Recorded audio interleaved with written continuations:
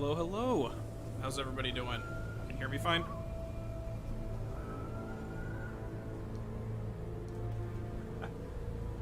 Hey there, Bat. Hey, Nicholas. Hey, Banana and Ilias. How's everyone doing?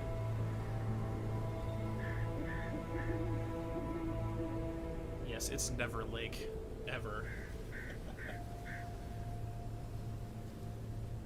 It's actually going to be both.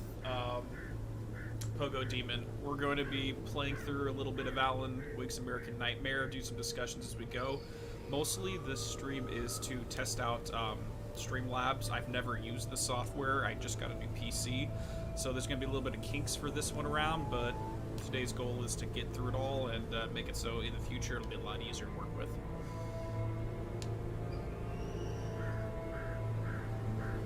Game and mic are okay? Sounds good to me. Just gonna wait a few more minutes while I sip on my tea. And then we'll get going. So how many have actually played this one versus just seen it? Hey there, Tim. Howdy.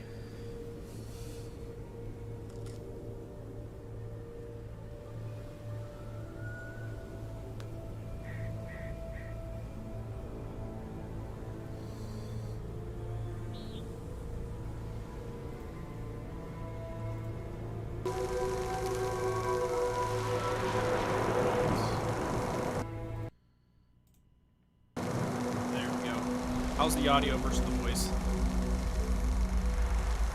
You've only seen it? Well, we're gonna go through the whole thing. Maybe not today, but do as much as we can today and probably finish it up either throughout the week or this coming weekend.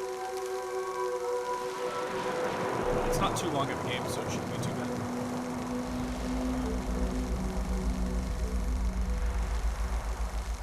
Well, I'm glad I can help share your first time diving into it. Wow! Let's get to the main screen so it stops going to that intro.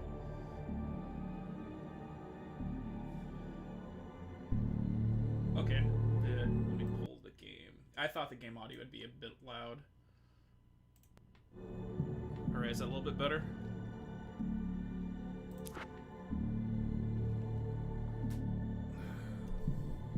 My microphone's also a little further away from me than I'd like. I'm going to be investing in a boom mic pretty soon just to take care of that.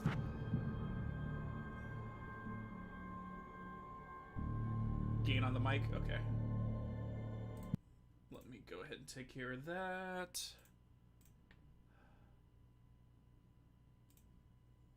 Okay.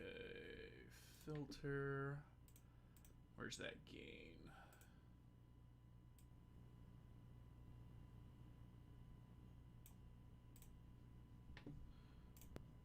Alright, is that a little bit better? I just threw a little bit of gain on it.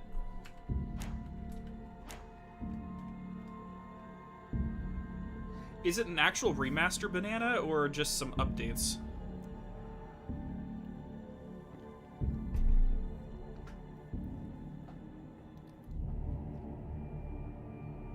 Alright. So a little bit of work there. I brought down the game audio and put some gain on the mic. Let me know if that works a lot better.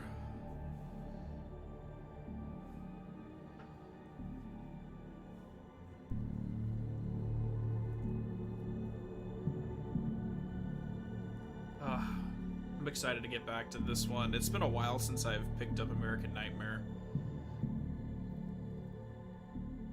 For any of you who haven't played it, the gameplay is so much smoother. There's a lot of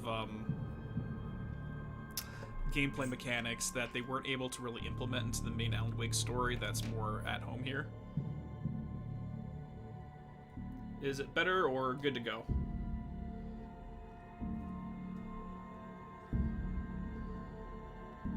I'm going to try to collect as much as I can. The manuscript pages in this one are a lot more interesting than they were in the main game.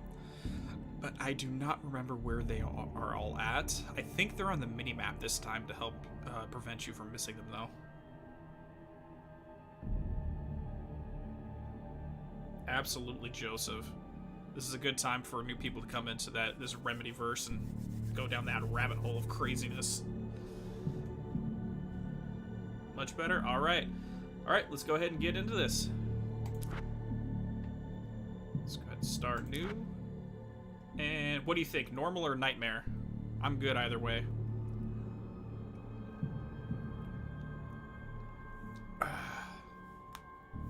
This game, because of the changes in gameplay mechanics, the nightmare's not that bad.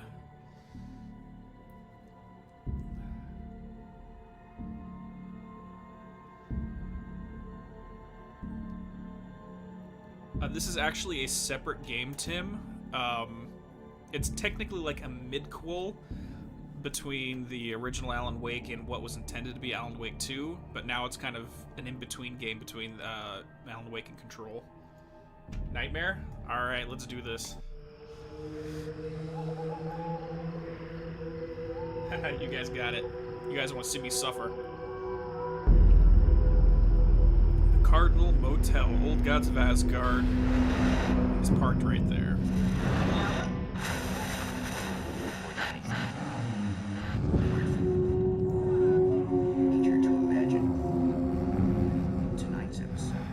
Control is absolutely worth playing for its own merits, Fussy. But if you're an Alan Wake fan, the AW DLC will definitely be worth it. Night Springs. Night Springs, written by Alan.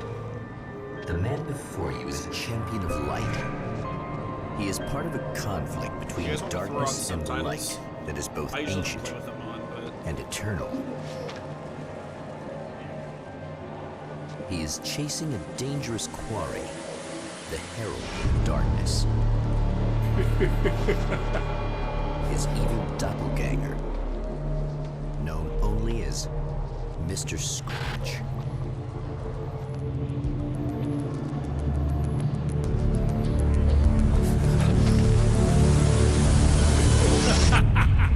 I'll catch you eventually!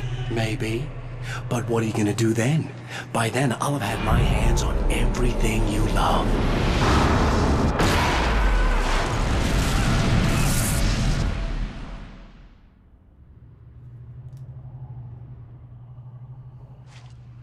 It really is astonishing. There's so much detail put into these stories, and now that they're tying it all together, I'm just so happy to be involved in trying to untangle it. All right, here we go. Brutally spat out from the darkness that surrounds the shores of our reality. He has come to fight a decisive battle in Night Springs. Yeah, Control is not intended to be a sequel to Alan Wake. It's its own thing, but there is aspects that tie into Alan Wake later on, and it'll be really obvious. All right. Whoa, what's that snap? Hold on, I'm trying to get the settings for this game. What's with the camera snap there? Hold on. Let me see. Controls, vertical sensitivity file, control key bindings, graphics, audio subtitles. I really don't know. Sensitivity, horizontal, FOV, not sure. Direct aiming, maybe?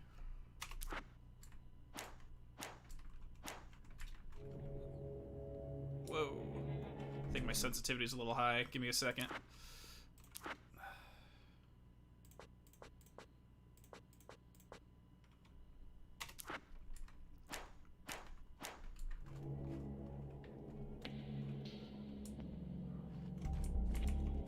That's still really high. Maybe that's a direct aiming issue. Hold on. I haven't played this on PC ever, so it's gonna take me a little getting used to.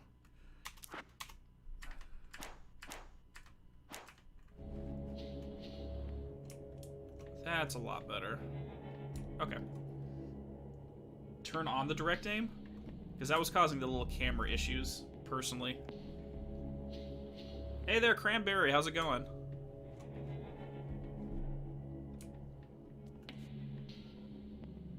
I'm going to try to get away with doing it this way.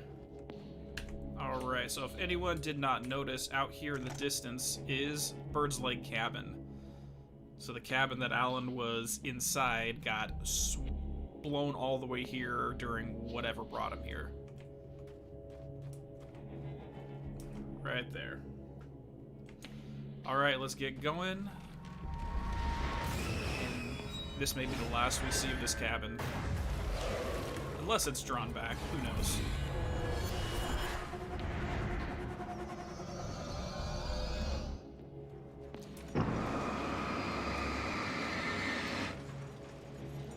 Yeah, but at least the flashlights recover a lot faster in this game. So you look at the top left, you just let it go and boom, it just loads up, so you don't have that issue.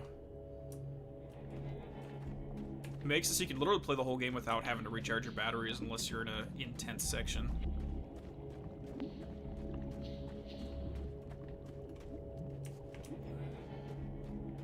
Yellow. Oh, I did not pick up the gun.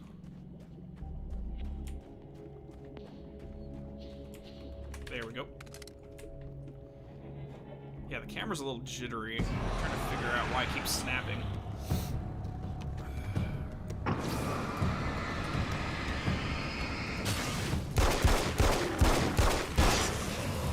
It's gonna be like that again, huh? 1 second, I'll catch up and check after this guy. Chat.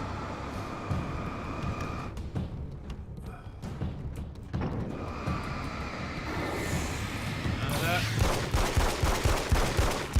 Fire a lot quicker in this one. 10 bullets per round, too. Okay, 1 second. Do you think the events in Alan American Nightmare is just a story Alan's writing to escape but failed? As mentioned, AW tried several times. Alright, take it easy, Andre. Yes, actually, my belief, at least my hypothesis for this game is that this is one of Alan's attempts to escape. In another life, but it the man did not was a writer. end positively. He still practices that art, forging weapons of war out of ideas. But the violent currents that brought him here have scattered the pages he has written. Or more accurately, it did not end in his escape. It ended well. The story actually ends on a happy ending, weirdly enough. Alright. And the best part of this one is his cardio is a little bit better than it was before. The lights of the motel promise safety. The man senses that the solution to his predicament begins there. I'm sorry to hear that, Cranberry. Hopefully once we get an announcement for the next Remedy game, it'll get us back in there. How's the video quality right now? Somewhere within the Earth, Frame space rate good? itself has been pierced, and from dark depths runs a steady flow of monsters. The man recognizes the hand of his evil double in this. He knows he must put an end to this madness.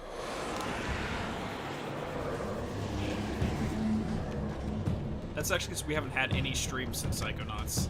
This is the first one. Basically, I realized over the course of that stream is that my PC couldn't handle doing this, and I just finally got the upgraded PC. You know what? You guys just stay away from me. I'm not even gonna fight you. I do not have the ammo for this. Yes, Alan wrote himself better cardio. Let's be honest, though. He's a writer. He spends all of his time in his office sitting at a desk chair. He most likely has not gotten to the gym in a long time. Alright, the Desert Shore Motel. Again, we have our water references here.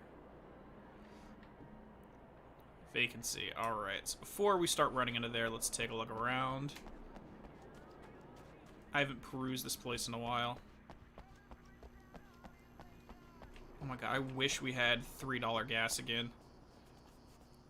Is it weird? When I was younger, I think the highest gas was like $1.19 a gallon or something, which was absolutely ridiculous. Okay, good. Well, I'm glad you're back over here, Cranberry.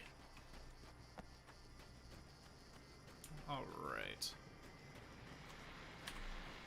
Oh, hell. This isn't gonna be good. Is this on? How can you tell? I'm sorry, I'm not very good with gadgets. And here's the real main character of the game, let's be honest.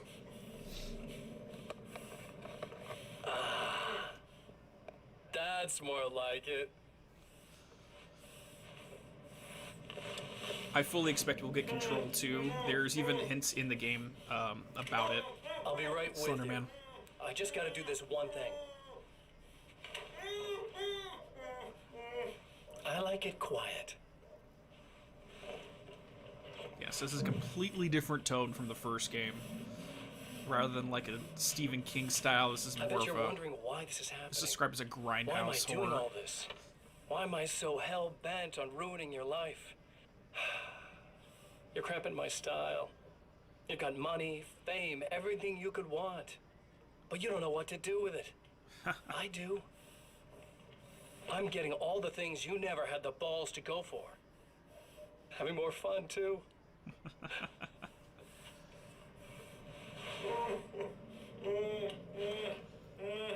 Do you know the real difference between us? I'm not afraid to be the center of attention. This poor slob's just collateral damage, really. I mean, So this is just made even some more information evidence out that of him he's earlier. the shadow archetype for But Alan this here. part, this is just for kicks.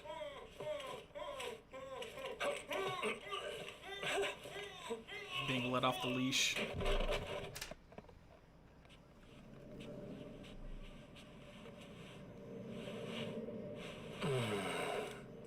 So quiet.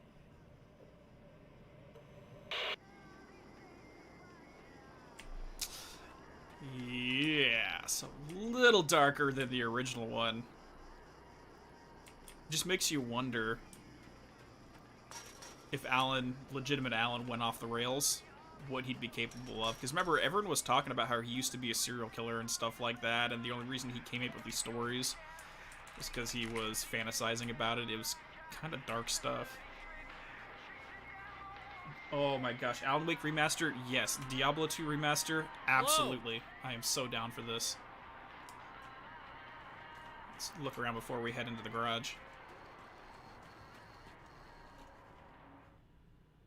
Alright, so one major difference from the original game is you can manuscript pages act as gateways that allow you to unlock stronger weapons. So the more you find, the better weapons you get to.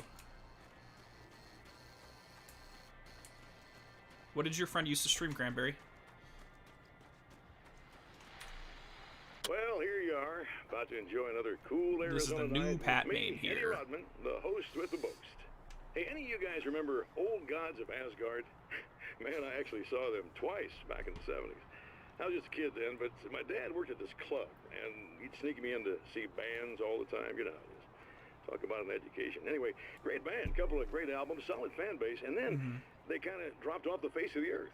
Well, now, almost 4 decades later, they're making a comeback. They Let me dropped tell off the you, face of these the boys earth. I seen a wonder lot of when road. Some Hartman serious actually rock got a and roll hold of the Because Andersons. they weren't too young even back in the day. Well, now I've got Odin and Tor Anderson, two of the original Old Gods, in the studio with me, along with their manager, Barry Wheeler. Nice to have you guys here. Barry! Great to be here, Eddie. Yeah, hey. Hello! Now, boys, Barry's the let me just MVP. come out and No say one this, say all right? differently. Spring chickens, you ain't. I mean, you guys, you make the Stones look young. You're only as old as you feel. Who you calling old? Let me know if you guys want me to go through all these radios and TVs, Now, your last making album kind of was drag on a little bit. 1978, In the Valley of My Shadow. And then you stopped playing altogether after that. Why? And what made you do a comeback after all this time? Well, it was a sad thing. See, the original bass player for Old Gods, Fat Bob Balder, passed away in... Leukemia!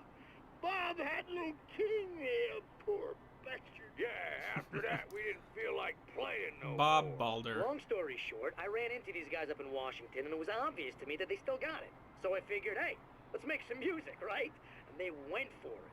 Now, Barry, you were a literary agent before this, right? Uh-huh. Yeah, and you were very successful. You represented Alan Wake, I believe, who disappeared under mysterious... Yeah, that's... Hey, We're not going to talk about that. Tonight. Is that cool? Can we do that? Oh, yeah, sure. Listen, why don't we take a little break, and then later on in the program, we'll hear the new Old God single. Stay tuned, folks. Well, at least Barry landed on his feet. So this is one of those things that it's talked about more on a manuscript page later, but we have to question, are these radio broadcasts actually happening, or are they only things that are created within the dark place, within this little pocket reality here. Now, based upon everything we see, this is actually being broadcast from the real world, but it's not always 100% accurate. And there's a couple of these that we'll get to describe that more.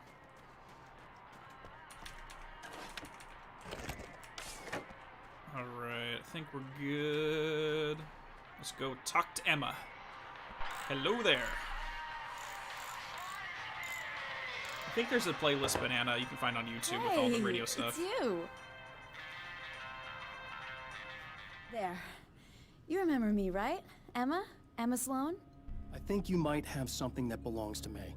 Really? A typewritten page? Oh, yeah, that's weird. I did find a page like that. I don't even know where it came from. It was all this weird stuff about the oil derrick and a satellite. Yes, that's what I'm looking for. Oh, well, I don't know how you knew I had it, but I guess it's yours. Listen, what's this all about?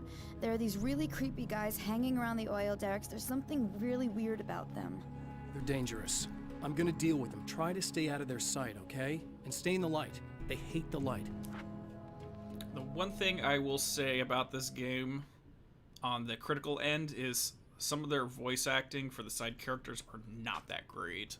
I'll be perfectly honest. Just to be clear, you should know that we haven't actually met before. Sure we have, Mr. Wake. Remember you stayed at the motel here. No, the guy you're talking about just looks like me, even if he uses my name. He's behind all this trouble. Oh, I thought, now that you mention it, I guess your aura looks a lot nicer than his, actually. I'm very sensitive to things like that. Aura, you say? So we got a sage, wise woman, so to speak, at least that archetype. There's a bunch of stuff I need to find. The things mentioned on that page? Well, there's a lot of old crap lying around this place. Great, thanks. I think you should be able to find everything, except the satellite, obviously. Are you gonna tell me what this is? I don't think that'd go over too well. Why don't you let me be the judge of that? Fine. Sure. The page is a formula for rewriting reality. Either I use it to close a strange portal to a place that isn't in our world, or shadowy serial killer monster things keep pouring out of there. Yeah, you were right the first time. Who wants to use that line to some random person? Just to see if they think you're completely nuts. Alright, I'm gonna stick with the pistol. Personally, I know the nail gun is kind of like the default weapon on the promotional You art, can think but what you want about me, but there's still bad guys around. Be careful. Well, you might be nuts, but I've seen the way they move, the way they look. I don't know if I'll his buy hair was that. gray in the They're original, called Taken. but They aren't really human. Not anymore. I'd And they're imagine climbing the out of the stress oil is well? kind of What, do they gray have and secret prematurely. headquarters down there, or? No, that's just where the point of connection is. It's a hole that leads to, well, it's a really nasty place. That's why I need to close it. And the guy who looks like you opened it, because he was hanging around the oil field before. He gets around, unfortunately. Thanks for helping me. Oh, I wish I thought you were just a nutcase. Actually, I kind of expected you to.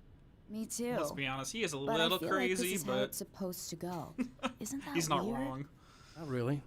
I get that a lot in my line of work. What do you do anyway? I'm a writer. Obviously. Wow, this is going on. What was that you said about my aura? Oh, I'm very spiritual, you know. I can see auras, but I only use it for healing and helping people. I'm like a wise woman, you know? I give people insight and advice. Look, just because I say crazy things doesn't mean I believe everything. Don't be like that.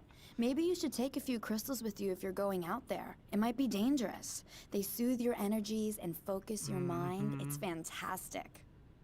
And they help me take out the bad guys? Oh, well, no, not as such. Yeah, okay. I think I'm... Or I have some wonderfully potent herbal detox suppositories. Yeah, I'm good. No. I'm good. No.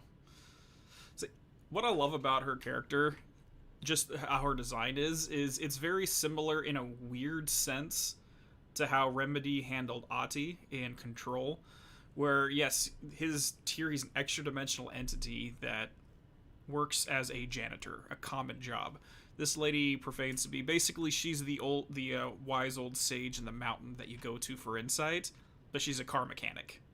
I just love that kind of stuff where it's just keep it nice and level on everyday situations rather than make it so grandiose like high fantasy.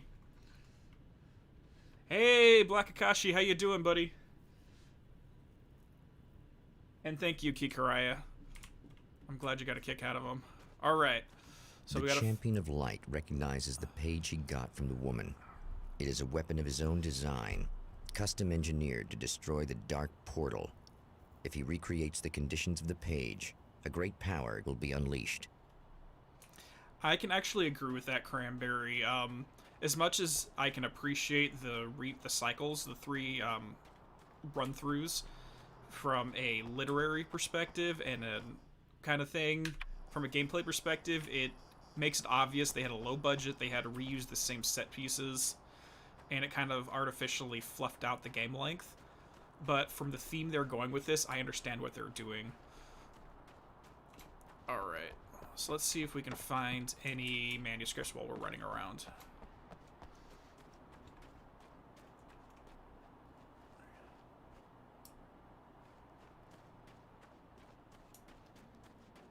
How so, Loon Code?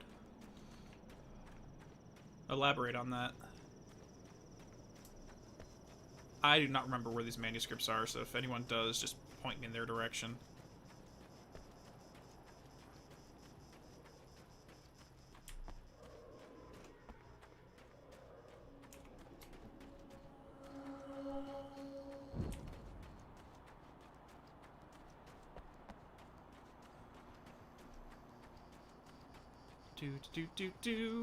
Okay. Yeah, and like a lot of the gameplay in this is generally fetch quests. So it's really all the additional dialogues and manuscripts that really give you the meaning behind the story. The only downside is you can't harm these guys if you're not pushing the flashlight to its limits.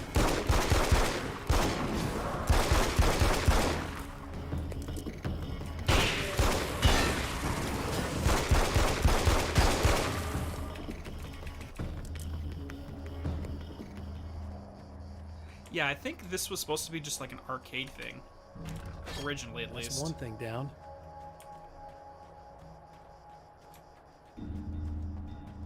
This one's more of a personal journey kind of thing rather than events actually occurring.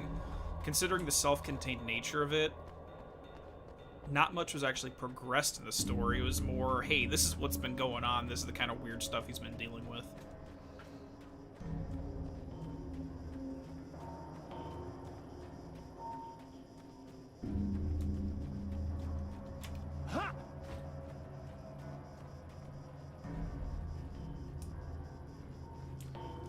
I didn't know Control had a low budget.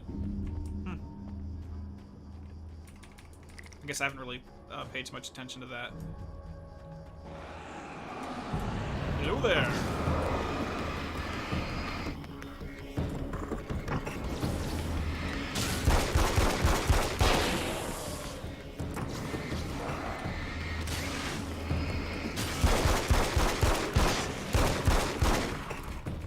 Almost out of ammo.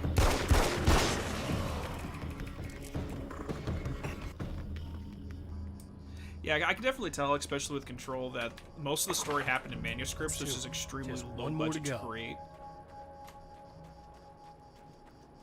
Hey, it's really a way to flesh it out. Okay, let's just wander around a little bit and see if we can find a few manuscripts. Yeah, I thought that it was one of the highest budgeted ones, to be honest, but I haven't done any research into it. It's a little sad how many problems you can solve with buckshot. It's not that sad. In a situation like this, it's very nice.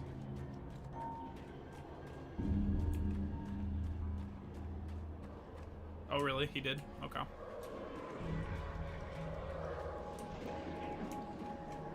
I'm surprised we haven't bumped into a manuscript yet. That's weird.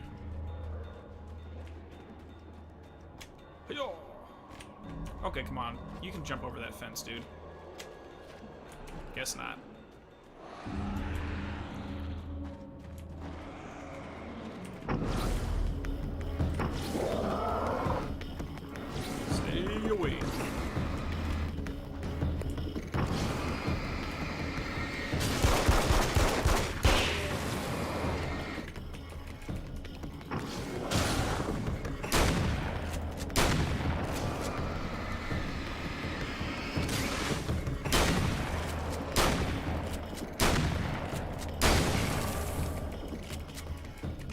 30 million? What's the average budget on a game? Honestly, I don't do much research into that stuff. Yeah, like for what they were trying to do, and I think with my rewriting reality video, I kind of got into the relevance and why they did this 3-cycle thing, or at least the thematic and literary relevance of it. But I don't know.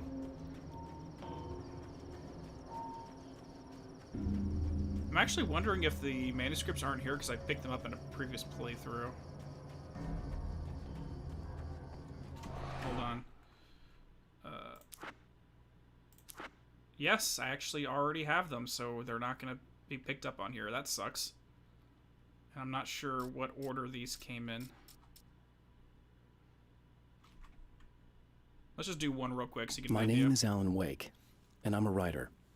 I didn't become one overnight. Like most writers, I struggled with it. A short story here, an article there. Then I got lucky and spent a year as a staff writer on the Night Springs TV show. It wasn't the great American novel of my fantasies, but it taught me discipline and craft, and the difference between wanting to be a writer and actually writing. Yeah, a lot of times our first jobs aren't really what we want to do, but you gotta learn the trade first. Gotta get a work ethic.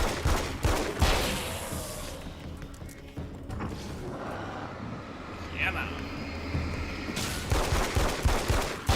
You know what? I want to play around with the nail gun. I don't care. Yeah, so we're not going to be finding any manuscript pages until we get to, I think, the second or third run through. But since I already have the manuscripts, I guess it's about time I went full auto. Damn straight. So what do you think? Do we want the submachine gun or the nail gun? I'll let you guys pick.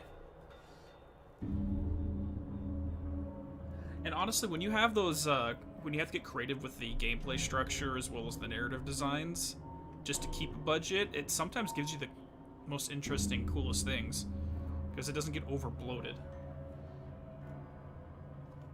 So let's see. So we got this versus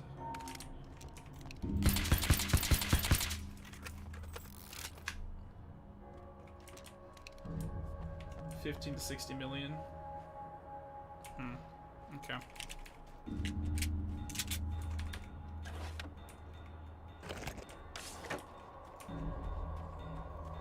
Yeah, let's stick with the nail gun. If I can even get behind the tires here. Come on. Alright, let's just get the last piece and move on, because we're not going to find really any collectibles at this point.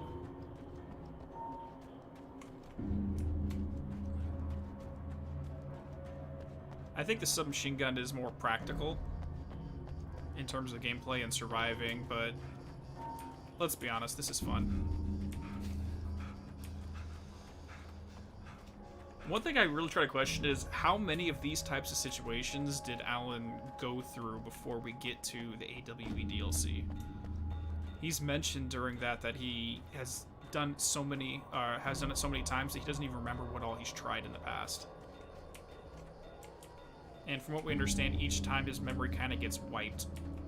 We discussed this, I think in one of these manuscripts. Let me see if I can find it. Rewriting doubles into details, splits into legs, new reality, page ins. This one here. I know that when I arrive, the clarity of vision I have now may disappear. I've made my plans. I prepared for this. But I know the transition from the dark place will be hard on me. And not just physically. It may affect my mind. My memory. These pages should help me remember and focus. That's worked for me before. Even if that fails, I think I will be able to trust my instincts. I'm navigating my own story. I'm hoping I'll know where to go and what to do, even if the details elude me. So the idea is literally every single time he's not going to remember what came before. So in a certain sense, one can argue that he doesn't even know how long he's been here. Whoa, hi there. Oh, these guys. You know what? Just split. The enemy tears itself in two to avoid the hated light. It becomes weaker, but more numerous. Come on. Such is the arithmetic There we of go. horror. 3, 4, 1, 2, 3, 4.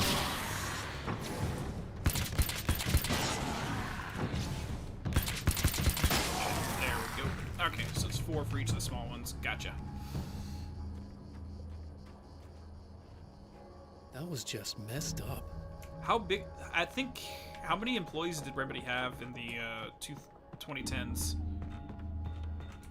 Because I know they've been everything. basically, The or at man least has found the battery, kind of doubling but their it is workforce empty. It will with need each to new be game. recharged. Because they started off with what, like 25 or 30 people in the Max Payne era? I don't even remember.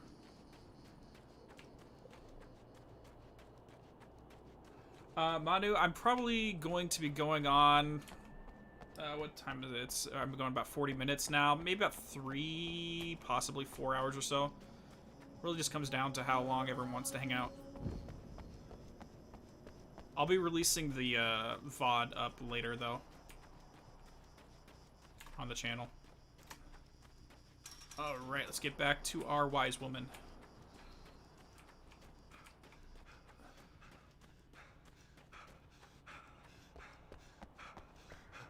Yeah, I know. Seeing him in with those manuscript pages and just having his image superimposed upon it, a la the old-fashioned like hotline calls.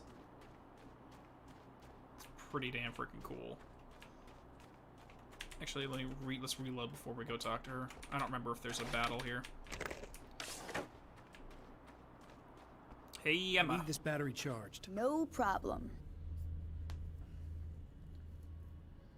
Here you go. Thanks. Okay. Listen, I don't know what's gonna happen exactly when I do this. My memory's a little hazy. I don't even know what that means.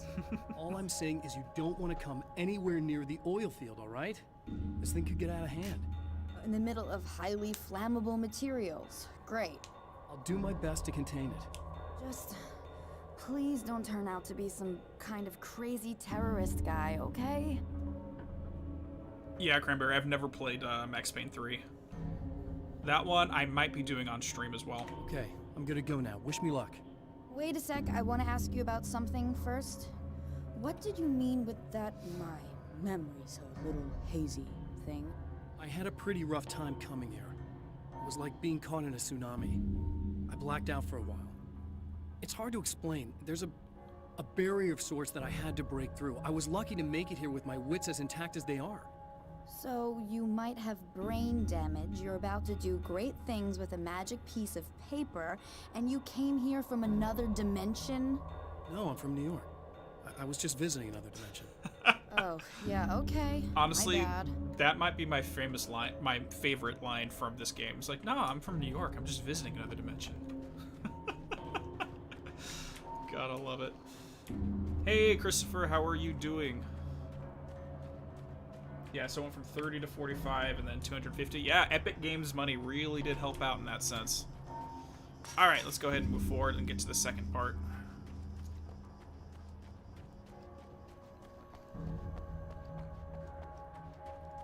And there's something I want to keep in mind, just so we can analyze it together as we go through. So Emma here in first section represents the wise woman, or the, archetypally speaking, it's going to be the old man figure, the wise sage. And there's 3 women that Alan meets throughout this entire experience, one in each of the different areas. Yeah, I know how to dodge, thank you.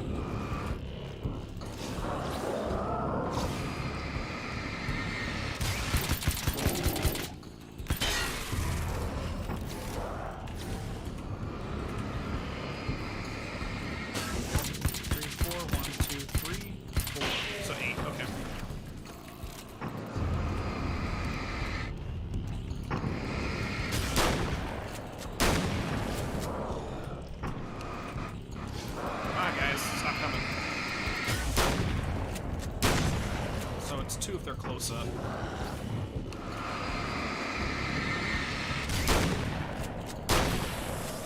Hey there, buddy.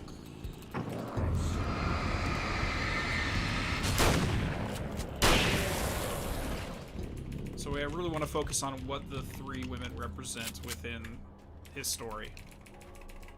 And the relevance of why he's meeting them, these figures. Gun helmet doesn't disappear but stays, becomes part of the world. Yeah.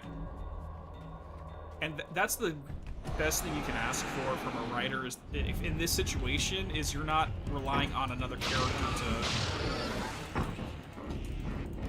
take the risk of what you're trying to do.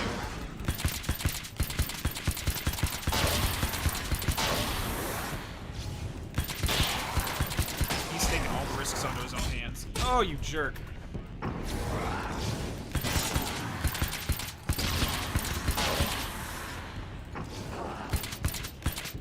It's kind of the complete opposite of what I was talking about in that Dr. Hartman video, where he makes other people take on all the risk for the things he's trying to do.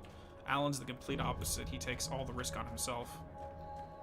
Time to make some serious changes. Alright. Boom. Let's take a look at wheel was in place, the oil was flowing, the battery was attached, lights were blinking, the CD was playing in the boombox. And somehow, little weird detail, all that entire page says those 3 lines. Yeah, that's weird. Anyways, moving on. Between Alan and control, it's hard for me to explain the shift from a traditional worldview in the game following a set of rituals to solve the puzzles, I guess. I wonder how they're going to connect the time and dimension. When it comes at Kikurai, in terms of Quantum Break, it really comes down to if Microsoft allows them to publish again. Okay, let's get the lights blinking. Boom! One change right there. Like, personally, I would almost argue that Quantum Break takes place in a sideways reality, as Dylan would put it, where during his scene they mentioned there's worlds like inside of each other, side by side, above and beyond, where it's kind of a tangential reality versus involved in the same multiverse. Well, multiverse, yes, but not the same specific universe. It's kind of hard to say. Maiden Mother Crone. Possibly. I have to think about that as we go.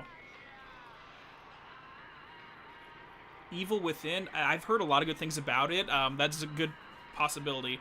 The reason why we're doing American Nightmare right now and doing this stream in general is because I want to push myself and figure out how this entire process works so that I can start doing streams of new games that you guys request. Because a lot of these, I'll be honest, I work 50, 60-hour weeks for my day job, so having time to do the edited videos as well as playing new games, it's one or the other kind of thing. And I don't want to stop content. This is my middle ground where I can start playing the new games with you guys, get you my opinions, and if I feel the desire to do an edited video, I will at that point. Let's go ahead and do this.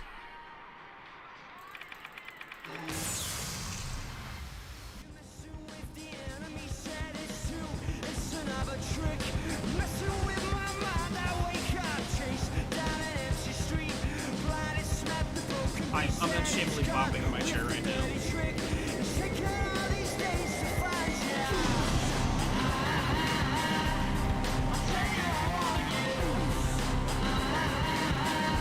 Not anymore, Tim. Our DM actually moved up to Northern California, so we don't have our D&D sessions anymore. Oh, crap! Oh, this part's awesome! Oh, that's beautiful. Oh, crap.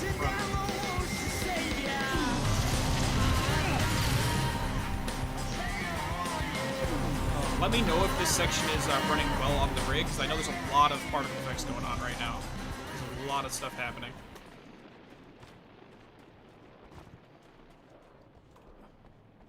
So yeah, Alan literally ripped a satellite out of the air. Uh-oh. That's not good. Hey. You know what? Hey. Screw you guys. Head down!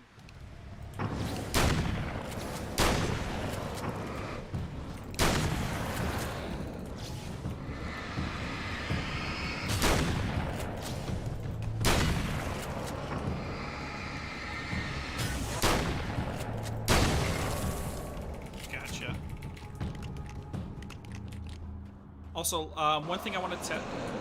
One second. Where is it at? There he is. I hear more of them. One thing I want to test I noticed. in this stream is if you can hear the button clacking on my keyboard. This keyboard is a little bit noisier than my last one. Shit. There we go. I forgot the button for this.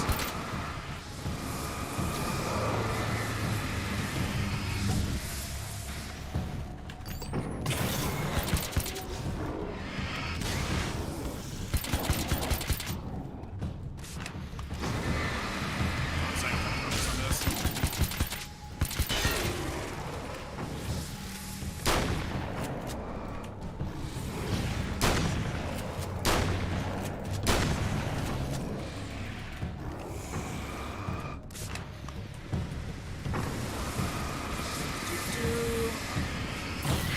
I'm sorry, you can't do that. I got flares. That's the last one. We're good. Alright.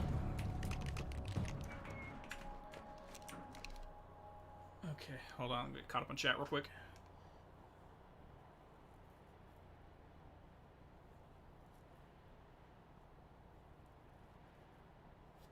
Oh, I know. What they talk about with why he changed his shirt here is just very endearing, a little sad and inspirational at the same time.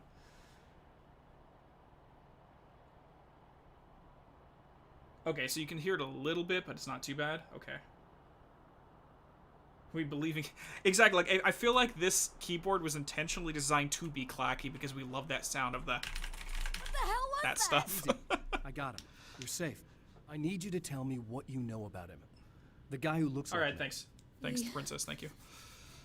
There was a party in one of the rooms. It was pretty wild. I'm not sure which room it was in. You didn't attend. No, I wasn't there.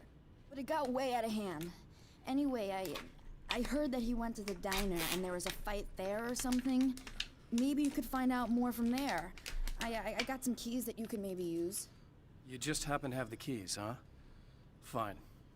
I'll take a look. Stay here. Of course, she Like just happens hell. to have the keys. I'm getting out of here as soon as you leave so I could close up this place and go home. Emma, you really want to stay here in the light. Yeah, thanks for the advice, but I'm not sticking around. Just go already, okay? It's actually funny. At work, my coworkers give me crap because I type so loud to get that clicking noise, even though it's a laptop and it's not intended for it. They seriously think I'm going to break my computer every time. Are you okay? I guess. Thanks for the help. Were those what'd you call them? The Taken? What are they? It's complicated. Short version, the darkness can take people over. That's why I had to destroy the oil derrick. Otherwise, they would have overrun the place. Wow, I didn't think you'd actually do it. I mean, I didn't think it'd work. That's crazy. Let me just try one more time at the risk of sounding like a broken record. It's bad out there. I don't want you hurt. You should stay put. Yeah, well, you turn this place into an inferno, run around shooting things up, and play some kind of weird games with your psycho evil twin.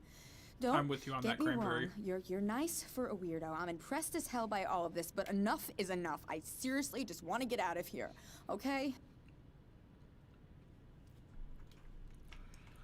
Okay, if you say so. Oh yeah, what was the verdict on putting up subtitles, if anyone wanted captions?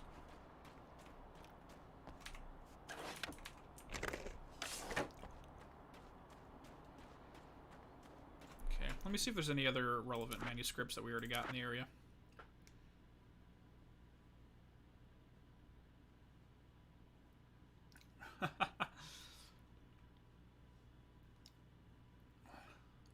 Since we already Some saw of the them, Taken let's aren't do this. protected by the darkness like their comrades. Instead, their aversion to light is so extreme that they literally split into two when they encounter strong light. It leaves the two halves weaker, but of course, there's strength in numbers. It's a disturbing development. The dark presence I faced 2 years ago was powerful, but it didn't have much in the way of imagination. Clearly, the same cannot be said of Mr.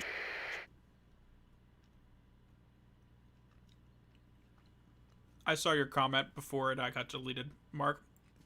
Yeah, I actually go out of my way to put on that presenter voice, mostly because I tend to stutter a lot when I'm using certain words and I'm talking too quick, so I intentionally slow myself down so that I can be better understood, is really what it comes down to.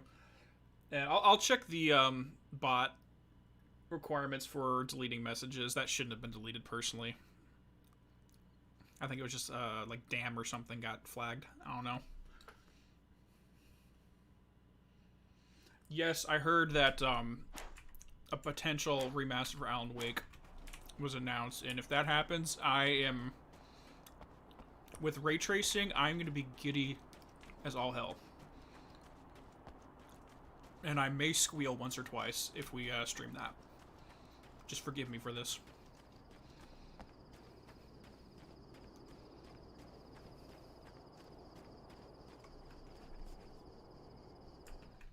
Fair enough. Let me go toss those on real quick. Yeah, personally I have them off because when I record game assets, I want to make it more of like a video presentation. Having subtitles is a little distracting in some cases, which is why I record without them, but I fully understand that when it comes to anyone who wants to walk in.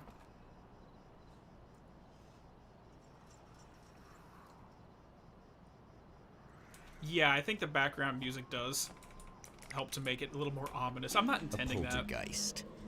Its existence is one of rage and hostility. Honestly, I actually got a comment recently. What do you guys prefer, that presenter voice or this more standard talking voice? Projectiles.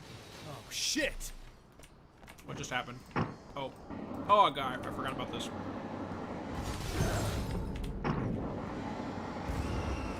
Looks like a tennis ball. Oh, boy.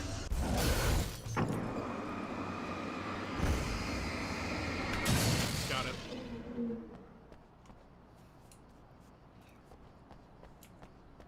Okay, so let's finish this up.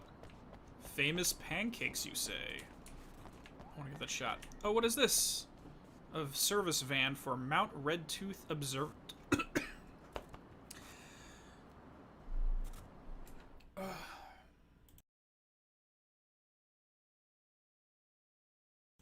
Sorry about that. I'm having some nuts and berries on the side and accidentally just took down the wrong hole.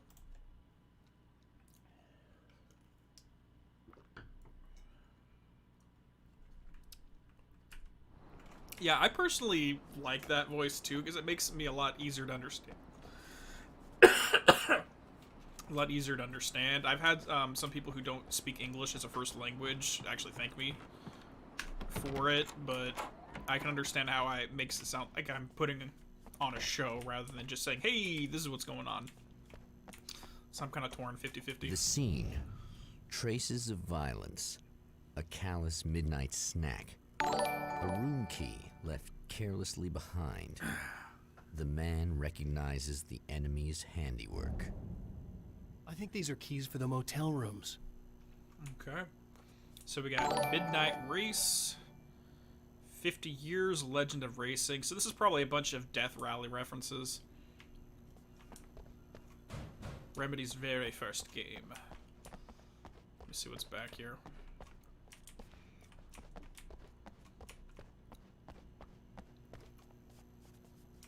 Thank you, Banana. Alright, let's get going.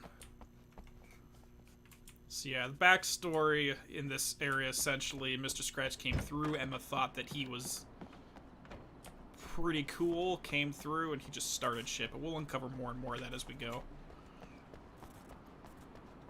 This is one of those where you won't understand each individual story for each region until we get all the way through it as well. Emma Sloan was a believer in a great many things, most of which were entirely fallacious.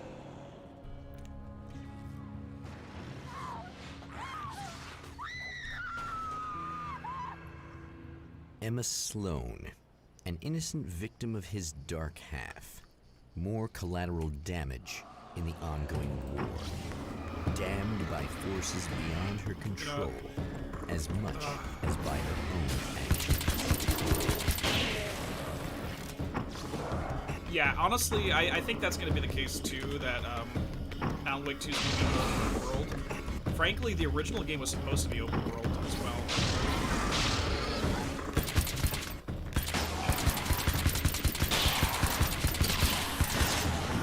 But as they went through it, they had to minimize it. cool thing is most of the environment was actually created already. So you can physically, if you get into, I'm not sure if the game files have access to it, but the entirety of Bright Falls was originally intended to be playable, and they created all the environments.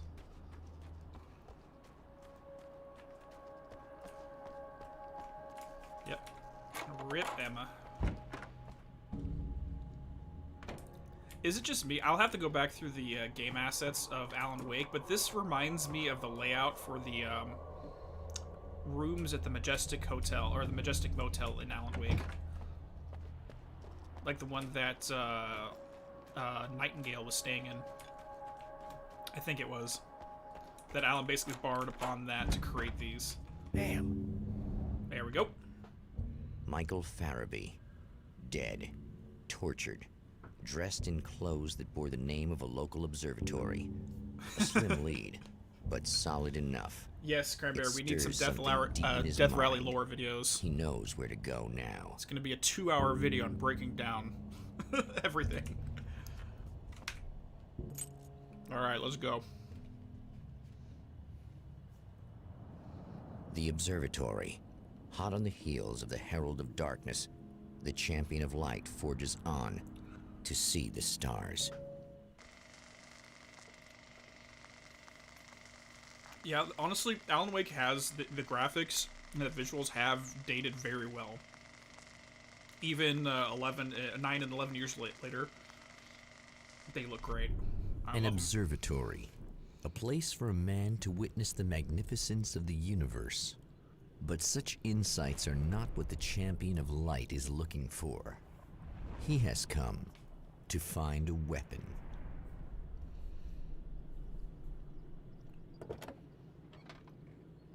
I'll definitely check that loot code next when we get to the second run through for that diner.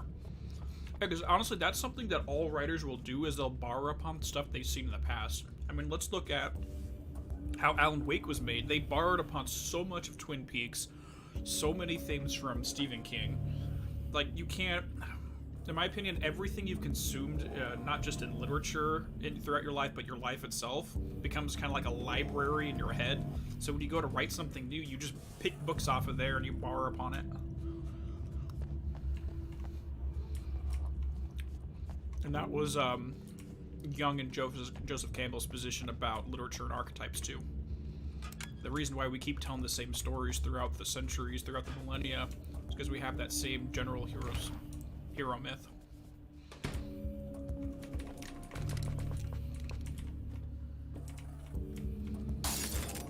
Ruh-roh. I'll deal with it. I'm gonna listen to the radio, but we gotta do this first. Is anybody gonna come? Nope. Nope. Okay. Cool. Welcome back, listeners. As you know, I'm Eddie Rodman, and I'm still talking to old gods of Asgard, who are doing their big comeback tour. How's that been going for you? Odin? Splendid! I'm having the time of my life. You know, I didn't realize how much I missed that. And what about you, Tor? It's okay, you know. Well, this must bring back a lot of memories. Oh, yeah! It's wonderful to be back on stage. If it wasn't for my knee, I'd feel like a young man again. Well, speaking of that, I hate to keep harping on this age thing, but I gotta tell you, I've heard your new songs, guys, and you sound really good. You do. Thank you. And this may be a touchy subject, but to be blunt, you really don't sound, well, old. I mean the difference between your speaking voice and your singing voice, it's pretty striking. What the hell are you talking about? You saying it's not us singing on that record? What? I love how meta this gets. No, I'm not saying that, guys, but I can't help noticing the difference. Son, you're on thin ice. You calling me a liar? Whoa, hey, let me just step in here for a moment, boys. Yeah, Eddie, they do sound different, but believe me, we're not talking Milli Vanilli here. These guys are the real deal. Why don't you come to the gig tomorrow night and see for yourself? Once they get on that stage, boom, things get real. Things do get real. Believe me, they play like they're possessed. It's They are almost like possessed. magic. Look, you see my boys play, you see the old gods for real. These guys project a lot of power. They're not like lightweights. You know what I'm saying? All right, Barry. I'll see if I can make it. Now, let's take another quick break here, and after that, we'll play the new Old Gods of Asgard single. Don't you go away. Abso-freaking-lutely. I love that, because they're basically alluding to the fact that when they do get on stage, they literally get possessed by Odin and Thor. Or, technically, Huden and Thor, if you want to pronounce it properly, but whatever. Okay, let me think. Thank you so much, True Sig. That actually really means a lot to me. And yes, I did get Lost Room vibes. Not because I watched Lost Room when it first aired, but because people mentioned that to me so much, I started watching the show. And yeah, I can absolutely see where that came from. It's ridiculous just how much was taken right out of that show. I mean, the Ocean View Motel, that's literally the Lost Room right there. Oh, I fully expect Barry to make multiple appearances as things go on. I actually haven't watched all of Twin Peaks. I think I got most of the way through the first season, but I never finished it. That is definitely something I'm gonna have to do.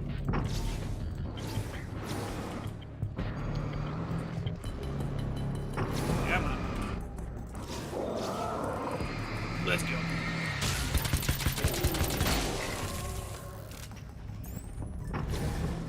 Let's go. Oh, that was all of it. Guess I missed one. Maybe I should rapid fire that. I keep missing some of the shots. Yes, Warehouse 13, I recognize a lot of that too. That was such a good show, I really enjoyed it. But Lost Room, not to give too much away, but it's named after a play, like there's objects that do weird things, one of which is a key that opens any door, and when you go inside, there is a motel room that exists in another plane of reality, so... It's Control, the writers obviously watched that show back when it first aired on Sci-Fi.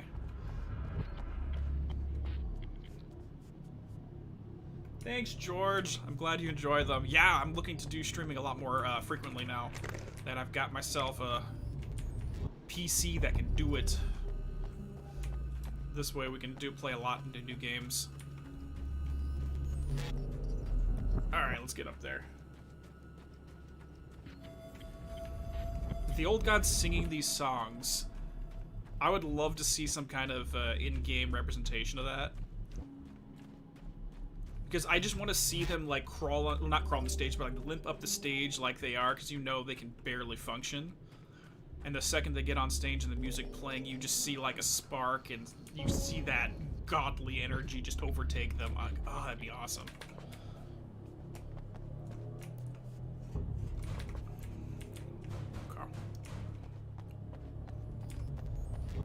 Okay, so what manuscripts do we have in this area? We didn't go through all of them, but Pressure, the Genesis Scratch, Find the Taken Spiders. As a storyteller, my first real love was crime. And it was in that genre that I finished my first novel, starring the perpetually miserable Alex Casey, whose entire life was a wound that never healed. The books sold as fast as they hit the shelves. I wrote 5 more Alex Casey books, and they all were bestsellers. I became rich. I became famous. Success brought pressure, and I didn't handle it very well. Mm-hmm. It's a lot of issues on there. Let me see. Let's do one more while we're here. I've seen the enemy, and it's me. I faced dark horrors before, things that live in the unimaginable pressures of the world beyond our own. Sometimes they masquerade as humans. That's what ultimately lurks inside Mr. Scratch. He's every mean-spirited tabloid story about me. An evil caricature, a creature formed in that vague territory of misconceptions, half-truths, and the dark imagination of people who heard a story about me. An urban legend made flesh. A serial killer. My dark half. Brought to life by the power of Cauldron Lake. I love this one just because it gets to the point of how do we perceive people? As a group, as a community, we tend to look at certain individuals in a certain light, whether or not that's true or not. And in this situation, it's literally making what a group of people, the world thinks about Alan, into a reality, and it is nothing like him. But then there's also the question, if we're going to use Mr. Scratch as the shadow archetype for Alan, is he capable of all this? Would he do this if he went off the edge and just stopped caring? And I think we see bits and pieces of that throughout the beginning, especially the beginning of the main game, when he knocks out or punches a Hartman. He has his argument with Alice. Parts of Scratch kind of like poke their head up out of him. But the point of this game, in my opinion, is to make him recognize what he is capable of, look it in the eye, and go, "Okay, I'm gonna control you now." Hello? I'm Dr. Rachel Meadows, and... Wait a moment, it's you! I can't believe you dare show your face around here again. Dr. Meadows has... I think she's the worst offender for voice acting in the game version.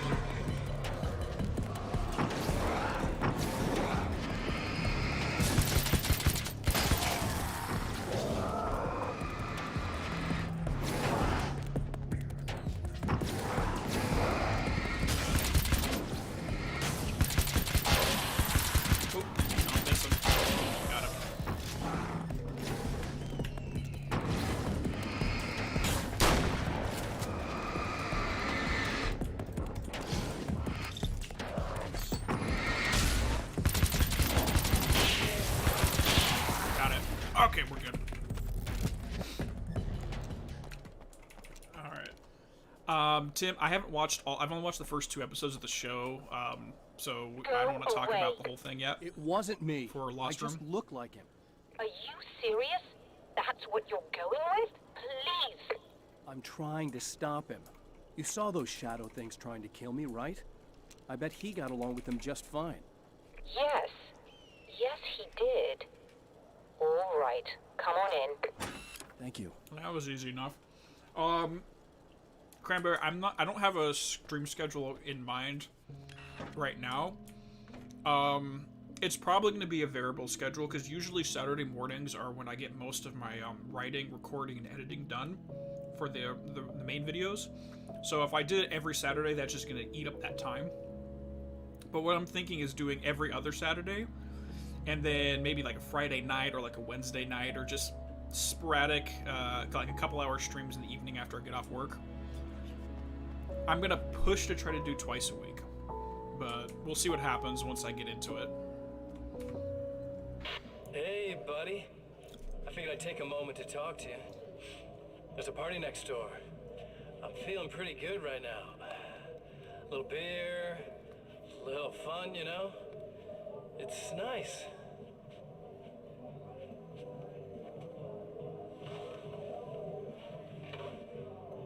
Listen, this whole thing between us, it's a little weird for me too, you know? I mean, we don't just look the same, there's a lot we share. Mm-hmm. I mean, up here, I know you, right? You do. So I was thinking maybe we could...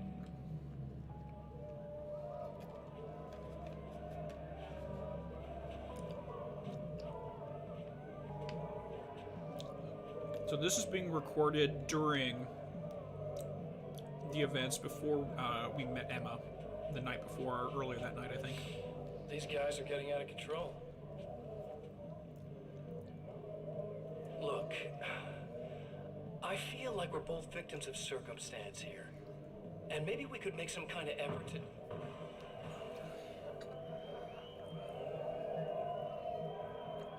Oh, I know, right, Loom Code? The amount of work that Matt and Ilka had to do to make Mr. Scratch come to life is incredible. We have one person voicing him and one person doing the acting, but the lip flaps, they're better than most anime dubs I've seen, to be honest. I love it.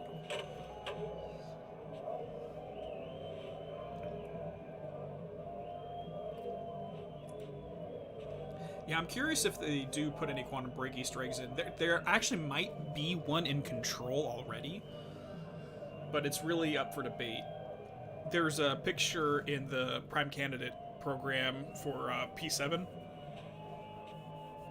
that shows Jesse talking to a woman or someone who's wearing Beth's beanie. Or what looks like Beth's beanie. So it looks like it's Jesse talking to Beth, aka Courtney to Courtney.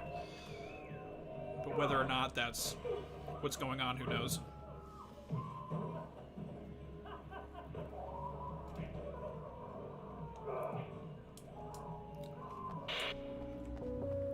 Honestly, that's one of the most terrifying things for anybody, is to look down, look at themselves, and see what a demon they could become if they...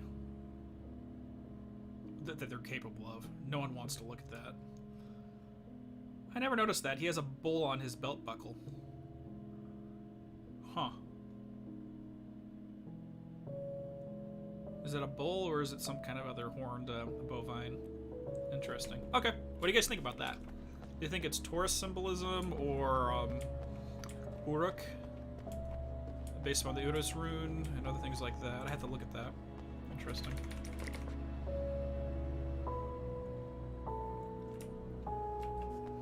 Mr. Door. Just a moment, I'll send the lift down to you.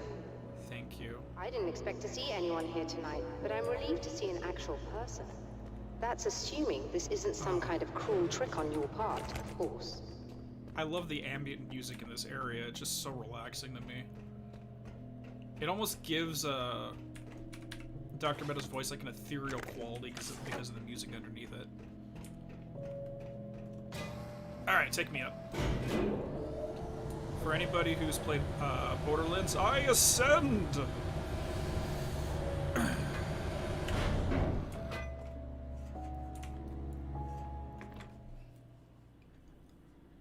Doctor, the man who looked like me, what did he want here? There's a strange astronomical event happening right now. Something I can't begin to classify, but I think it's disabled our satellite. There's a very peculiar signal that we're receiving. A signal? That's what I'm here for. Well, so was he. But he didn't seem to understand it at all. He got very angry, sabotaged our imaging array, and now we're blind. I believe the event is still going on, but we can't pick it up. Is there something we can do? What he broke is essentially just a special camera, but we can't use the telescope without it. There's a replacement in my car. If you can get that to me, we're back in business. Consider it done. Tell me more about the signal. It's almost as if something's being transmitted to Night Springs. It's the strangest thing. It's quite elusive, almost as if it wasn't properly there. I don't know how to describe it. So, what was the signal like? I wish I knew. He appeared before I had a good fix on it. He was very pleasant when I was working. No worries, Yellow but when Bat. I Take it isolated easy. the signal, Take care he of suddenly business. forced me out of the control booth. He said it was none of my business. He seemed to change. Somehow he was very smooth and charming before that, but suddenly he became, I'm sorry. I'm not sure I want to talk about it. Yes, he's definitely stuck in a loop because the belt loops around his pants. 100%. Let's get on that. I have to ask, do you always wear that to work? I was at a party for a local art exhibition. Fascinating works. When I was called away by my assistant, Michael was the first to spot this event. I don't know where he is now, actually. He was supposed to bring us some food, but he never showed up. Tell me about the event. Oh, it's quite fascinating. It looks as if stars were changing, somehow. Or shifting positions. It isn't really happening, of course. Most likely it's caused by some kind of atmospheric refraction phenomenon, but I've never seen anything like it. Okay, so this may seem really out of the blue, but what would happen if Alan wrote something that had several typos in it by accident? How would that translate to reality? I don't know. Did he hurt you? No, he didn't quite threaten me exactly, but those shadowy things started to crawl into view, and whatever the signal was, he seemed to be extremely frustrated by it. He just started breaking things and left. I thought it best not to interfere. You were lucky. He's done much worse. Yes. He showed me a knife, and he kept talking. He enjoyed the sound of his own voice. A proper maniac. You really aren't anything like him, are you? Believe me, I try very hard not to be. I'd have to look and see who the voice actor is for this one. So we get the two diametrically opposed personality types. You got the spiritual sage-like figure in Emma, and then Dr. Meadows here is the pure rational cold science. So there's the right brain, left brain situation here. You got the feminine, masculine aspects where Emma represents the feminine traits, and Dr. Meadows here represents masculine traits with a pure, hard, rational science aspect. And the third lady is going to be a completely different archetype, and if you've watched my journey video, then you'll understand what she's going to be. But let's go take care of the imaging array.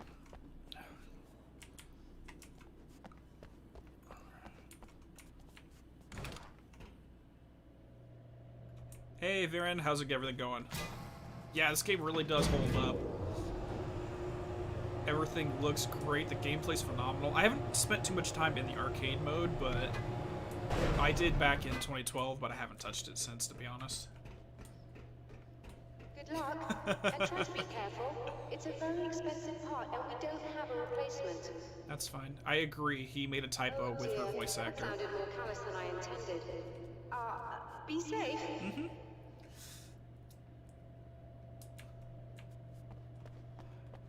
Oh, I love that. Yes, he types with two fingers. You ever watched Alan typing in these, in the Alan Wake cutscenes as well as the AWE cutscenes? He does type with two fingers. He's got an old man typing style. Alright. Let's get going. We gotta go pick up that camera. Which, of course, one thing I love is that the entire point of this section is trying to locate what the signal is. But the camera, the ability to see in the telescope is what's impeding us. So we have to, in a literal sense, repair our ability to see. Otherwise we can't find the information. This must be your car. I don't like that. That looks like a bunch of big spiders.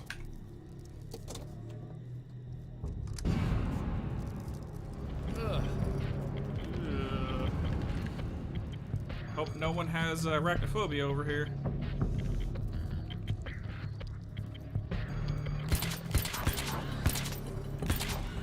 Luckily they die pretty quick.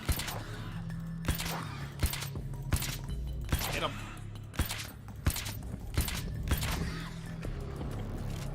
That it? I think there's going to be a few more when we get up here. Okay, 2 seconds. Let's go ahead and listen to what are those spiders? The spiders aren't really the work of the enemy. They're a side effect. A part of the Dark Place's less significant fauna that has managed to slip through the opening I made when I arrived. Less an animal than an idea that has assumed the form of an animal. Makes them no less dangerous, but at least they're a little easier to deal with. The darkness doesn't protect them like the Taken, and thus they can be destroyed by either light or bullets right away. So, these technically are their own classification of creature in the Dark Place. Again, it's just random stray thoughts. Not less like the Taken, but just that by itself. And the other great thing that this brings up is the question, this doesn't take place in the Dark Place, technically. This entire campaign is technically, at least in my hypothesis, in the real world. Much like the cabin in Alan Wake 1, technically was in the real world. But it only manifested itself for the purposes of the story.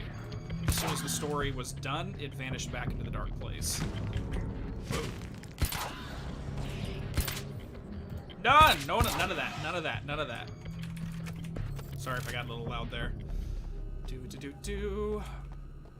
So for the purposes of this, the town of Night Springs was made manifest in the Arizona desert for this one night for the story to take place in.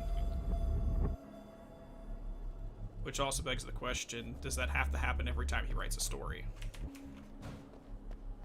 I don't know. What do you guys think?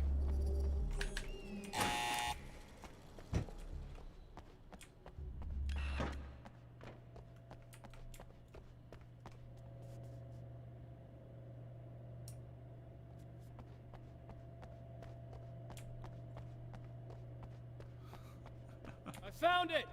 Excellent. I'll operate the platform directly below the telescope so you can install the array. Don't worry, it's very easy. Have fun. Technician who works on it must get prevailing wage, but it's easy for a writer with no engineering experience to do it. Makes sense. I don't know. What are you thinking about Cranberry that makes all those spiders show up? So let's go ahead and just screw that in. Brilliant, you got it. I'll just run a quick diagnostic on it. Yes, it's in perfect order. Perfect. All right, we're good to go. Let's take a look at the skies. Sounds good to me. I'll be right up there.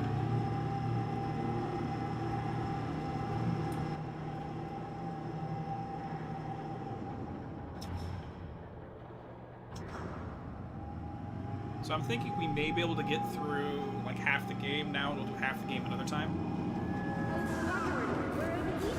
Honestly, I could probably speed run this in 3 hours, but I'll take a look around. There's a problem with the automated coolant system. Somebody just interrupted the flow. So now what? Well, you could go and open the secondary coolant flow valves manually. I know it's dangerous there, but, well... I got it! Yep. Please come talk to me if you have questions. It's gotta happen, but we gotta do it, so... You have fun in your little nest of safety up there.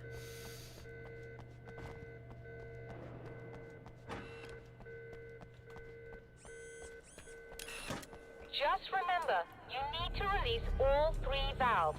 It doesn't matter what order you do it in. Are you sure? Oh, boy.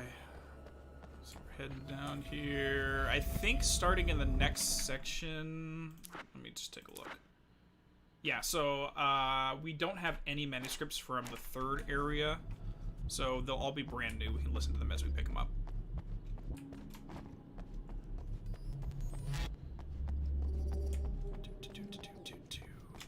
Jump. Deliveries. So it just really makes you question if we know for a fact that the Cauldron Lake Lodge, not the Cauldron Lake Lodge, but the Divers Island and the Birds Lake Cabin showed up. And this situation showed up in the Arrows in the Desert. And we know that Alan had been writing other things while he's here, most of which he doesn't remember. Is it possible Alan accidentally created a lot of AWEs? Didn't know about it.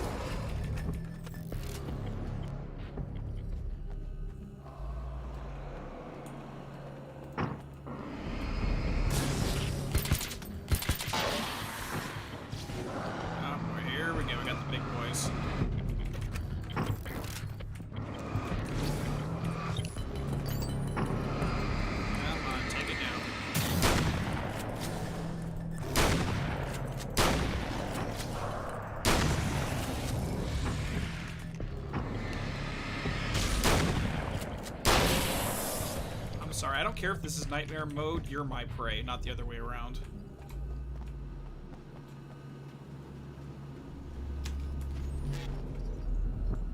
Where is it? There it is. There we go.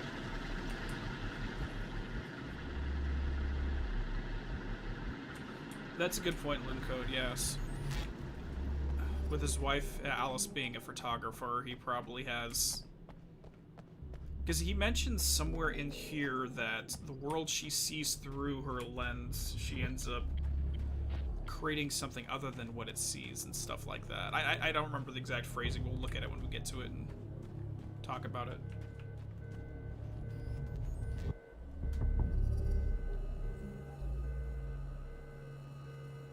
Yes, this was partially, this whole story was created to capture Scratch. Oh, we can't get the combat shotgun yet. But yeah, it was set up specifically for the purpose of capturing Scratch within it. But Alan doesn't know that at this time. At least I don't think he does. You didn't know there's a spin-off? Yes. Tetrarch? I hope I'm saying that right. Yeah, this was made 2 years after Alan Wake was released, and it's a short campaign. If you really push it, you can probably get 4 hours in the main story. Unless you're like me and it takes 15 hours to play a 2-hour game.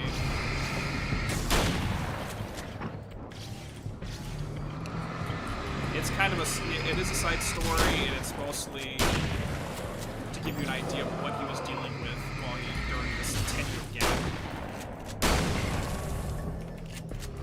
At least it's one example of what he was dealing with.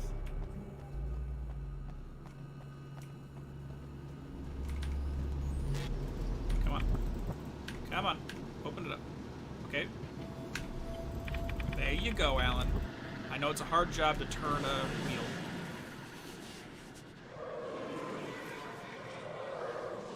Exactly, Mjolnir.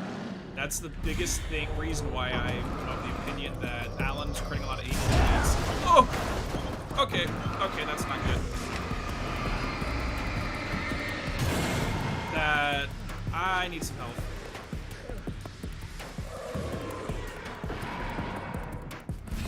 Oh, crap. We're screwed. Give me a second, I'm a little bit nervous right now. Okay. But yeah, since we know that AW's been increasing since 2010, and that's when Alan went missing, that's kind of a little nod that he may be responsible for a lot of it.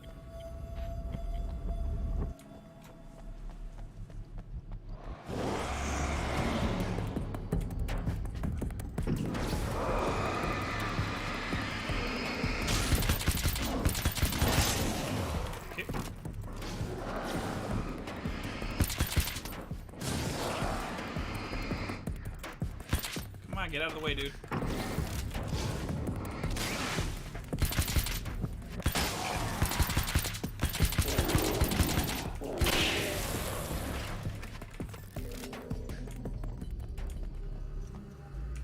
Yeah, that's my exact thought, and it's really trying to go back through all the AWEs, because we have a record of which ones happened when. Oh wait, we don't go here yet.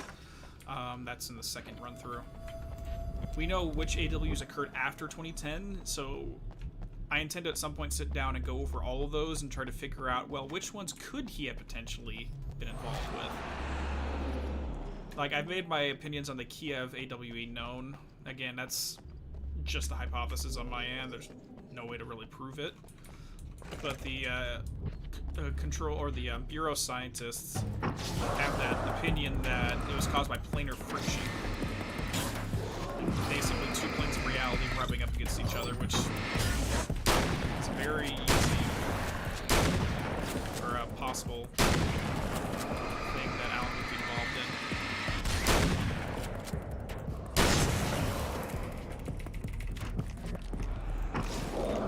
Come on, guys. I'm just gonna ignore you for a little bit.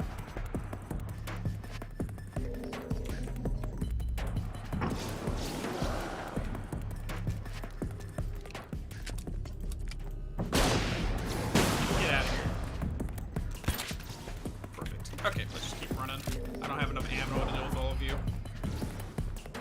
But I mean, that's like a really easy way to set up a bunch of different side stories throughout the universe of this Remedy world. I guess I missed one somewhere. Because you can technically write a book about each individual AWE. One thing I am hoping that they do is they write a, either make it like a short film or a prequel book about the ordinary AWE. Because that, in my opinion, would be perfect for expanding the, sorry. Just trying not to get juggled over here. To expand the audience base, just making a movie in a Stephen King fashion that just deals with that. I think that would, one, give us additional backstory and bring in some new fans that may or may not be gamers.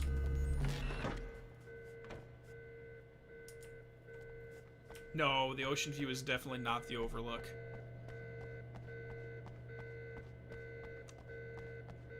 In terms of comparisons, I look at the Overlook more as the Cauldron Lake Lodge. I released all the valves, Doctor! Is it working? Just bear with me a moment. Yes, I believe you've got it sorted. It's working again. Nicely done. Perfect. That sounds like trouble. I don't think they're happy with our success. I wish we would make more graphic novels. I know we had 2 different ones built into Alan Wake. The psycho thriller and what was the other one called? Night Springs, I think they called it.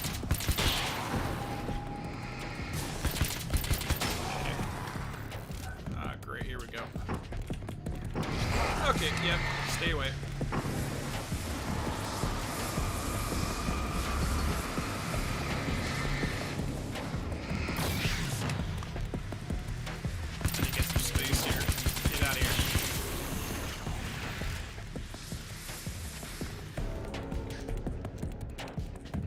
Hey guys, wanna come up here? Come on. Have fun. Hold on a little. I've almost got it activated.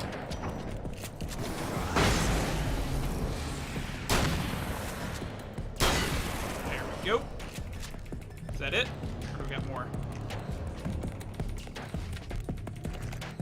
I think we got more. Oh, crap.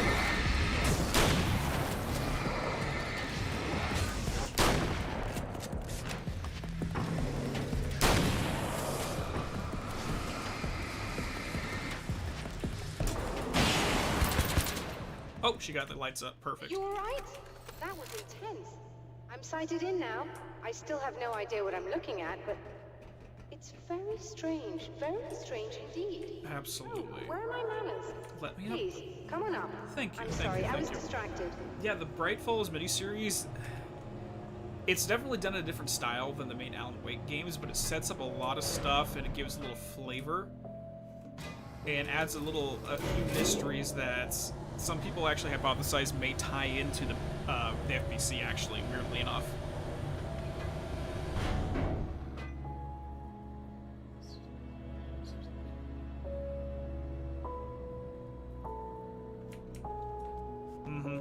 And I think, Looncoat, a lot of that has to do, before we walk in here, in terms of killing off your primary character. In the adventure guide, or the travel guide for the Alan Wake, basically the video game manual, the strategy guide, he gives additional dialogue, and one of them has references to Stephen King's Misery, where the main character is an author who just killed off his main character, ends up getting in a car accident. You've probably seen the film, and he has a super fan that is angry that he killed off the main character.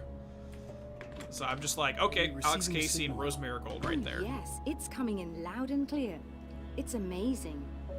I'm not sure what it is yet, let alone where it's coming from, but it's Yeah, Banana, interacting with if you our have it on system Steam, somehow. check the game, Like it was intended there's some for PDFs us. in the game files. But I don't You can read them. understand how that could be. Maybe that's just how the story goes. What? Never mind. Is there a way I can hear it? Or however this is supposed to work? I think the signal is incomplete somehow, but you should be getting a printout of it now. Well, let's get the incomplete one right now. No, not achievements. I don't care about achievements. Stop it. Manuscript. There we go. Not the drive-in theater. Here. Right here. Missing The atmosphere in the projection booth at the drive-in was charged. Almost unreal.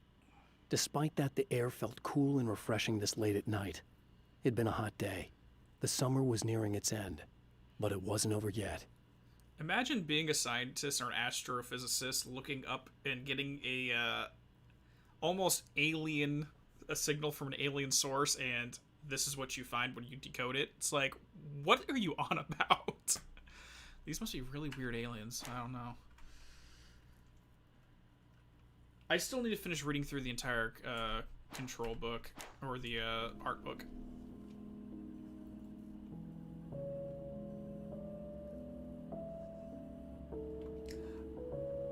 I don't know if it's the Thomas Zane in AW is Mr. Scratch himself or another figure, but he's definitely not Zane. What do you mean it's incomplete? It's almost as if definitely we're not only Zane. getting a fragment of it. I need the whole thing. This is important. I'm sure it is, but this is all we're getting. Did the man who looks like me get the whole thing? He locked me out of the booth, so I have no way of knowing. But I can tell you that he didn't really seem to understand it.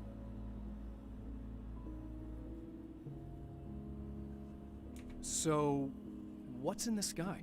It doesn't make any sense. The stars are just... they're wrong. I thought I'd be able to see something, but it's like I'm looking at a sky that's just... it's not the right sky. But that's impossible. I consider myself a rational man, Doctor. But this isn't a thing you can measure or explain. I've seen impossible things that have taught me just to roll with some punches. It's either that or go insane. I find it disturbing that you sound like you're speaking from ample experience. Honestly, that conversation just that last little bit reminds me of the Tennyson report again. Some things, yeah, the Bureau goes through all their time trying to rationalize everything through science and natural law, and some Tennyson report is written, sometimes you can't do that.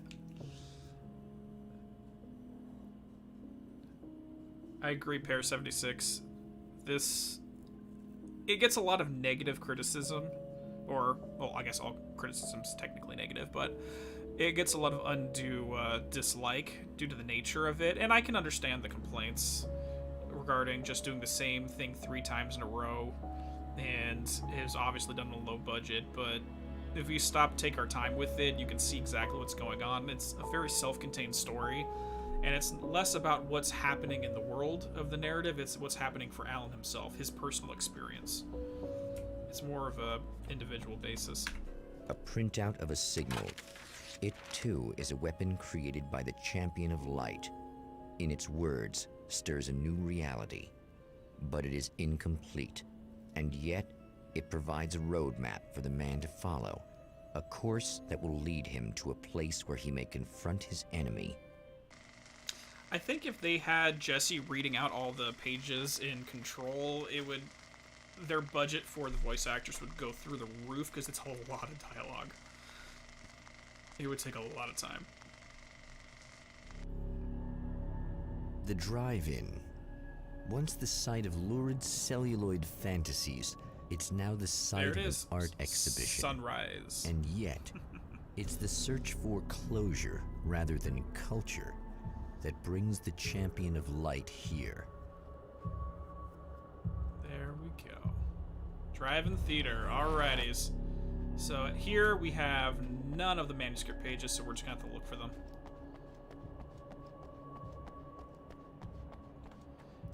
Yeah, it's a very 50-50 in how you want to handle it. Do you want it to be a more personal story, or do you want to have events happening? Like, the main story of Alan Wake drove a bunch of events going on. Same thing with, let's say, Quantum Break. That was more story-driven and less character-driven, if that makes sense. For this one, it's almost entirely character-driven. Where's the key? The Taken were always single-minded. They had a certain animal cunning, but they weren't very intelligent. That's one reason why they prefer melee weapons. Actual firearms are too complex for them to use. That's why seeing the one who threw grenades at me surprised me. But of course, they aren't actually grenades. There's no pin to pull, no fuse to set off an explosive, just concentrated darkness. Mm-hmm. No, I absolutely agree. You really have to stop, take your time, and breathe in the world of Remedy games to fully appreciate it. And again, I can understand the complaint, specifically in Quantum Break, where you spend a lot of time, like you get into a little bit of action, stop, and spend 10 minutes reading. I understand how that can take you out of the gameplay, but Remedy, it's not entirely about the gameplay for me, it's about the world itself. It's about the story, so I do not mind whatsoever for reading for 5 hours.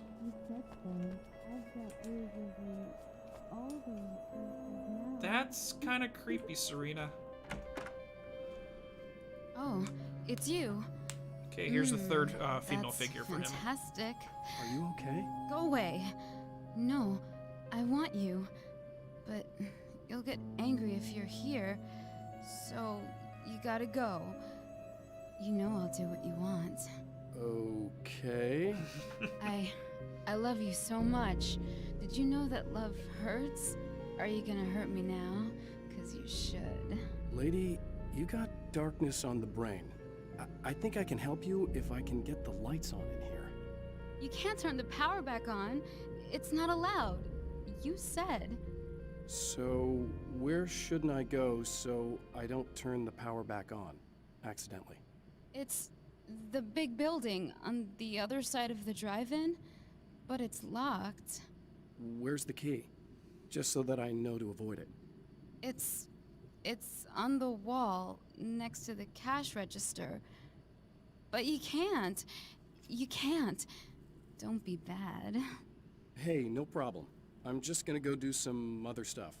Scout's honor.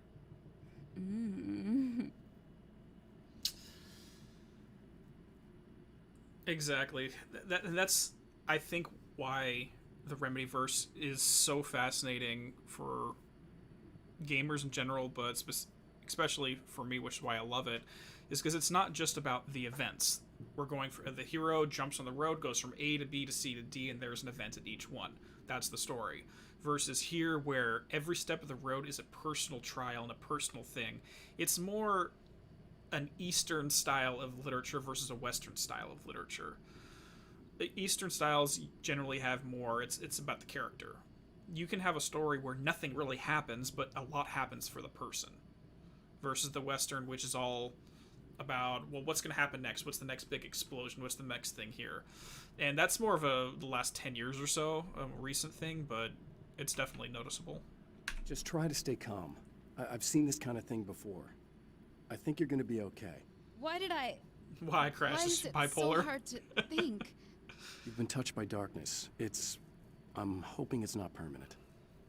Remember when you were here before and you kissed me and then everything got all dark? That was the best. Listen, this is very important. Where did I go? Can you tell me that? Baby, you don't need to go anywhere. You're here now, and you're in my head. You should be in me. You should touch me again. Not with a 10-foot pole, lady. Yeah, that's I enjoy that little line in, I think it's in the Alan Wake book, or it was another interview, Loon Code. But Max Payne only sees the world as nighttime because that's the only way he perceives the world. Even if the sun's at noon, at high noon, he always sees it as night because that's his reality. Hey, just in case there's a part of you in there that's freaking out right now, it's not your fault. I promise I'll do what I can to help you, okay? I don't... Please go away. Don't sweat it. I'm just saying that in case you really need to hear it, I've been there. I think there are spiders in my eyes. I think you put them in me. Yeah, I'm just gonna go now. So in terms of Alan Wake 2, no, I don't think it's going to take place in the oldest house. I think we're going to possibly either go back to Bright Falls or go to Watery, which is the neighboring town. Mostly because that's where Ozzy is currently vacationing at. And they make reference to it in the main game of Alan Wake as well. Because the idea is we need a opening to get Alan out.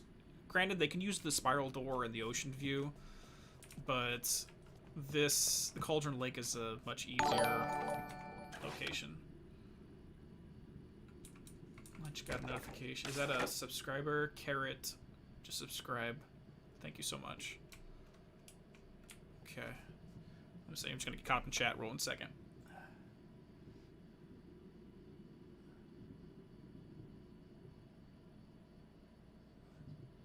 Oh yeah, Serena's obviously messed up. So I mentioned before that every female figure that Alan comes across has a certain representation or archetype.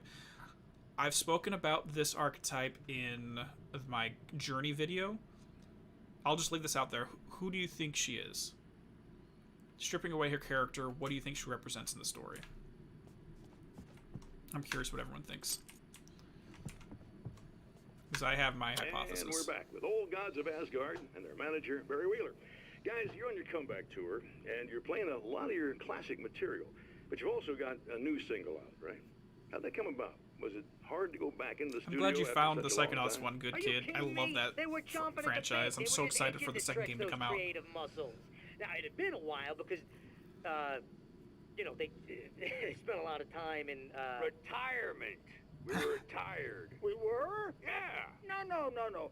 We were at the lodge, and we escaped. We were at the retirement retirement thing. retirement thing, yes. Yeah. So, really, once we got in the studio, things started happening. Now, the music has changed a little bit, and the boys were a little rusty, so it took us a while to find the right gear. But hey, once we got going, whew, boy, they kicked ass. And it's an awesome song. It's called Balance Slays the Demon, and seriously, I think it's their finest work. And hey, I should know, I produced it. Oh, really? I didn't know you were a producer. Well, this was my first time. I mean, they needed a little bit of guidance, you know what I mean? Don't get me wrong, these guys are the best. But it's the 21st century, man. Things just sound a little different these days. So, I kind of stepped in there, helped them make it sound all cool, kind of jazzed it up. That sounds like a challenge. Oh, no, it was really easy, man. I was just, like, hey, give it a little zing, Let's take it to another level so it really rips. Let's just throw some really sweet synths in. Like that, just kicked it up a notch, but it's totally old gods. Well, listeners, you can judge for yourselves. Here's Old Gods of Asgard, and Balance Slays the Demon. Oh, yeah. And this right here. Deep in the ocean of Okay, let's run real quick before we have any copyright issues on that. I think this music is open source, but before. People whose integrity has been suborned by the insidious touch of the darkness. He has experienced it himself, but merciful light burned away the darkness in his brain. And this is our first reference within Balance Slays the Demon of the town of Ordinary. Yeah, Quantum Break, it's a difficult thing. There's definitely Alan Wake references, and there's actually Control references in Quantum Break. But due to licensing issues... Oh, that's not good. Sorry, that startled me for a second. Just want to make sure there's no one around me. Okay. Due to licensing issues with Microsoft, they can't really use it until they settle those.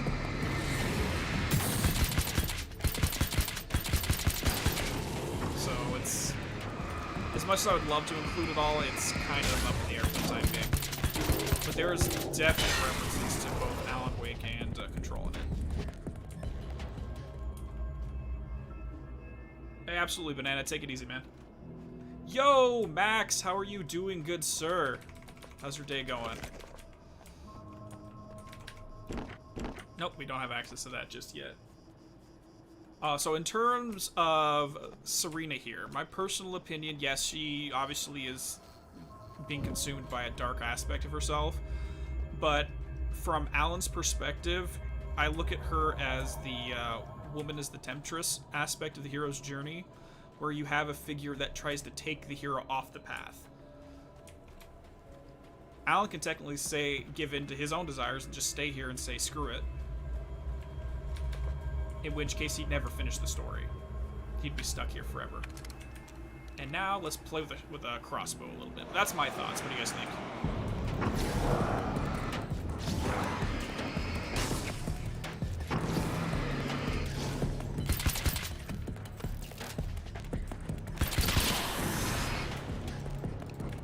Come on. Oop, I missed that. I think it's one-hit KOs. Yeah, they are. Nice. So you have the sage, so you have the mystical mind, the scientific mind, and then the temptation to go off the path. At least that's how I look at it.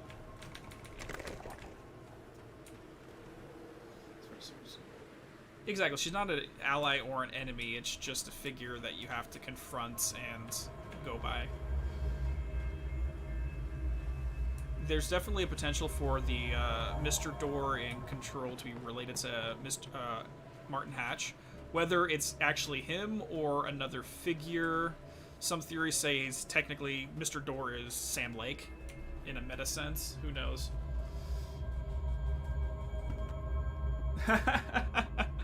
Yeah, Roth. I'm finally streaming again. We got Max and Derek here in the chat. It's pretty awesome, right?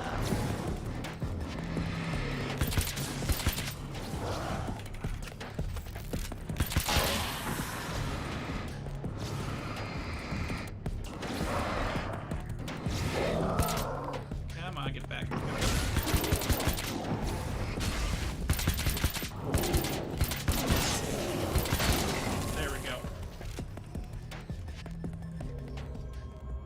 thanks for stopping by, Max. I'm looking forward to seeing your new video coming up. If anyone hasn't, go check out Max Derrick's channel. He does a lot of wonderful work.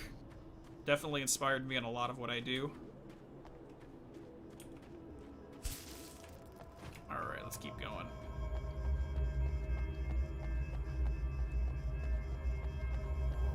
If you like Silent Hill, definitely the place you want to go to. Oh, look! Mr. Hero's here! You ready to save the day?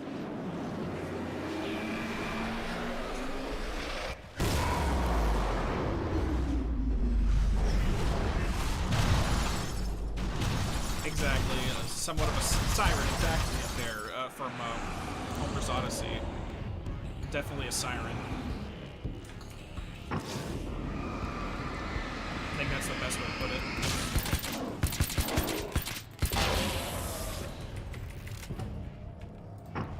Oh boy, here we go. Boom, boom. Split all you guys up.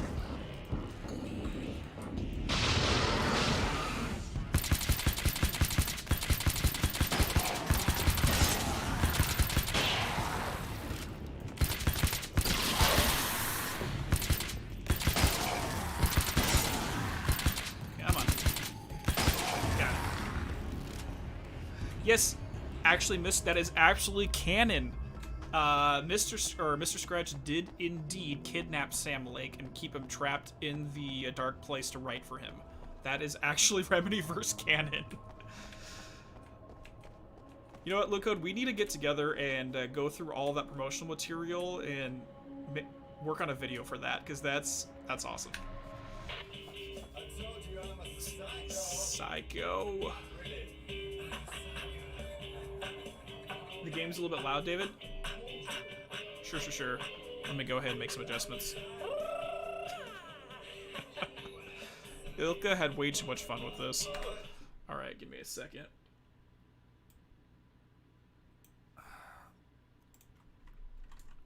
Is that a little bit better, David?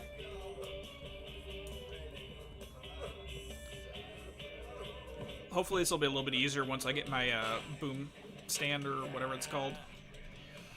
And so, because right now my microphone's sitting on my desk way in front of me.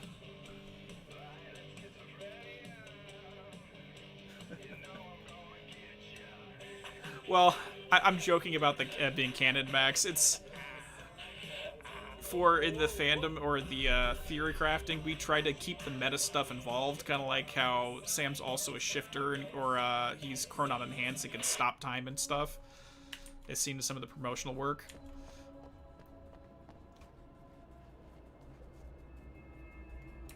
Oh yeah, when you're in your dark place right there, definitely listen to some Psycho. Alright, let's see if we can find some more manuscripts around here.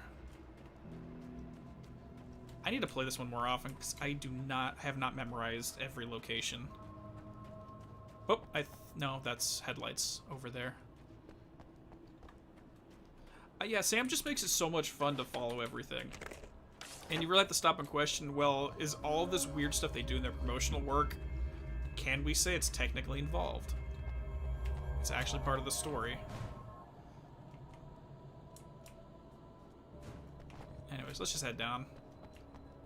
If we miss a few manuscripts, I think it's generally okay. This is the most... Oh, is that one right there? No, that's a flare gun.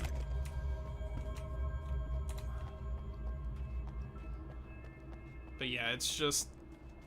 It's obvious that Remedy has a lot of fun with it. You are gonna shit yourself when you realize what I have done. Shut up! Which makes me... It actually worries me a little bit, because Matthew Peretta did get taken by something while he was up in his attic. I forgot what promotion was that, the 1-year anniversary of Control, where they released those videos?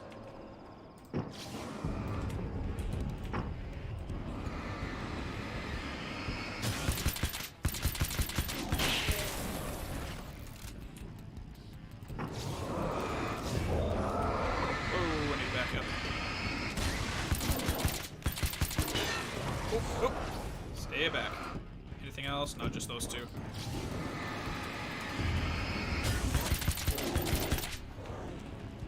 Oops. I should not have done that.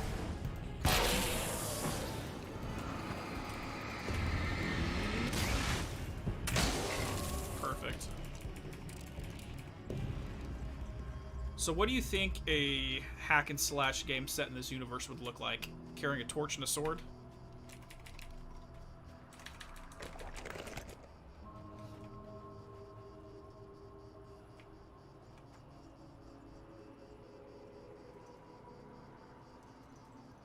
Honestly, David, I can't say anything about the Kojima Blue Box conspiracy. I don't know much about the Metal Gear series. Max would be a better person to talk to about that. I've only actually played, or not played, but watched him play the first 2 games on stream before. So that's the extent of my knowledge. I'll have to go back through it, but he's definitely the guy to hit up if you want to talk about that.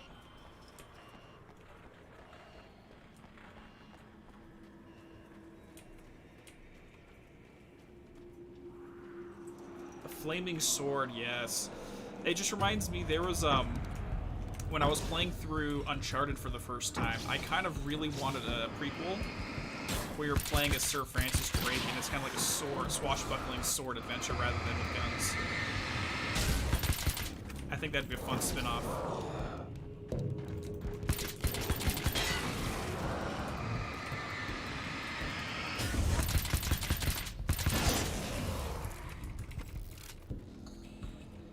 It's not true. I don't want to know anything about it, because again, I do still intend to play the 3rd game and move on with the series. Now that I can stream, apparently, then we'll do more of that. Oh, there's one right there.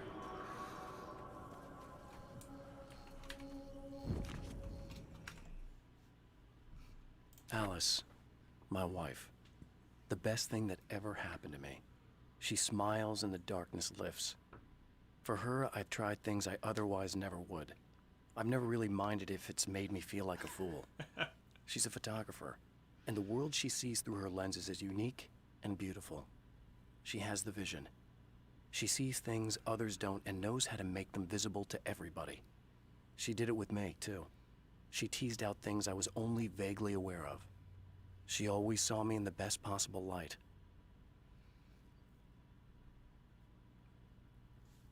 One thing I truly appreciate about American Nightmare is they spend a lot more time trying to develop Alice as a character, because in the main game Alan Wake, she was reduced down to a damsel in distress type character.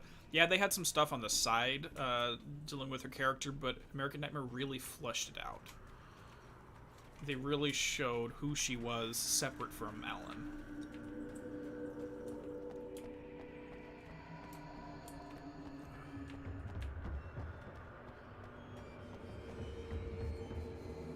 Hey, take it easy, Max.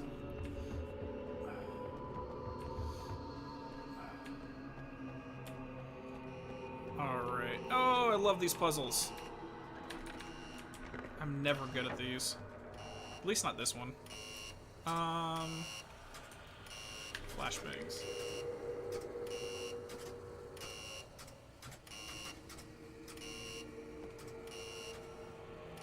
Sorry, I'm just reading some chat.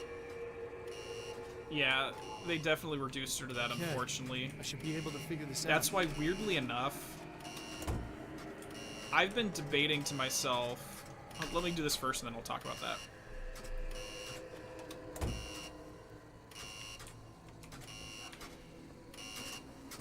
Come on.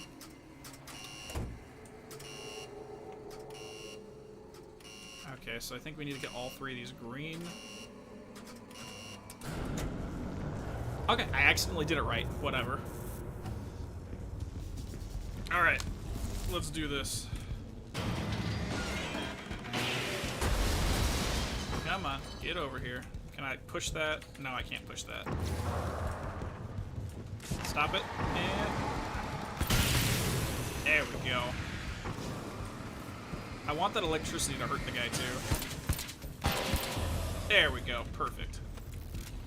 So I've been thinking about what an Alan Wake 2 would look like, and I'm trying to decide who should be the main character of this. Because if the idea is to get Alan back, then we wouldn't see anything happening on outside of the Dark Place. So I'm wondering if an Alan Wake 2 may actually be from the perspective of a different character. Entirely.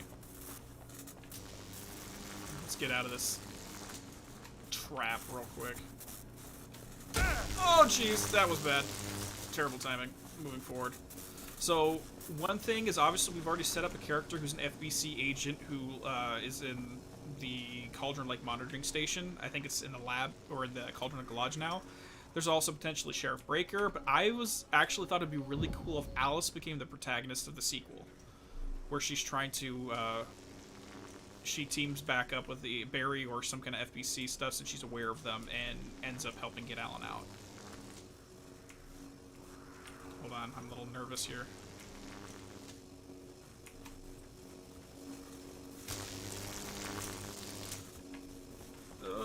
What do you guys think about that? Would you like to see everything from Alice's perspective, running around Watery and Bright Falls, and the game concludes with Alan coming out?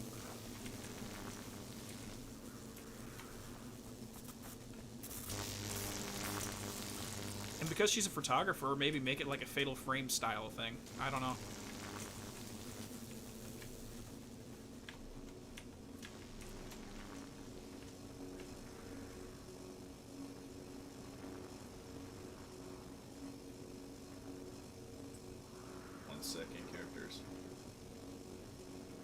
Yes, Alex Casey is another big contender in that.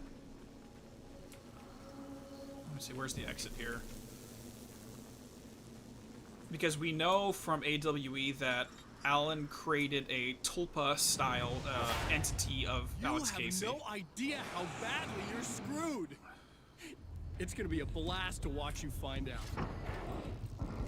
None of that stuff. Don't want to get hit by those.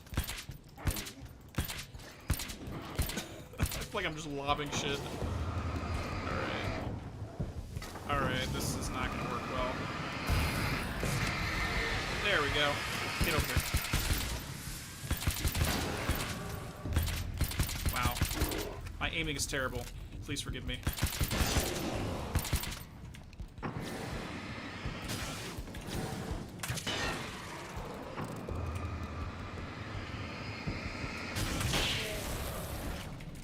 Because, yes, we know that Alex Casey is now a real-life entity running around the world, and if we go by a return trailer found in Quantum Break, he actually teamed up with an FBI agent who, weirdly enough, appears to be related to the Anderson brothers, aka the Old Gods of Asgard.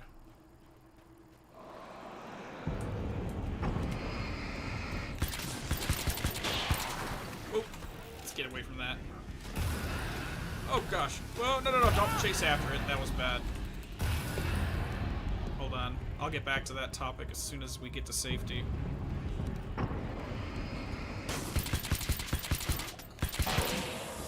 Where did the other guy go? I just saw him walk away. I forgot the name, but they actually gave that FBI agent the name Anderson. And her name is from Norse mythology as well.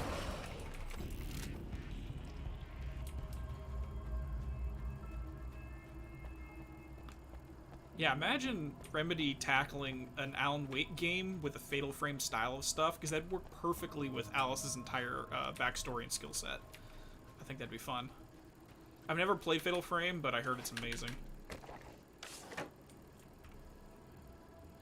And that's what it looks like within the return trailer in Quantum Break, is that Alex Casey was created, ends up working with this either child or a niece or something of the Andersons, ends up dying, which sparks her character into moving forward. And they also set up Freya Anderson, which I think is Odin's daughter as well. So there's a lot of different material they can pull from. There's probably like 6 or 7 different characters that could lead the next game. I'm just excited to see what happens. We need to turn the lights off. Audio levels are perfect. Thank you, David. Thank you, thank you.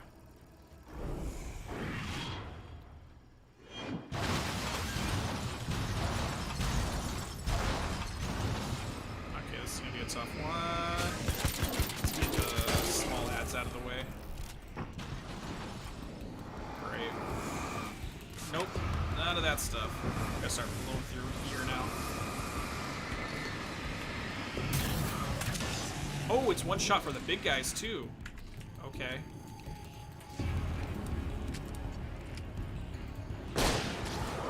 I think I missed them.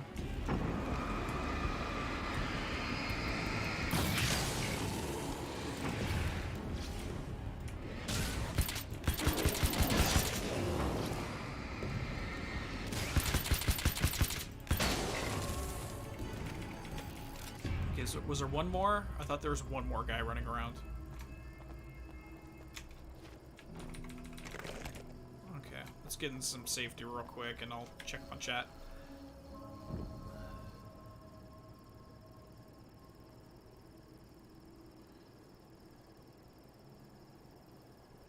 Well, actually, the Alex Casey that showed up in Quantum Break was played by Sam Lake again. So they're going back to the original Max Payne stuff, which I love.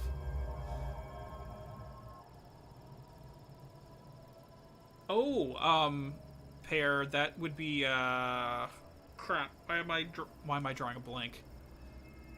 Clay Stewart. Yeah, Clay Stewart, that is another character that's out there that's currently being observed and monitored by the FBC. And I actually, when I released my Samantha Wells video, I think I was wrong in who may have contacted her. Someone commented. The most logical individual was Clay Stewart, who actually called up Samantha to promise her information.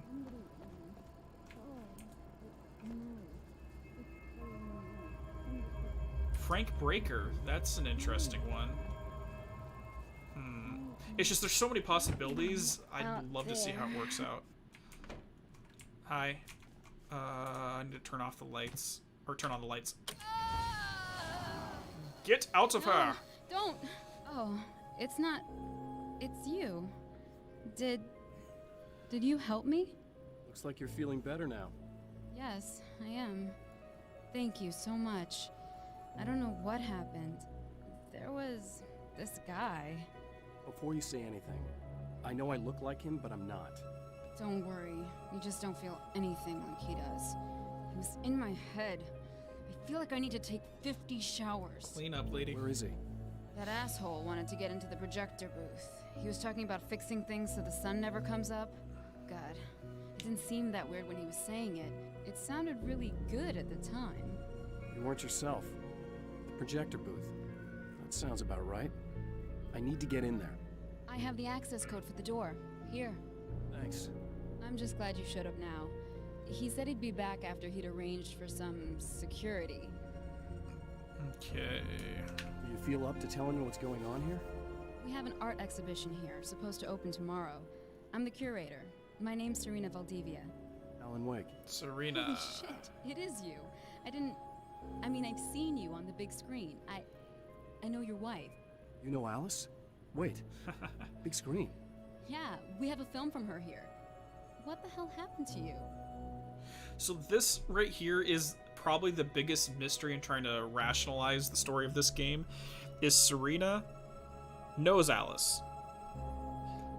So she must be either this narrative thread only exists within the fiction Alan's writing, or a real person named Serena Valdivia lives in the real world separate from the story, and Alan just called upon it.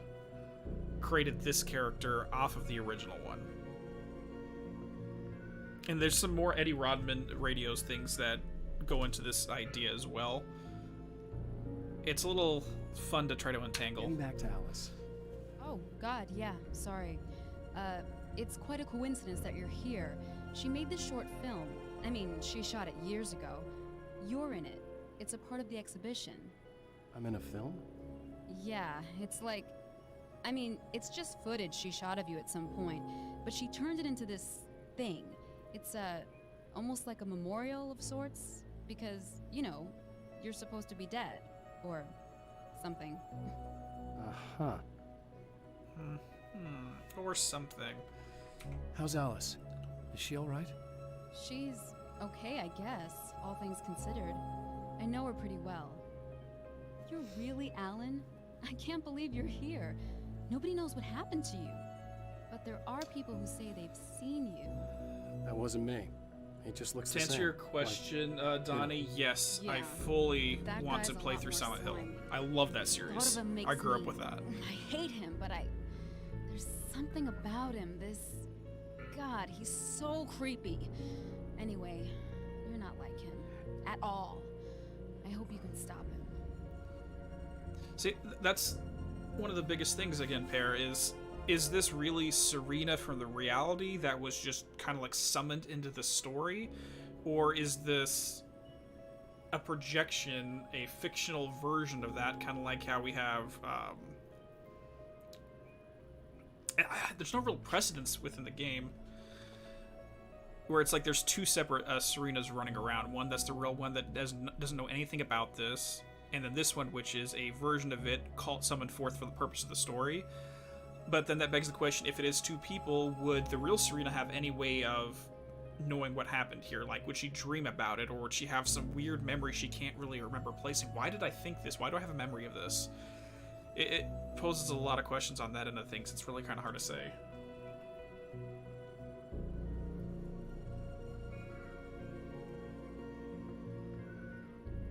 Yeah, like, as much as I'd love to see Frank Breaker now that they've made him into a character of his own, or at least an FBC agent. We have a backstory on him, other than the apple farm. Oh, we just had Triple Dragon just subscribe. Thank you so much. But I don't know if he'd be protagonist material. He'd be a great, like how Sheriff Breaker was in the original Alan Wake. I'd love to see him in that kind of capacity, where he's throughout the story, but it's not specifically. Because you'd imagine if anything happened in there, he'd be the one to step up. Same thing with Deputy Thornton and Deputy Milton. Because there's the entire organization in Bright Falls, like Pat Maine and the Doc Nelson and all of them. They're all part of that. Okay, let's do this.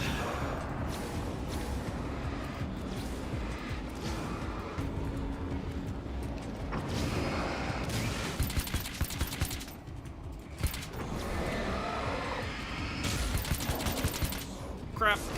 Okay, let's just get away from this. Got it. So they will keep spawning infinitely unless we take those out. So that's our target.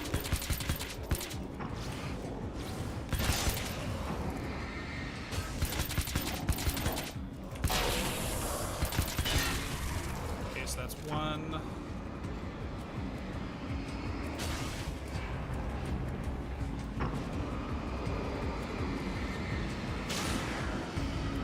Of them? Do we have access, or are there more? I don't remember. I think there's 3 separate sections of pillars. Dark Fountain. Again, water references. It's a fountain.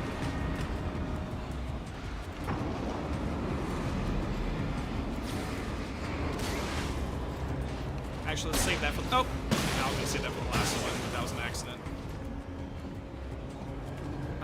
Let's go ahead and use a flash grenade for the last one, then. Yeah, he seems like he's just already at the top. He's the frankest too much of a badass at this point, like you say. And his story is, throughout the FBC, is already basically concluded. Versus someone who has no clue what's going on, and we need to develop them from scratch as a character. Yeah, if they did, exactly, Milner, if they did a flashback, I'd love to see him in his prime. Because there was descriptions in the Bright Falls ABWE, or comic book, I should say. Or not Bright Falls, Night Springs comic book, where he's experiencing stuff like trees that would get up and walk around, or werewolves became real and stuff like that. Because Bright Falls has made a lot of weird shit happen throughout the years. And Frank, as well as the rest of the community, the Night Springs community of Bright Falls, has had to deal with a lot of random stuff. And it'd be fun to see those. It's almost like an anthology thing, but I don't know. The Champion of Light can feel the fragment of the signal in his pocket. The weapon that can change what will be. Yeah, we wouldn't want a it's incomplete, film that starred only Dumbledore, only Gandalf, or only this, because they've already completed their journey. They're already a successful hero. We want someone who's not there yet. It was late, the summer was almost over. There's one, and summer was almost over, so I think it's July. August. There's Tom the Poet. Oh, hell, this isn't going right. We messed up, guys. We didn't have all the proper information. You've been up to something, haven't you? Too bad it's not gonna do any good. I'm a better you than you ever will be, and I've got all the time in the world. Everything you've got's going to be mine. Your life. Your wife! What are you gonna do about it? The sun's never coming up now. I can keep this up forever. Show yourself! Whatever you say, buddy.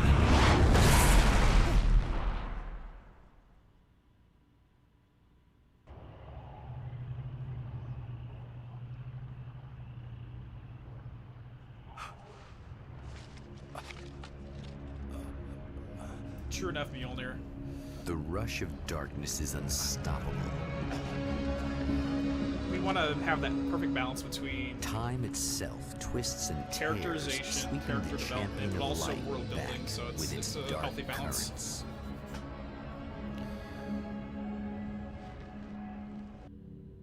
Again, he enters the world, but now he sees the trap for what it is.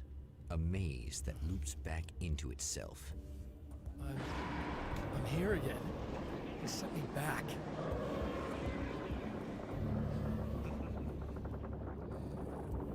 Yep, so even though we had that failure, we get sent back to the beginning to start the loop over. Mr. Scratch thinks he has this, but we get stronger and wiser.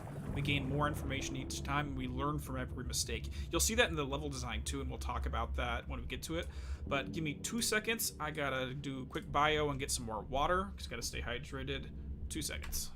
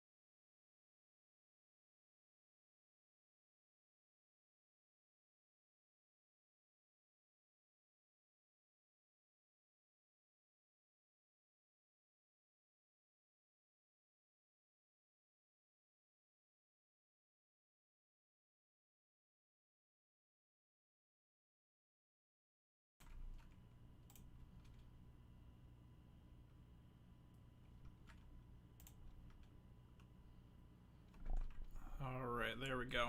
But yeah, that's why when Quantum Break first came out, I really was getting the impression that that character, the female FBI agent, would actually be the character created for the purpose of the second game. Let me see if I can find her. Hold on, let me jump on Discord. We have a mention of it somewhere. Because we actually got her name. 1 second, where was that? Was it in the control section?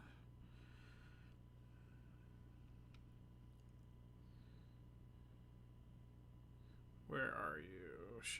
Only separate episodes, some Dr. Darling videos. Working must be feel. Does anyone remember?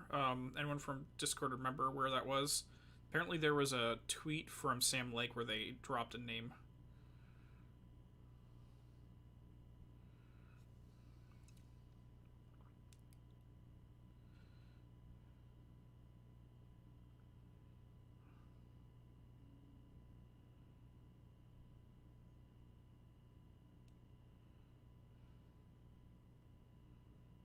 It's somewhere in here. No, it wasn't Beth Wilder. They actually gave a name to that woman that was teamed up with Alex Casey. And it was something, I think it was like Nord Anderson or something like that. And if they have a surname Anderson, that's no coincidence. It's got to be related to the Old Gods in some way. In Bright Falls, I was constantly under attack by birds that were more shadow than flesh and feathers. But this is an evolution.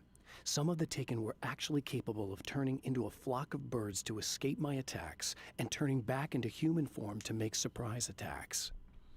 That's not very fair. Yeah, I just absolutely adore the entire idea that Alan created a version of Alex Casey with the express purpose to try to find him. And set him loose into the world to figure out what was going on. That just seems like a solid plan, because even if he's unsuccessful, hey, it's happening. We got a plan somewhere in the works.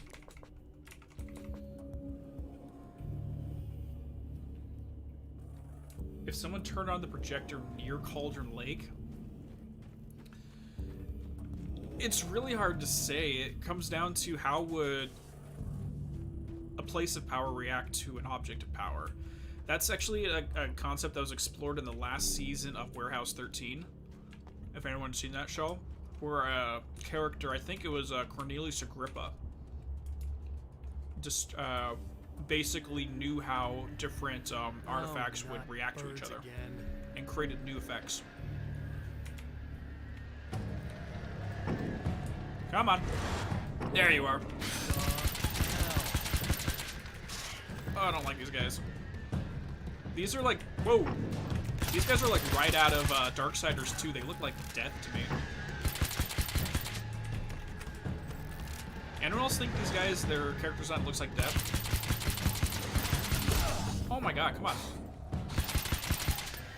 Okay, you know what? I'm wasting too much ammo here.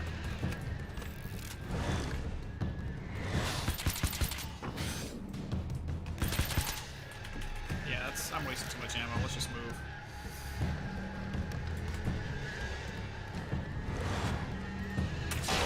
Or just use that. That's one way to do it. Nail gun and a crossbow. Who thought we'd be doing that in Alan Wake?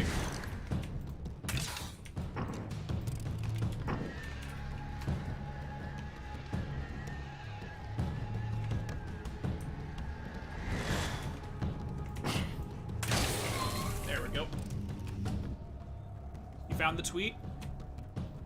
What's the name of the character? Because I knew it was something that was very specific to Norse mythology again.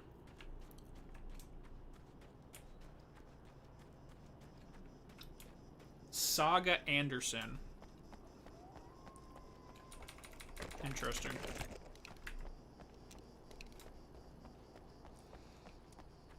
Alright.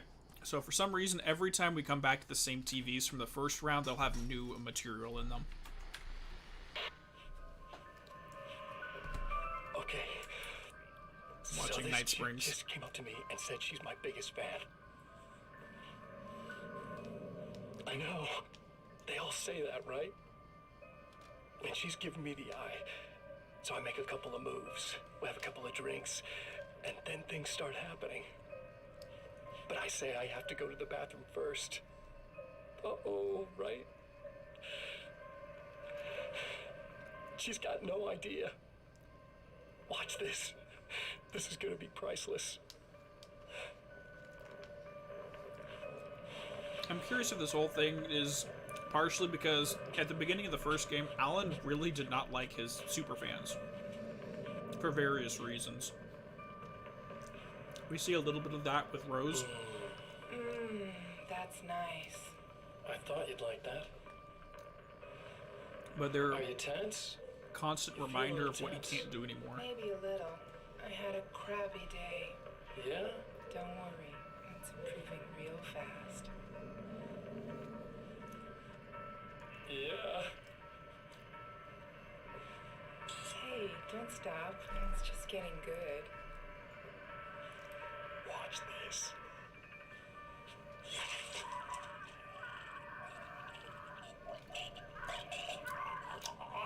Can anyone see what episode of Night Springs is going on in the background? I'm trying to figure it out. Yeah! Did you see that? Oh man, did you see her? Boom! It's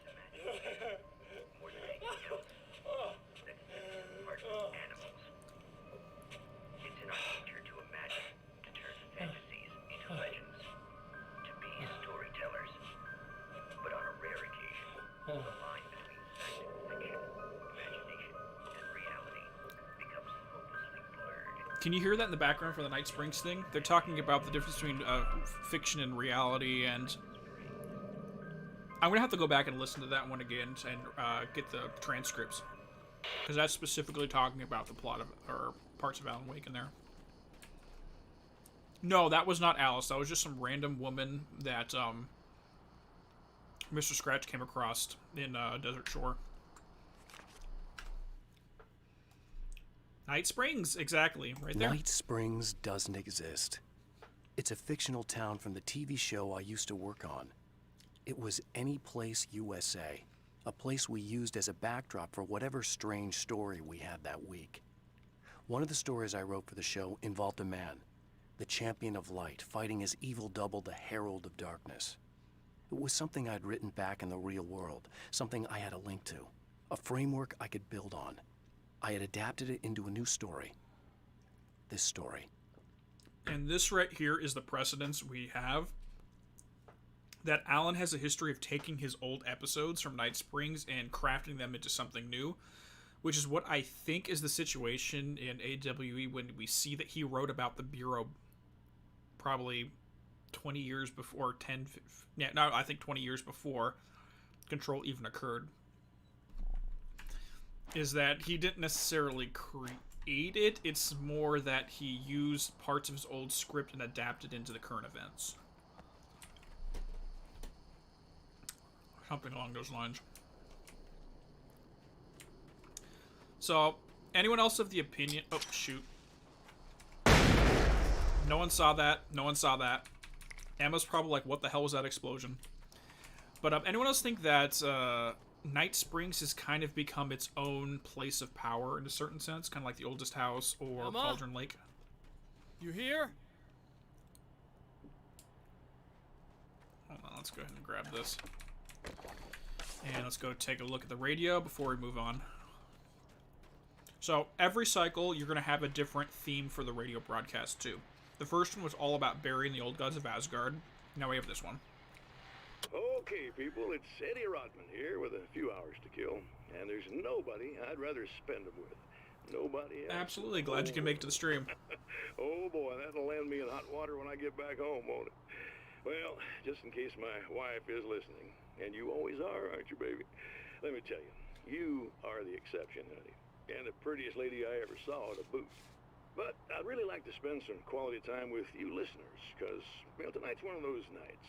You're sitting in the studio and you kind of forget how long it's been or what day it is. You just sit here and go through the motions. You might as well have been here forever. You keep talking, but you don't even know what you're saying. It's like you're on automatic. You can't stop the ride and get off. It's times like these that I really wish that somebody would just call in and relieve my boredom. How about it? Anybody? Come on now, help a fella out. Our lines are open. Alright, this one has a really weird aspect, or part of it. We'll get to it in a second, though. Hey there, Emma. Wow, it is you. I guess all of it really happened. You remember me? Kind of. I felt weird all day, like I could almost remember a dream I had, and then, just before sunset, I remembered the page. Yep. Yeah. I'm going to have to go get those things again. Not all of them. I went out and got them. Well, most of them. I felt stupid at first, but then it was getting dark, and those things started showing up, and one of them made off with the battery. It ran into the railroad tunnel. There was no way I was gonna follow him in there. Sorry. It's good you didn't. You should be careful. I mean, really careful. Yeah, I kinda remember something. Something bad happened to me, didn't it? Forget it. It doesn't have to happen again, okay? Just do what I say. Yeah, okay. God, this is too weird. Am I going crazy here? Just go get that battery. Yep, this failure does not need to happen again. So this is the first time we're getting that look at the failure of the first run through, starting over anew, rather than having to start from scratch and do the exact same thing again. We have the advanced knowledge of, hey, what were the struggles we had the first time? How can we address them quicker so that they don't become bigger problems, so we have an easier time moving forward into the future? And this just gets it right back into my Alan's Guide to Recreating Reality video. Every failure, we learn something from it, and the next time we give it an attempt, it's a lot easier, and every character in this is going to start showing that. We know, hey, we should probably go guard the coolant pumps in the next section before they get destroyed, so we don't have to deal with that. Here, she got those pieces for us up front. So everything gets easier and easier as things go on, because every failure gives us more insight and more knowledge. In terms of the weapons, I can go that route, Donnie, absolutely. I never used the nail gun or the crossbow, so I was just having fun messing around with them. But I think the combat shotgun is at 60 manuscript pages. I don't remember how many it takes to unlock them.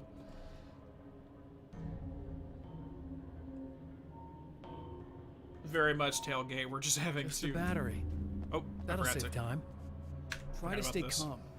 You're perfectly sane. We're caught in a time loop. That's why this is happening again. I believe you.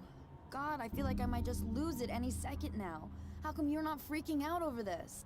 Because on my personal weird shit-o-meter, this just doesn't rate. Look, I know something happened to me before... You're gonna be okay, if you just keep cool, okay?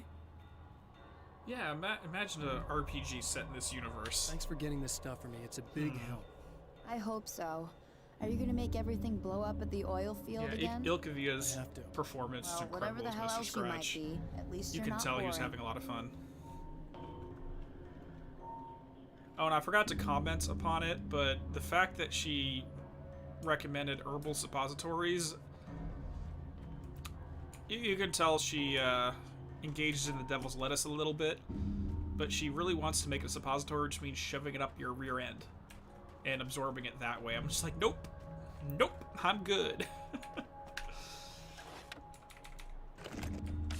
I've actually only played Oblivion. I've never played Skyrim randomly enough.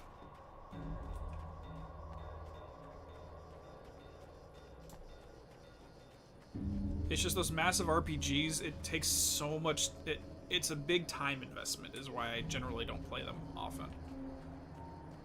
Hold on, I think I saw something over here. Yes, so these do show up on our minimap. Cool. Night Springs, Arizona, here we go. Now Night Springs is in Arizona, although not for long. It's in Arizona because whatever the town that has become Night Springs is really called is located near one of the thin, worn places in the world where dreams and reality flow together and life is always a little strange. Perfect 40 analogy pages, okay. for Night Springs.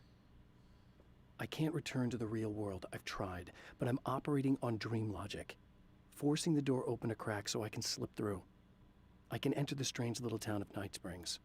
All I did was put it in Arizona for one night. All right, thanks, Pear. Yeah, I'll go back and take a look at that Night Springs episode just to try to get a script of what was being said, but it's a new episode. That's good. Honestly, Sam working on a fantasy game would just be incredible. Magnum has 10. Do you know where you pick up the Magnum, Donnie? All right. So again, what I love about that is it really gets this idea that a place of power that we now call Night Springs is kind of a town that travels around the world, pops up when a story needs to be told. That, it seems like a plot thread that'd be lovely to try to explore. Well, this should be perfectly safe. Alan Wake Wars RTS.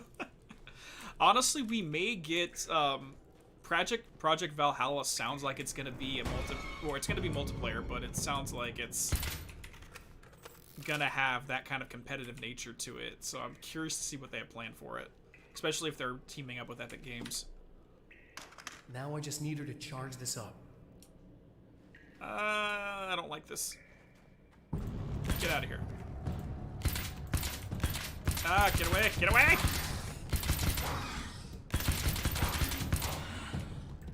This one's worse because we're in a tight quarters. I can't really run away from them. Let's just get out of here.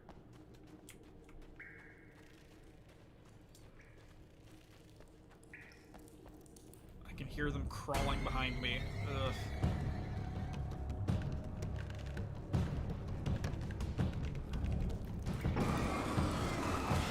Yeah, I think we can actually kill them with our flashlight too.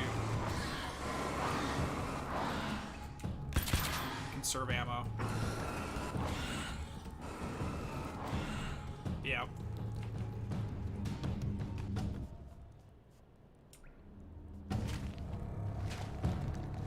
If they're set in the same universe, I fully expect they would have shown up in Riverport to take a look at the events of Quantum Break. Because let's be honest, that's some weird stuff that happened during the ending of Quantum Break right there. That is definitely something the Bureau would have been called out on.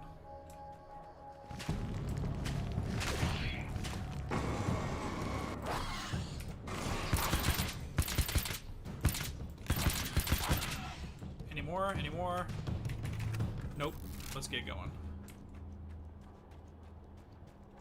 Rain spiders. Yeah, we don't have to waste ammo, and we can get killed multiple ones at once.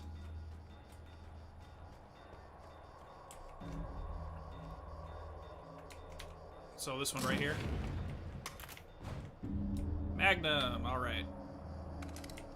Alright. Let's switch and get to some old school weaponry.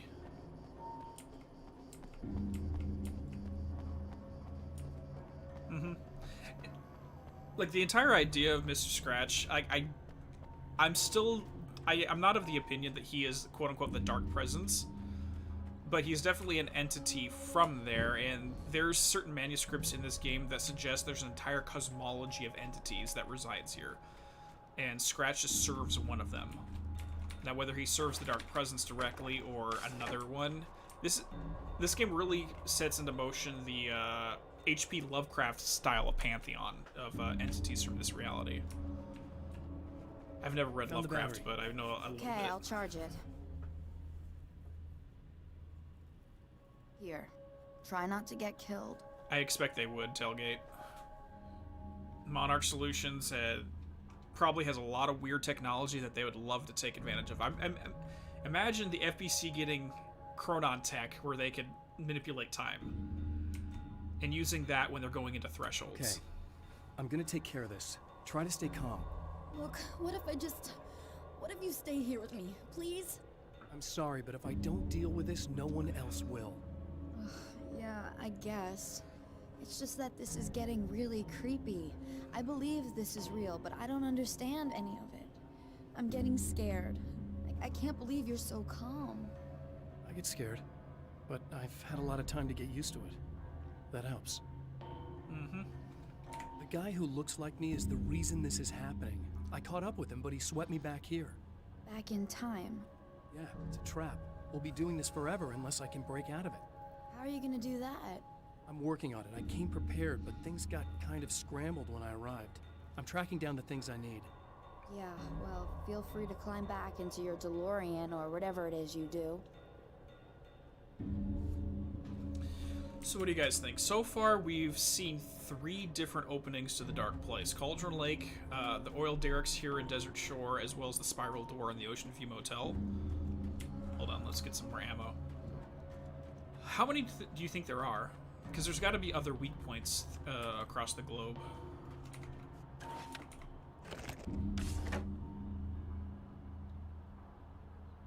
I've seen some of the internal Alan Wake 2 footage. I don't remember much of it, to be perfectly frank.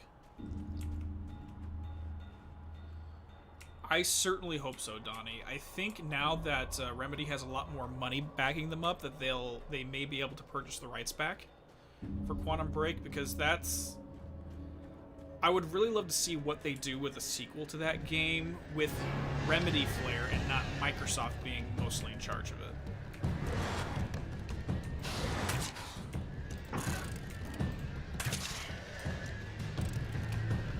Wow, that's not even a one-hit kill on that.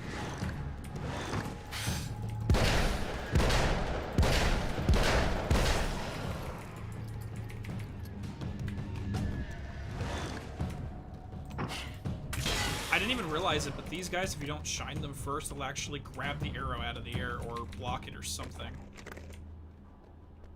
That's kind of scary.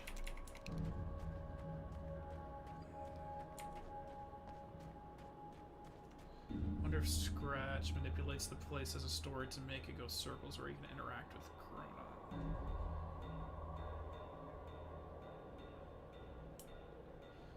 Chronon. Yeah, for something like this, I don't think we need Chronon particles to really make this kind of a time loop, since this is part of a narrative, and physics and logic don't really matter when you're talking about literature. But it's also the question is, Scratch the one that's doing this, or is Alan the one that actually is making this circles? Because he wrote it.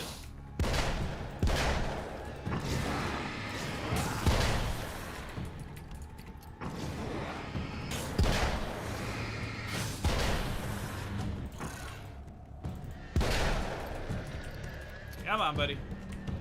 Yeah, this Magnum is pretty powerful, I will give it that. Get out of here. Well, here we go again.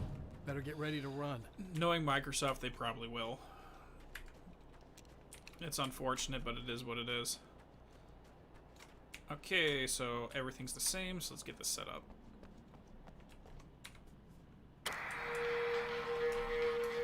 But me being me, I really hope Remedy gets rights back to Quantum Break, just because it's an entire segment of reality, or the universe, that is waiting to be explored and waiting to be incorporated. I mean, there's so much they set into motion with that one story that could easily be tied into this grander universe. Plus, I really want to see a conversation between William Joyce and Emily Pope. That would be an amazing exchange.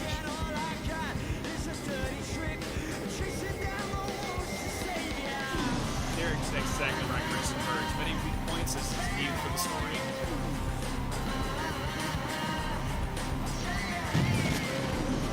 I don't know, Code. It's possible that's what's going on. Since this is Alan's story, I assume he set the rules for this. But as we saw with the first one, there could be multiple authors within the same story. So it's really hard to say.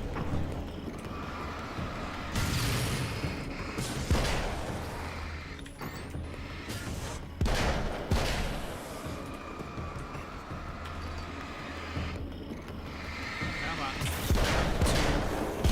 Okay, so it's 3 Magnum shots for the big boys. Need some more ammo, though.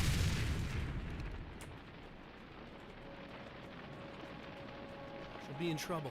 Better hurry.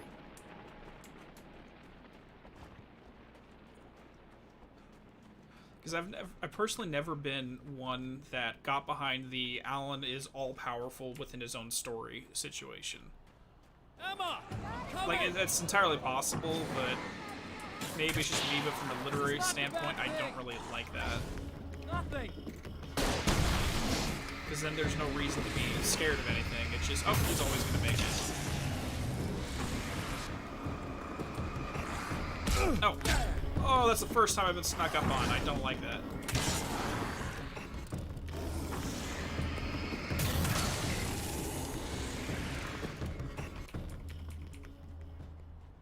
Exactly. Alan was not the only artist that was there.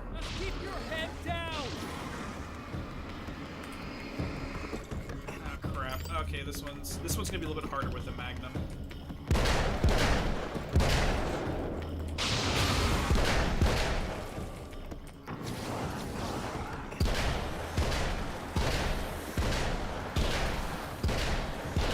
Maybe it won't be. I am completely wrong in that. Oh, and I got an achievement for that. Cool. It's okay. It's safe now. Now we got the ammo back. We're good to go. Exactly. The story has to have stakes. Now, whether that means he writes his own death, or we know the first one he wrote death. He wrote his own trauma, but I'm gonna need those keys to the diner now. There's a motel key there that I have to get. Oh, hey, you don't have to do that. I have the motel master key. I work for the same company, you know. What's at the motel?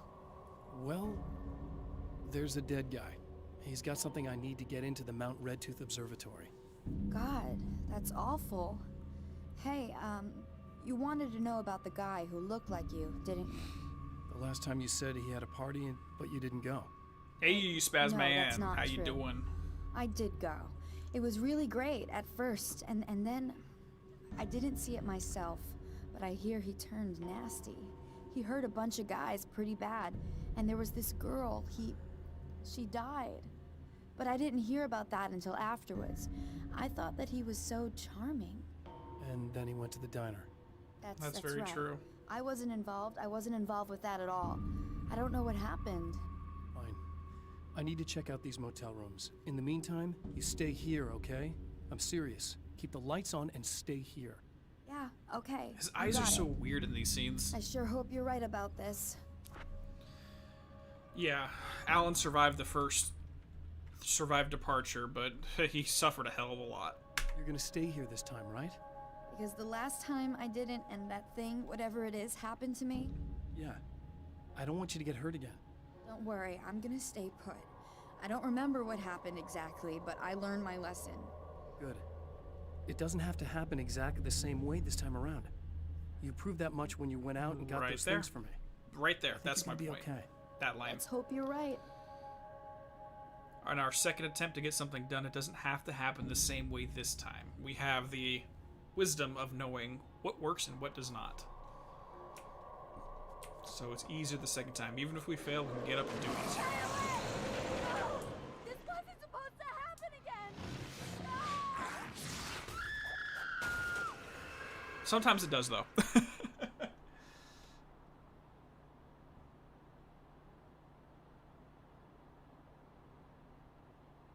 If someone can, if you have access to those Alan Wake 2 footage, shoot it over to me. Shoot it over to me, absolutely. So where is this? I see that there's a manuscript page on the minimap, but I don't know where it's at. Oh, flashbang. Hold on. Is it over here? Is it in here?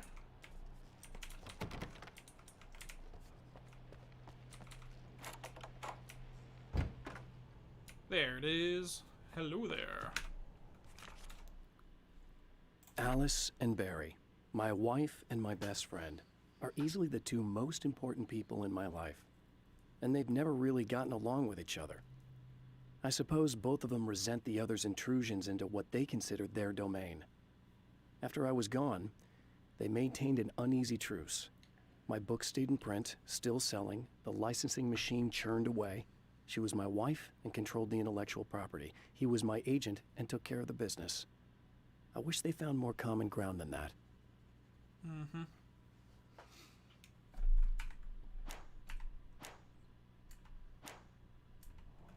The salt lamp? Because they mentioned that went to the satellite research facility or something like that. If I remember correctly, it went to like some kind of satellite facility for research rather than going to the oldest house. Which I'm curious why they would send it there rather than go to containment. Or go to the Panopticon.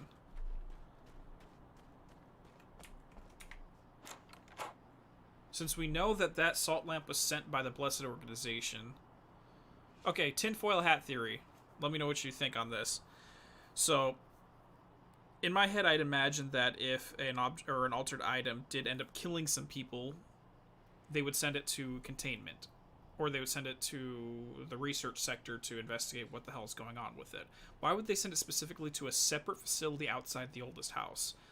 I'm curious if the Blessed Organization has some kind of foothold within that other facility. Like they sent it to America overnight, killed the people, and then sent it right back to themselves. Let me know what you think on that. I'm just brainstorming.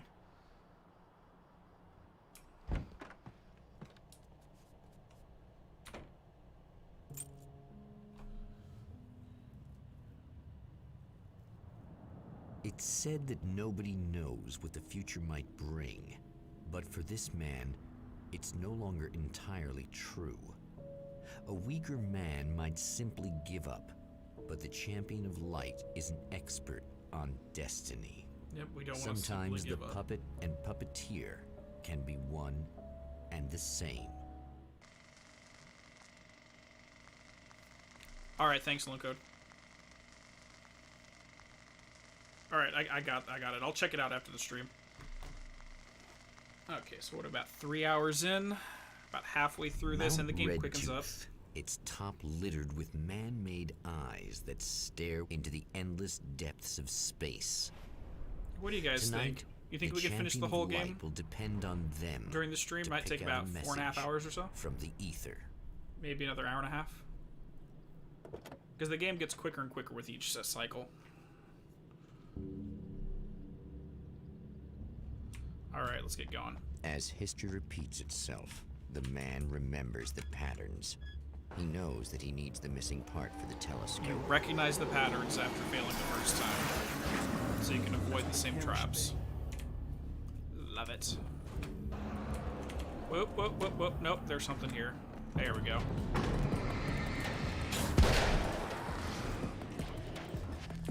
Oh, I don't like that.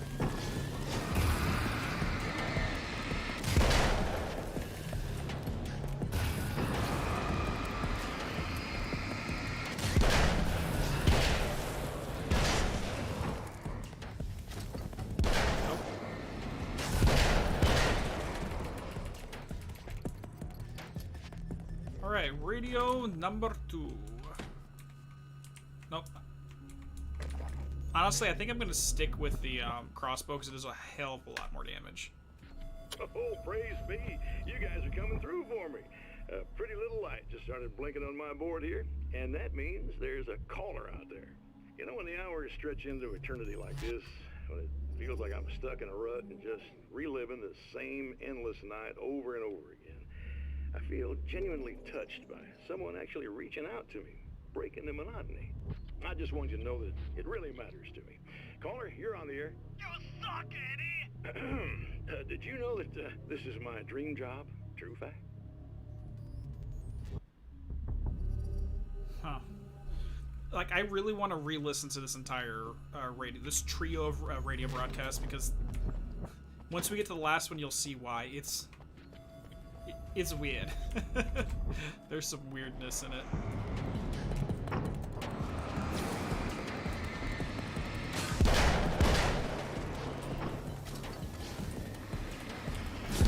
Whoa. None of that. No shenanigans from me.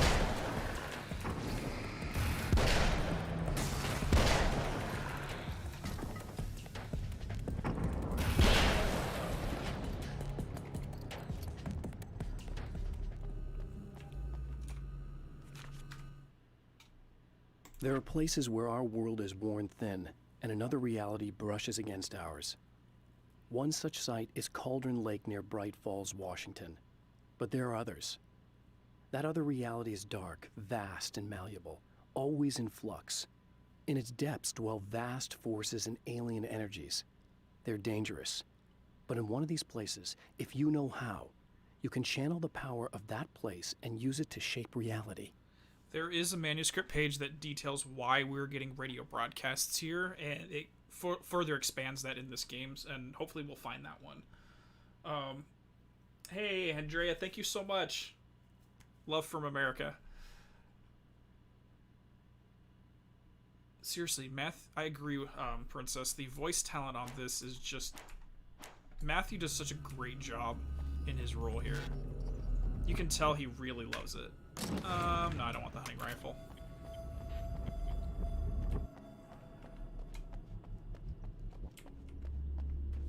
Yeah, Lance Reddick. The first time I saw him was on Lost, and I absolutely loved him there. He is just golden, whatever he does. And then I knew him on Lost, and then I really got to know him on Fringe. If anyone hasn't seen Fringe and you like the Remedy verse, you'll go bonkers for it. It's amazing.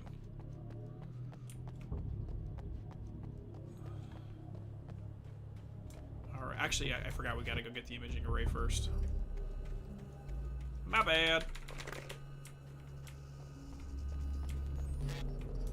Okay, we gotta go back down.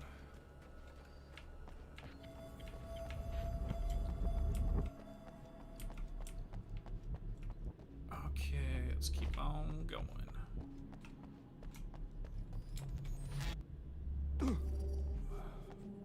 Hey, it looks like he's got a little bit more athletic ability in this one. It's been 2 years, he's probably worked out a little bit. So the car's in a different position than this one. Okay, we got the camera. And we got some more here.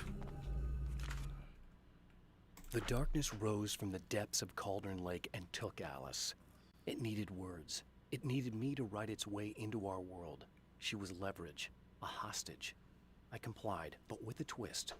I put in a loophole that gave me a chance to fight back. I was hunted by shadowy enemies, but I faced the darkness. I fought it with light. I drove it back. I saved Alice, but it came with a cost. I was trapped in the dark place below Cauldron Lake. Mm-hmm.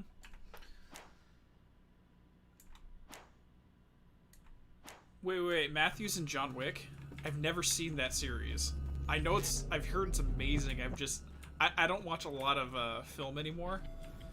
Frankly, I don't get to play a lot of games anymore either. It's just... Ugh.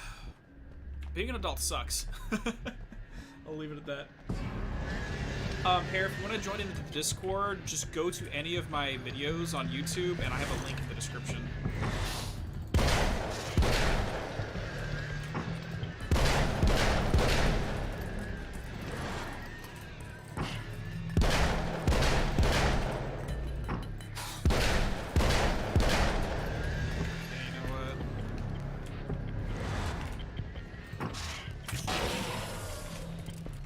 Come on. Done. We need some more ammo. We're almost out here. Oh, the link's dead? Okay, I'll fix it in some of them. I thought I placed it on a it never expires link. Give me a second. I'll put it in chat one moment.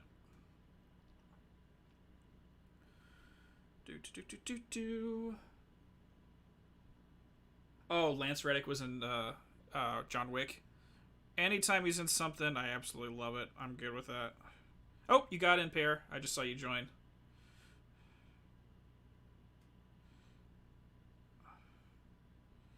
Alright, I'm going to take that down. I'll definitely check it out at some point. Alright, let's get up there.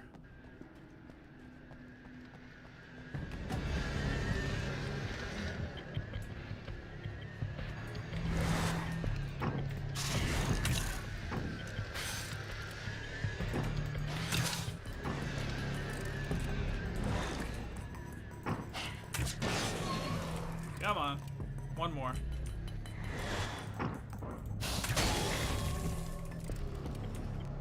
One great thing about this game, too, is they have a lot more variety on the enemies. The nature of stories, this is another great one. Stories come naturally to us. We can't help it. There are many different worlds, many competing realities within our heads, fueled by books, television, even barely remembered childhood tales. There's an endless supply of fictional concepts more familiar to us than anything or anyone real. We have a far greater connection to the fictional characters we know and love than the random people we pass on the street. Our destinies and inspirations are shaped by lies, myths, and fables. And this is something Joseph Campbell would 100% agree with. His basic opinion is that our culture shapes our stories, and our stories shape our culture at the end of the day. I've actually used this to ask people when I get on the topic.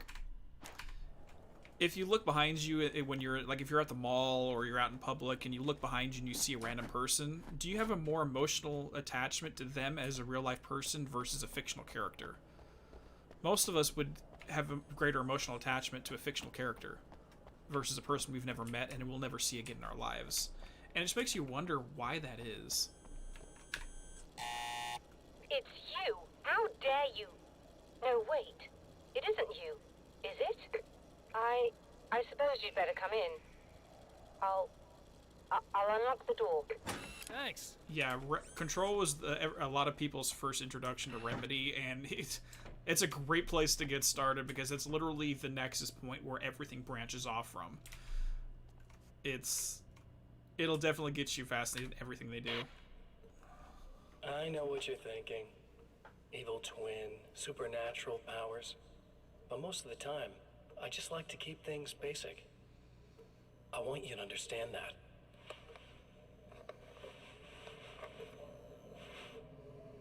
Like this. Need to get your hands dirty? No batteries, no moving parts, just physics. That's technology you can depend on. It's a classic.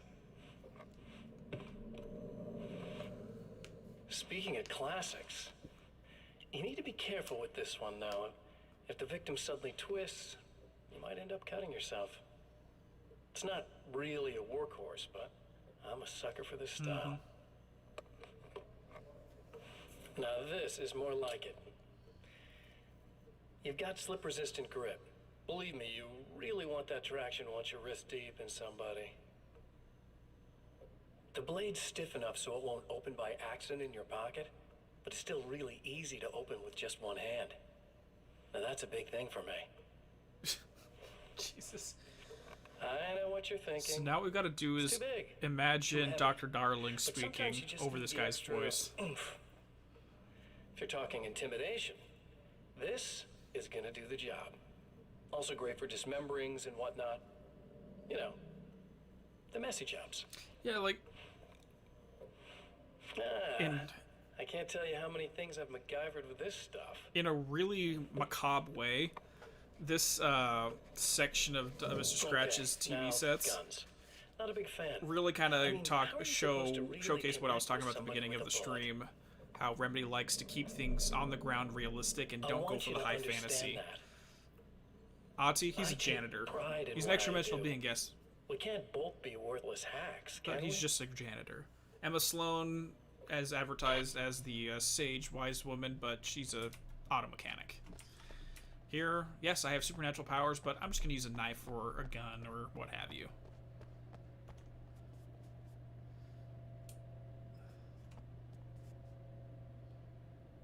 Yes, the green stuff in Control is definitely something to look at. I think there was twice. Wait. I lied. Sorry, I misspoke earlier on in the stream. The salt lamp was not sent to the other facility. That was the fondue set. I misspoke. I have the replacement part for your telescope, Doctor. All right. Let's get it installed. I completely misspoke there. That's my bad.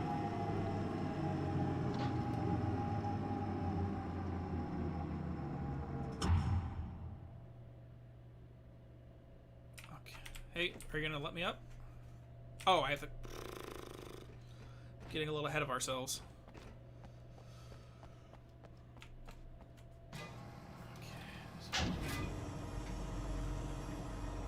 Because let's be perfectly honest, Princess, that's a really good point, is... A lot of who we are and who we develop as people is shaped from the stories that we read or we see on television or in the theaters. Don't start it up yet. Our sense of morality, our how we see ourselves, how we relate to others. All right, let me think. If they're sabotaging it, they'll be at the primary coolant pipe outside. If you can secure it, we should be ready to pick up the signal. That is why you're here, isn't it? Yes, it is. I'll take care of it. Before you go, if you have the time, I'd appreciate if you came up here and explained a few things. All of this is very strange to me. You got it, Doc. Alright, let's get up there. Technology you can depend on. Like, honestly, Scratch is such a great villain. He became... I'm trying to find another character in fiction that I can relate him to. Hello. I don't quite know what's going on, but I seem to remember having had this encounter before. It's not deja vu, Doctor. This has happened before. We're caught in a time loop. That's utterly insane. How could that be? I can't really explain it. I suppose I could call it magic.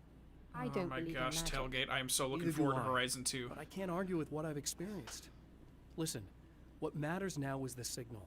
The last time we only caught a part of it. I need the rest of it.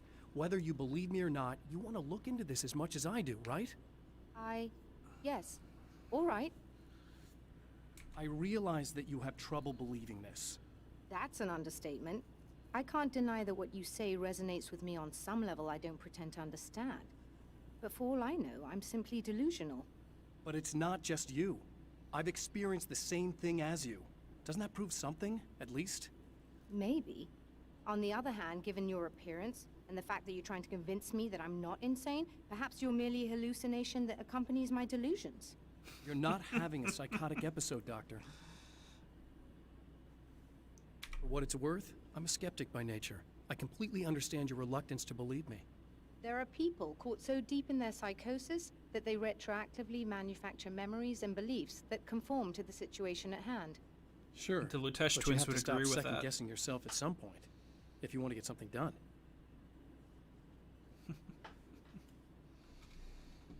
Like, honestly, I would love to have people debating the Tennyson report from Control and have these two characters on either side of it. Emma believes in everything mystical, and Doc here believes in everything scientific, with the absence of anything mystical. And that's the entire point of the Tennyson report. I fully plan to do a video on just that concept by itself at some point. But right now, I'm a little tied up in a couple other projects real quick, only because, spoiler alert, Psychonauts 2 is coming out August 25th, so I want to give that one a little more attention up until the release, and then I'll be going more full tilt back into Remedy. But with a bunch of games finally being released this year, I'm trying to focus on those, that and Hellblade 2.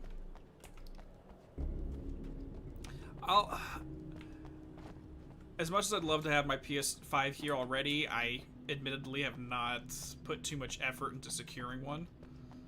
If it's available, it's available. If it's not, I've just haven't tried too hard. I should. I need to get it. I think Dr. Darling will show back up again, I agree. Because we know, at least in my opinion, he's not dead whatsoever.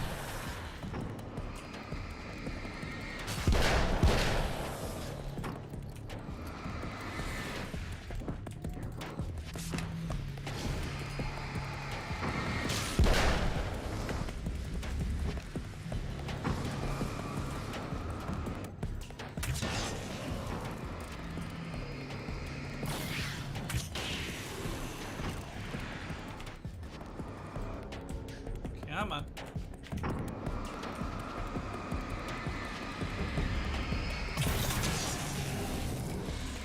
Oh my gosh, BioShock, the entire series is just incredible. Not even joking. Last year I started recording assets for the first game because I intended to include some BioShock content. Haven't gotten back to it yet, just because I got super busy, but that is something I would love to do. If anyone's interested in BioShock content, I'd recommend going seeing a YouTuber named Reinstall Paul. He has a series on BioShock right now. Where is this guy at? Does anyone see where the Grenadier is?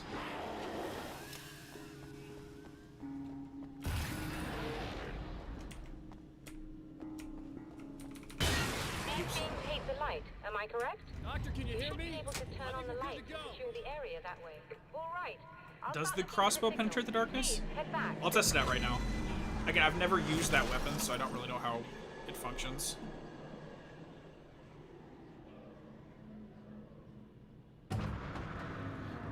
Yeah, it's like, as much as this game doesn't play as well, or I should say the structure of the game is less enthralling as the original Alan Wake. I didn't like that.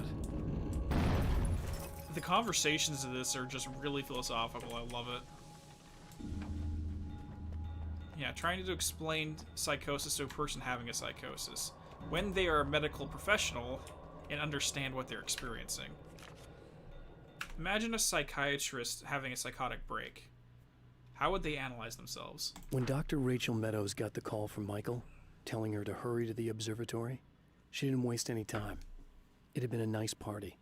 She'd had a good time, but her social life would always play second fiddle to the mysteries of space. Michael never showed up, of course. He pulled over at the wrong rest stop. She never even thought about him at the time. The phenomenon in the sky above her was too fascinating. Hellblade 2 is going to be something... Personally, I've already told some people in Discord this. I am not going to play Hellblade 2 blind on stream, but I will play it on stream on my second run-through. Mostly because if you've played it, you know it's one of those experiences that you want to be fully immersed in what's going on, and having to keep up with chat or talk or try to be entertaining, it will take away from the experience. So, second playthrough, absolutely I'll play with you guys. First playthrough, it's just going to be me solo. What am I seeing? There's an enemy somewhere. There it is.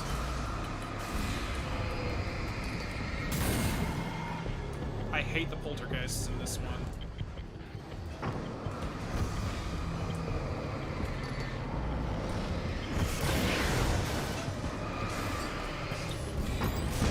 Oh, jeez.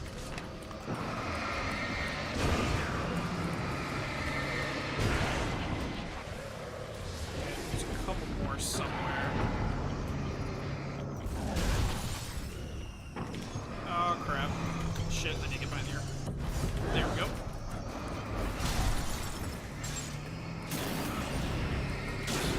Any more? Any more? Alright, we're good.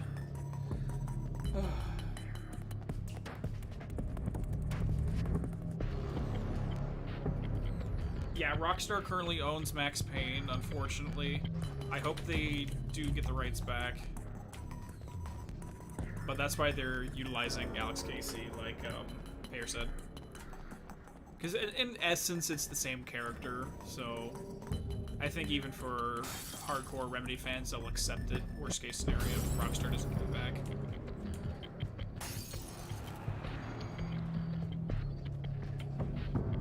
Seriously, Tailgate? Series X is available anywhere? Like, that's one, like, I haven't bought an Xbox console since 360.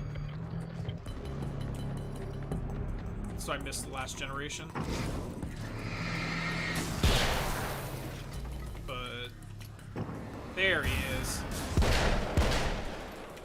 So I'm looking forward to trying the new stuff. There's just... But now that I got a game PC, who knows, I might be able to just do everything on PC rather than console. As far as I know, the stream's going well for you guys. I just want to confirm there's been no issues with it.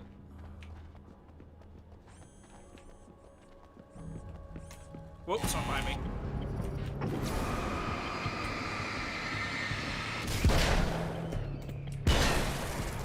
Cut your shenanigans. Okay.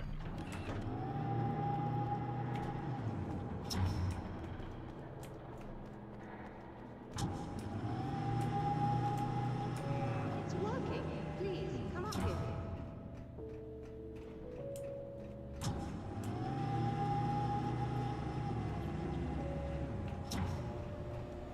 So what do you guys think? Do you think Crossfire X will have any connections in with Remedyverse?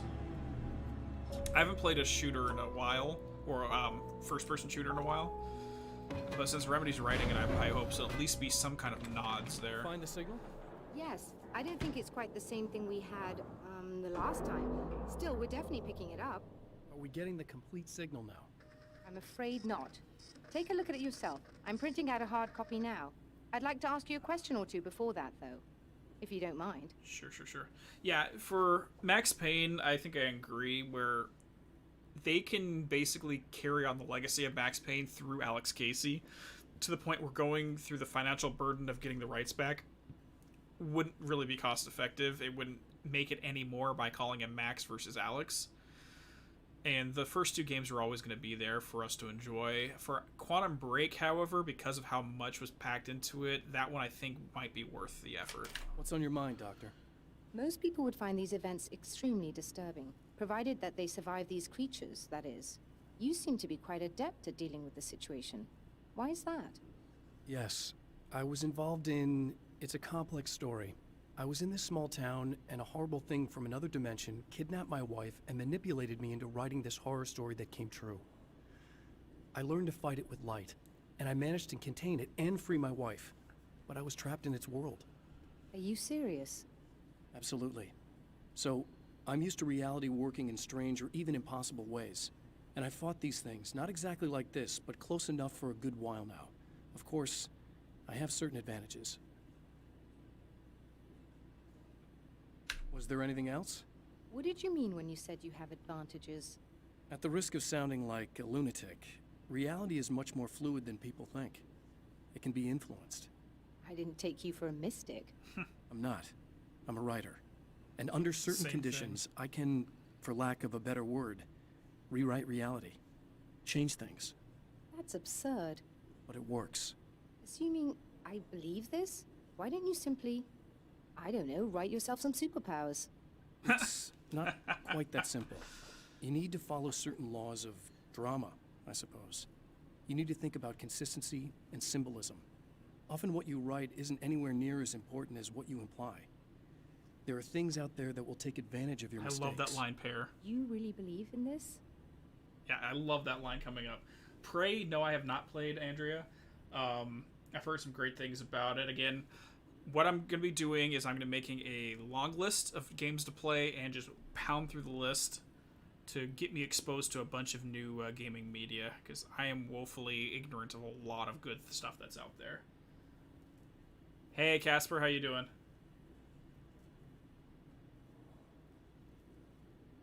Yeah, criminal. In terms of the Blessed Organization or other criminal organizations, I fully expect them to show up in Control 2. They've set up so much of that backstory that they have to pull on that thread somewhere down the line.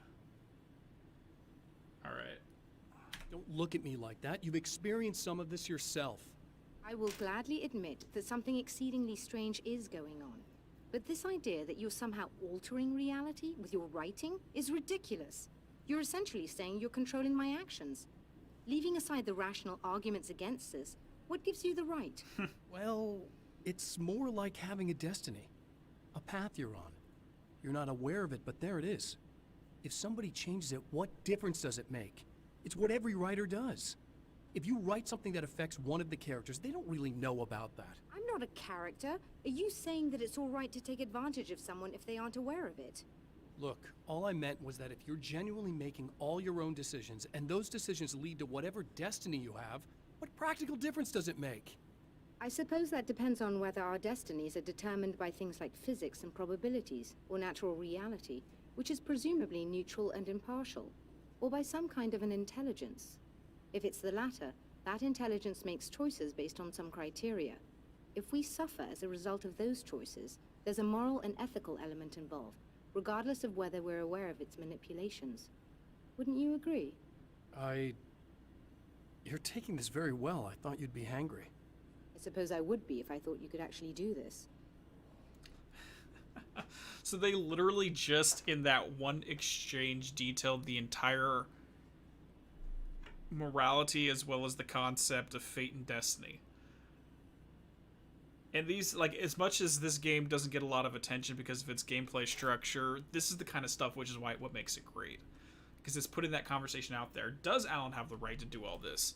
All the people that ended up dying, like Rusty, And poor Max. And anybody, if he did cause what happened during AWE, the entire investigation sector, every worker there was killed as a result of his intrusions. Does he have responsibility over their lives? And there is a moral question that comes into play.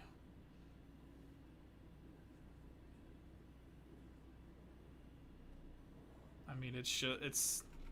Ah! God, oh, wait, I see one more manuscript page. Let's grab it before we leave.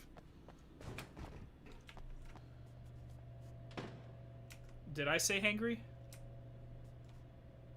Oh, Alan? Come on, are you gonna let me down? If I die here, no one give me... I can't... No one yell at me. There's an invisible wall. I guess we're missing a, manuscript page over there. Whatever. Another printout. Another signal fragment. Let's be honest, Alan probably hasn't eaten in a decade. He's probably a little hangry. But it's another piece of the weapon he has built against his adversary. I hope you enjoyed Persona 4 Mere Golden, words Ralph. on a piece of paper. I still have but not in the played right more of it hands, because I wanted to do it on they stream will with hold everybody, back the which darkness. is that's gonna be a fun one because it's a very long game, but it's really good. It's really good.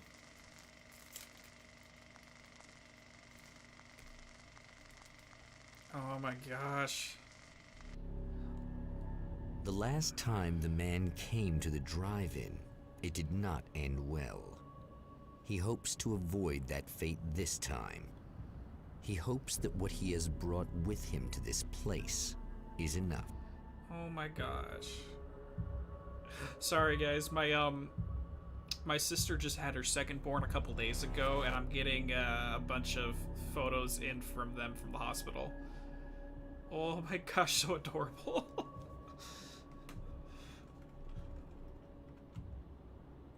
Okay, we're back.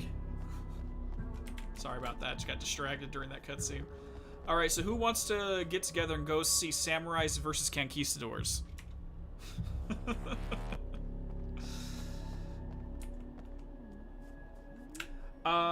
Probably later Serena's this probably out of her mind again. fall, I'm But assuming. I'm gonna need that key so I can get the power back on. I'm gonna assume the next announcement from Remedy is gonna be this fall or later this year. I'm not 100% sure. The dangers of creation. To change the world, you must craft a blueprint for the new reality. Any work of art will do, as long as it's a genuine act of creation. That's what the energies of the dark place respond to. The results may be subtle and perplexing, or far-ranging and momentous. My area of expertise, the written word, gives much more precise results than music or interpretive dance would, for instance. But words can be extremely dangerous. What you define may become reality, but so can that which you imply, even if you don't realize you're doing so. Mm-hmm.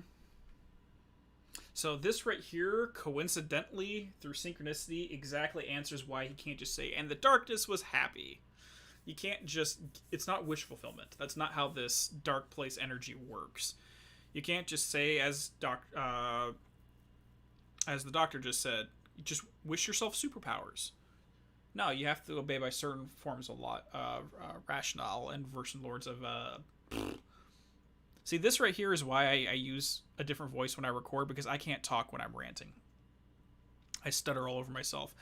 But the reason why you need to obey forms of drama and literature and logic within the creativity. Now, what would happen if they used the dark place to create a comedy? If they just changed the genre, how would that work? If we remember back in AWE, Alan did mention that he tried changing the genre up a little bit and messed around with things, but it seemed like nothing really worked. Imagine an Alan Wake comedy. How would that play out? You again? I'm really just here to get the keys so I can get the power back on. Do you want to hold me down? It's okay. I know you like that. Yeah, I'll just grab the keys. I could be like your wife, little wifey, waiting at home for hubby. Or you could be the mailman, or the neighbor. I'm already married to someone who isn't crazy, thanks. I'm just gonna go and get the power back on. Aww. Look, I may or may not be back. I have the access code to the booth already, so once the power is on... You should totally come see me. We could have fun. You know. We'll see how it goes. You should sit down or something. Try to stay calm. I don't want Crossfire's probably going to be coming I first wanna since be it's already heavily in nasty. development, and Project I wanna be Valhalla would nasty probably be the with next one you. too, I'm assuming. Yeah. Okay. You could do anything you want. You can use my... Let's not even go there. I was hoping that you'd remember more, but I guess that was too much to ask. Yeah, let's just leave her. Hold on. Goodbye. We'll cure your mind pretty soon. Fish and Man magazines. Did I miss the No, I did see the TV set in this area. I forgot. Alright, so this is going to be the weird one. Here we go. I was about to do the weather, but I see we have a caller. Hey, you're on the air with Eddie. What's up? Hey, Eddie, it's Ricky. You talked about fate before. You think about that a lot? Not a lot, to be honest, but I take it you do. Oh, yeah. Oh, yeah. Any conclusions you'd care to share, Ricky? Well, we've got free will, right? That's in the Bible and everything. Yeah, right, sure. So free will, right? Am I right? I mean, if we can do what we want, how can there be fate? I mean, you don't know what's going to happen next, so there's no fate. There's just people doing stuff. Well, I don't know, Ricky. I don't suppose you have considered the possibility that we're all here in the service of a greater purpose, incomprehensible to us, and that what we take to be freedom is nothing more than the move of a pawn on some cosmic chessboard, limited in scope, subject to the whims of unseen players, existing only for their entertainment. Or perhaps we're just a twisted reflection of actual events that can happen elsewhere. Could it be that such is life in Night Springs? Dude, what? Food for thought, Ricky. Food for thought. I love it. That is the kind of Remedy weirdness that I absolutely adore. Absolutely adore it. See, that right there supports the idea that this Night Springs reality is as Rodman put it, a twisted reflection of reality. That this Serena is a reflection of the real woman, not the actual one. That she wasn't invented for the purpose of the story. Are you getting it yet, genius?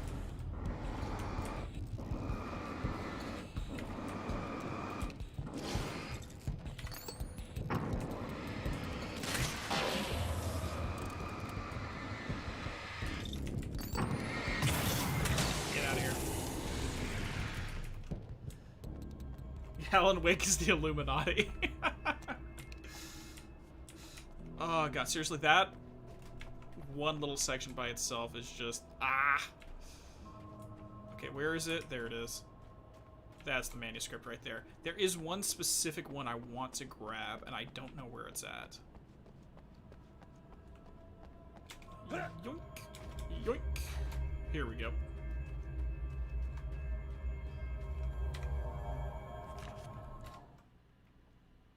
My writer's block got worse. I didn't sleep much anymore. My life with Alice seemed like a constant fight. I was a wreck. Alice took steps. She booked a vacation in Bright Falls, a small town in Washington. It was supposed to be a chance to break out of the cycle I was in. She didn't know about the darkness in Cauldron Lake. Ah, boy. Okay, so this is just a hypothetical. Do you think the real Serena has any connection to this twisted reflection of her? Again, I think I mentioned in the first round, whether it be in a sense of in a dream or deja vu or something like that. I have no idea, but I'd be curious. That's just a little bit of world building I'd like to see.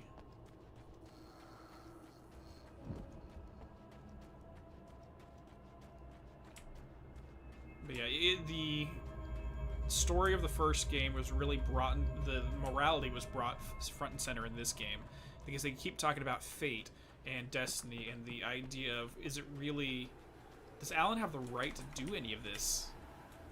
I mean, really, is there really a good way to use this dark place energy? I have changed. I know who I am now. Cool, thank you for keeping track, I know Donnie. that I can write my own fate. Bright Falls taught me that. I know that indulging my weaknesses, giving in to fear and complacency will only drag me down. The dark place taught me that. I'm no Zen master. I've not attained enlightenment. But I have learned to let go of the things that I don't need. I know that without that balance within, I become my own worst enemy. Now I strive for equilibrium, and with that, I'm strong enough to get where I want. This right here is the individuation of the shadow in Jungian psychology. The confrontation and incorporizing that aspect of yourself.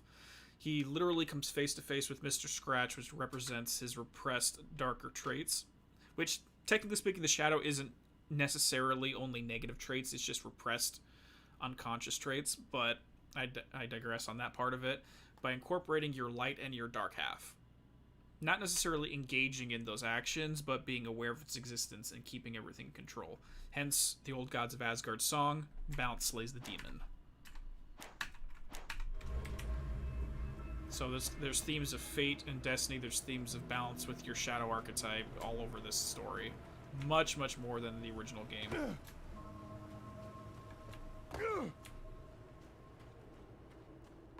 Yeah, Barry dreams of Alan during this, and actually I think I mentioned it in one of my American Nightmare videos, that I think that this story, American Nightmare, actually is Barry's nightmare. That Alan is basically creating a dream that Barry is experiencing, and because the game starts with Barry going to sleep and ends with Barry waking up. So I think this entire American Nightmare is literally, rather than creating a reality for Alan, he created a nightmare or a dream in Barry's head. The car seemed to sail through the crisp mountain air in slow motion, spinning around one axis almost lazily. The moment was hypnotic.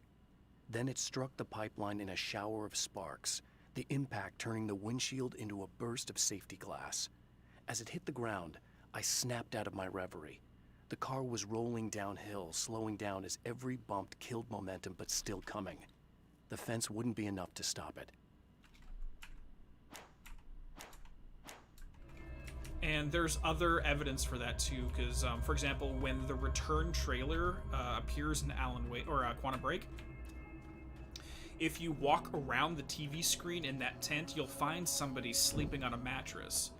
And I always questioned, well, is that showing? Is the only reason that is playing on the TV is because Alan created that dream of return within that sleeping person, and it projected itself onto the television set?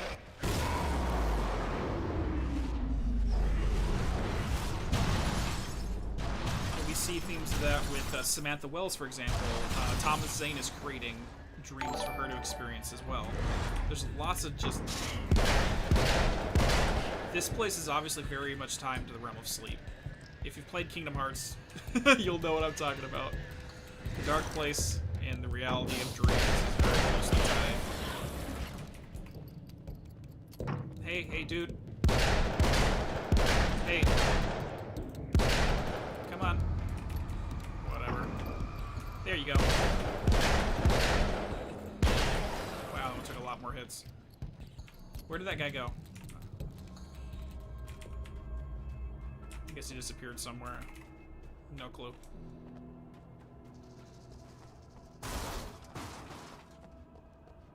If I could have one power from Control...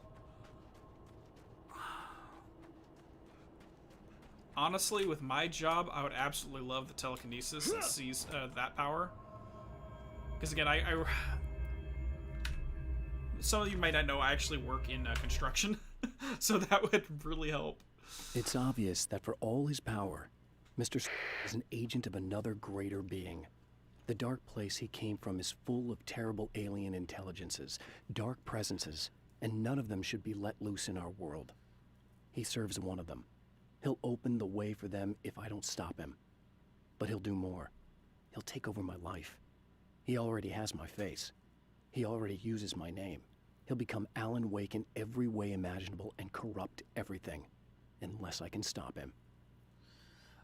Andrea, as far as I know, we haven't seen one if Alan actually has caused an AWE. That's just speculation. But even if that is the case, it's possible that, yes, he's expanding the influence of the Dark Presence around the world, but also it's possible, like in this situation, it's a self-contained story, so that the second the story's over, it vanishes.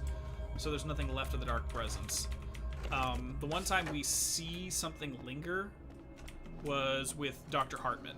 He was cut off from the source and grew weaker as a result of it, when we see the Shadow Demons in AWE.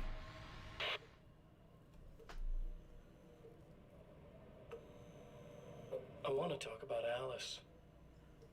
Just look at her. She's really beautiful, isn't she? Your wife. Well, our wife, really. Just my wife soon.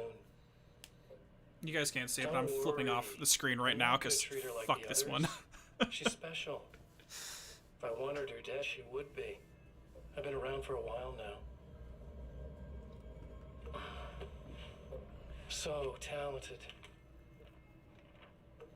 You haven't seen her new work, of course. Oh, it takes my breath away. Really, she's that good.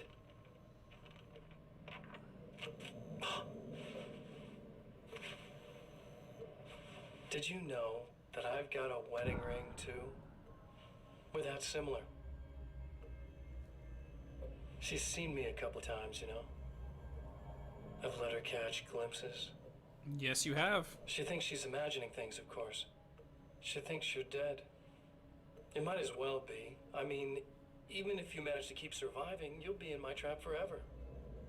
Okay, so Scratch believes it's his doing. So I'll go to her. It'll be an amazing moment. Oh my God, you're alive. I'll be the good, loving husband for as long as I can stand it. She'll love it. And then, one day, somehow, it'll happen.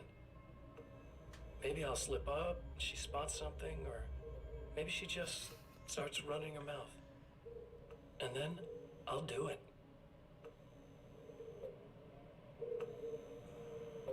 It's gonna be sweet.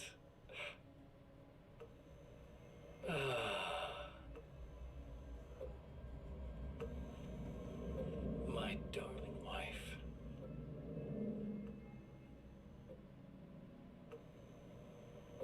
Oh, God. Sorry, this one specifically causes me to tap into my own inner Mr. Scratch, where I'm just like, oh, fuck you. I'm sure some of you can understand. Anyways, moving onwards. I'm hoping there's a couple manuscripts that have to do with the shirt, as well as other things I'm hoping we find, because it's very... I just love the backstory about why he changed his clothes to this.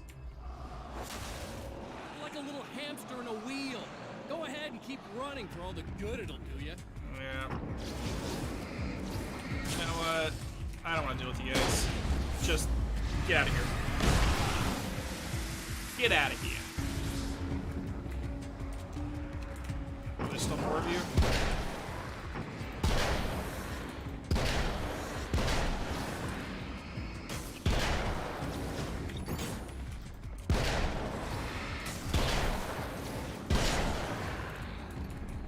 Whew. Alright, that was fun. Okay, I'm trying to find... If anyone notices any question marks on the mini-map, let me know if I missed them. Oh, the shirt was glitching a bit?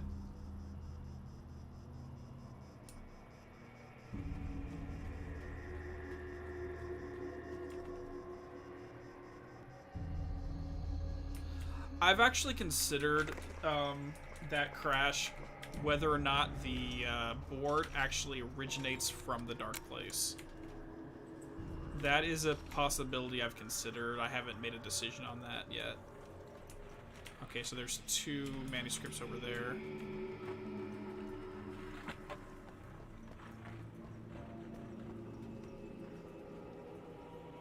Do you know if, Christopher, do you know if that's during the first playthrough or the last one?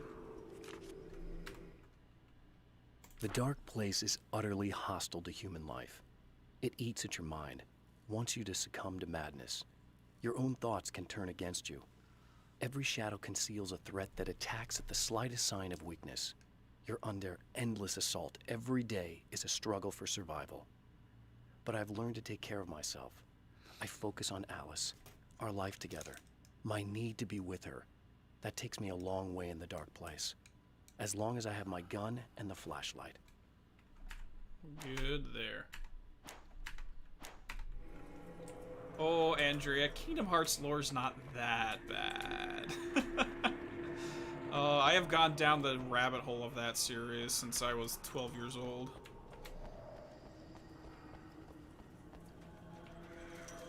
I don't think I'll ever touch it on this channel just because it's an entire animal of its own. But I've actually planning on reaching out to another YouTuber who's getting ready to play it for herself later this year, and she does literary analysis as well. So I'm gonna ask and see if I can jump on those streams and we can just discuss it. That'll be my middle ground. Here we go, Serena.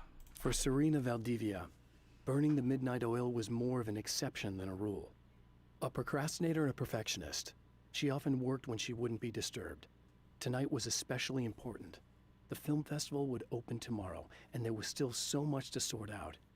It wasn't that the work hadn't been done. She just didn't feel like she had completely mastered everything yet.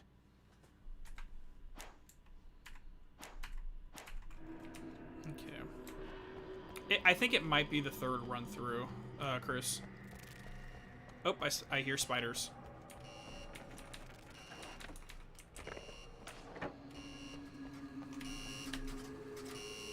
So if I remember, we do 1, 2, 3, and then the middle one.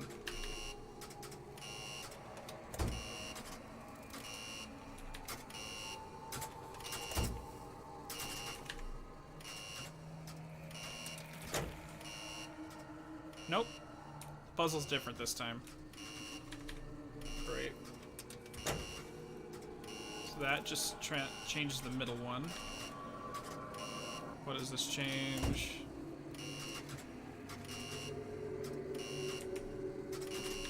Oh, I'm so bad at these. Good enough. I'll accept it.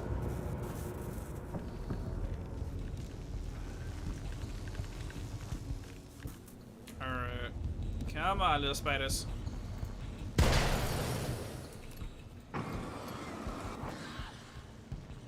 Any more? Any more you should... Oh, there you go. Oh! Jerk. Alright. I think that's the last one.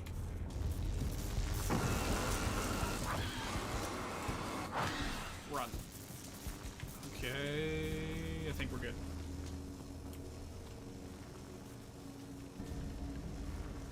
Yes, Ati is vacationing near Bright Falls, Donnie. He's vacationing in a town called Watery, Washington, which is actually right next the neighbor town to Bright Falls. And it's actually a town that's mentioned in the original Alan Wake. If you look at the maps, you can see it.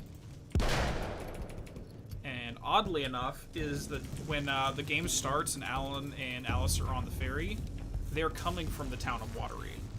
If you look at the route on the map, it shows that that ferry takes off in Watery, goes around the river, and enters into Bright Falls.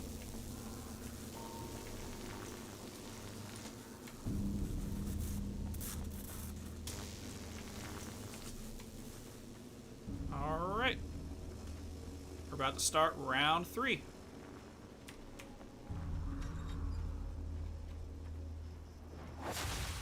If you die, you lose. If you quit, you lose. If you make it to the end of the loop, you still lose. Sucker.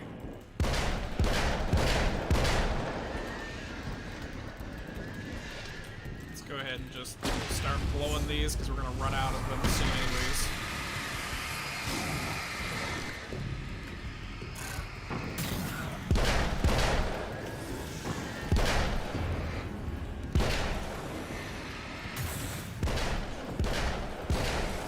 Good, and there you are. None of that. They seriously need to remember they're my prey. Take and do not prey on me.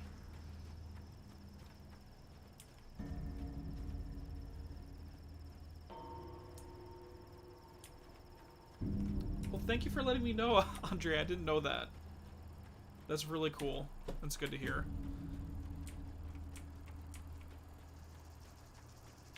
I love how we have a following here all over the world.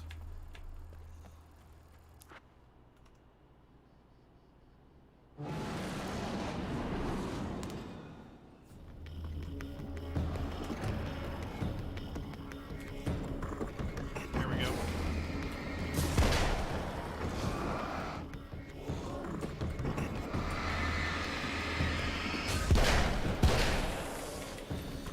Okay.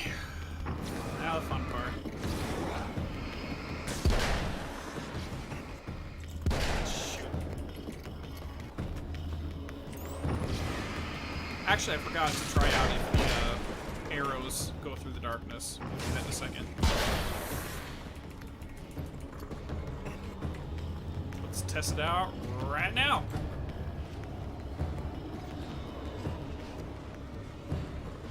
Whoop. Manuscript over here.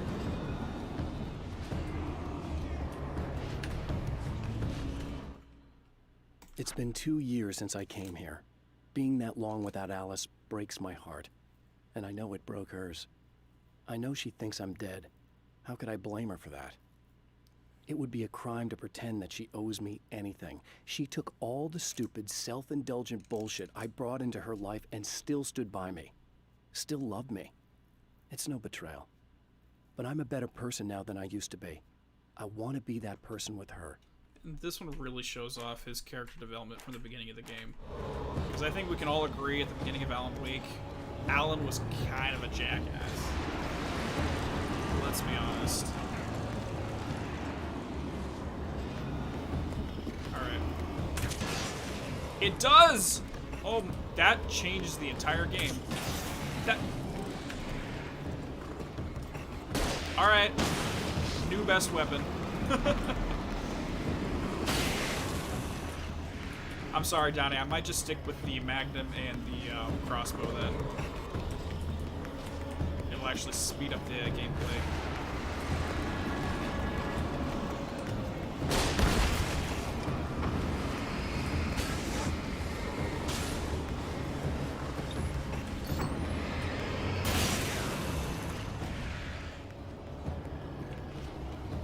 Oh, did I not save Serena? Shoot. Thank you for reminding me.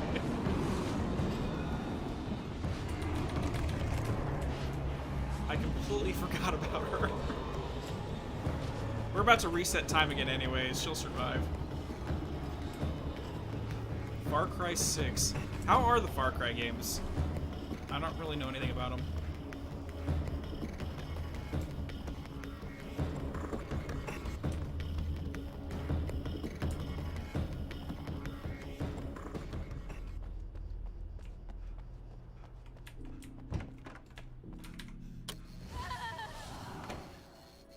You. I guess you're back to normal again? I don't know if I'm ever gonna be normal, but thanks.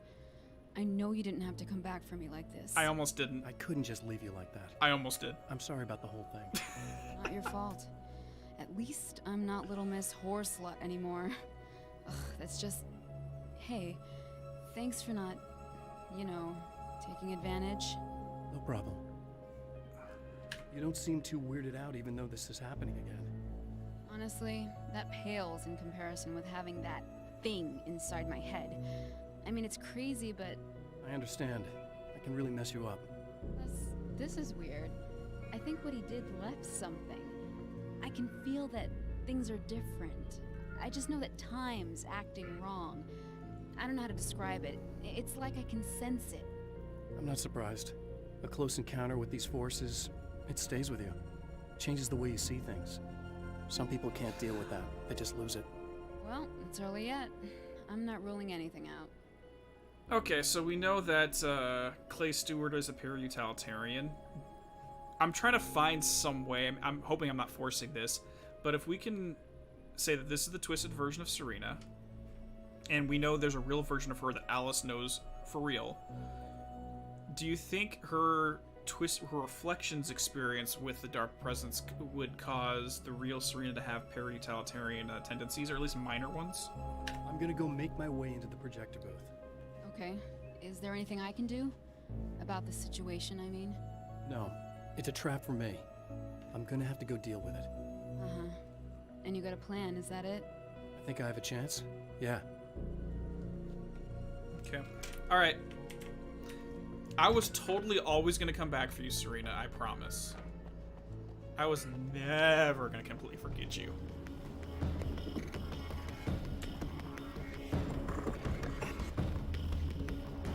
Nope, absolutely. You missed nothing in between, Tacoba. Nah, this is the second run through. We're about to start our third cycle. Get over the wall.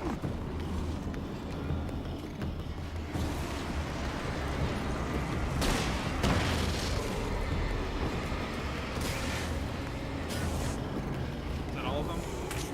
Oh, I missed. Stay away! Ow, that was me being stupid. I was getting greedy there.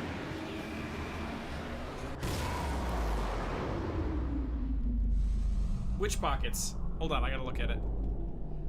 Those are deep pockets. They have buttons on them, too. Hold on. Alan, pay attention. No, we can't do that. Okay. Let's head in and take care of this. The Champion of Light knows that the time itself is about to end. So what do you think, guys? Do you want to just finish up the third cycle? He can feel the dead end rushing towards him. It's what we're but 4 there hours is in. time to act. Probably get it done in another hour or so. Or not, he has the weapon. I don't have the whole thing. Nope, you but don't. Maybe it's enough. Is our new knowledge enough to get us through the trial? And I know... Hey, Tom the Poet, how you doing, buddy? Gift of Thorns. An Alex Casey story. And Spotlight on the Fire Extinguisher. That's this one. Oh, we're good. A Gift of Thorns. We'll have to think about that one. It's not enough.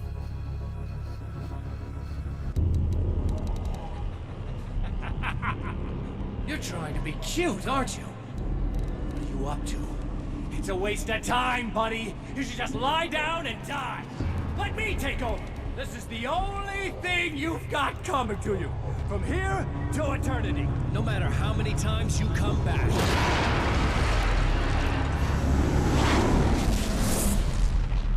That's fine. We'll fall as many times as it takes to kick your ass. Anyone else get Doctor Strange vibes here? Time folds back on itself. Again, his senses scream as the very impossibility of what is happening assaults them. But the Champion of Light endures. And the final cycle. Each time he gets a little closer. Each time another detail falls into place. I thought it was in the November trap works against the Control was Herald of released. Darkness. Seriously, I can't be the only one getting Doctor Strange vibes right now. Okay, I'm gonna go on another quick break. Just discuss whether you guys want me to finish the game. I need to also turn on the AC because it's getting really hot in here. I will be right back.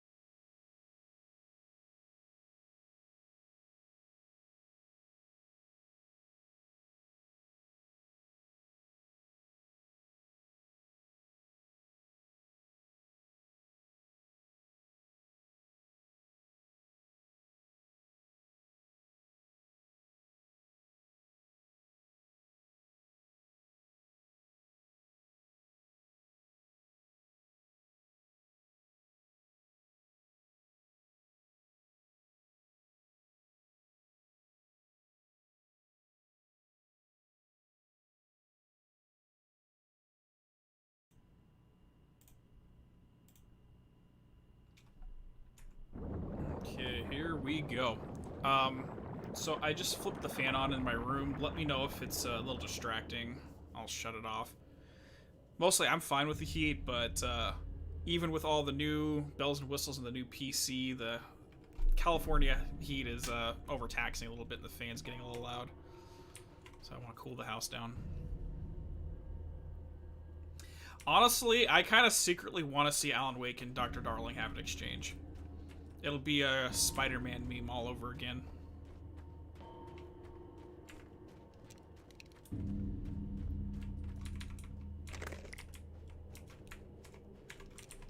There we go.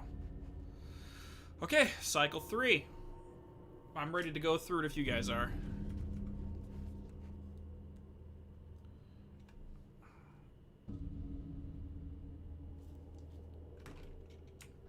Let's continue on for a little bit. Oh my. Holy shit! What are you, the king of hillbilly? Oh, wrong weapon. That wasn't intended, but whatever. 3, 6. Okay, let's shoot him.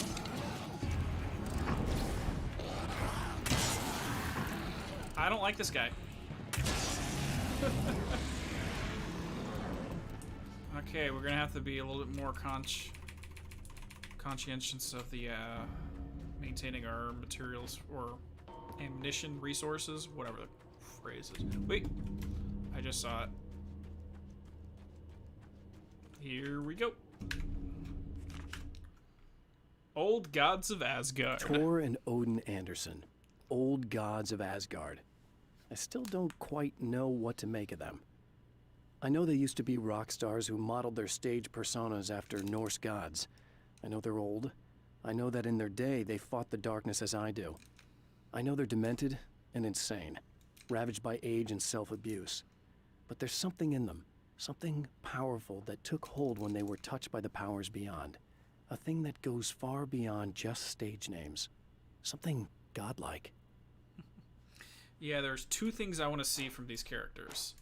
Seeing them on stage and seeing the night of episode 4 in Alan Wake, where they take all the patients and take them to safety. Because there is, with how the manuscript page ends on when they describe it, it very much implies that they get into some combat and they get overtaken by the gods. And shit gets real. Ah, I love it. Wish we could see that. Right on cue, bubbling to the surface from untold depths, the horrors come.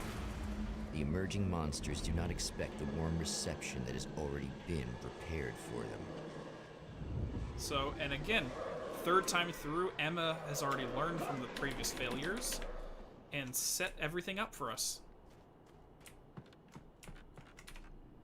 The battery's already here, the wheel's already in. All we gotta do is flip on the lights, turn on the radio, and we're good to go. Every cycle gets easier and easier.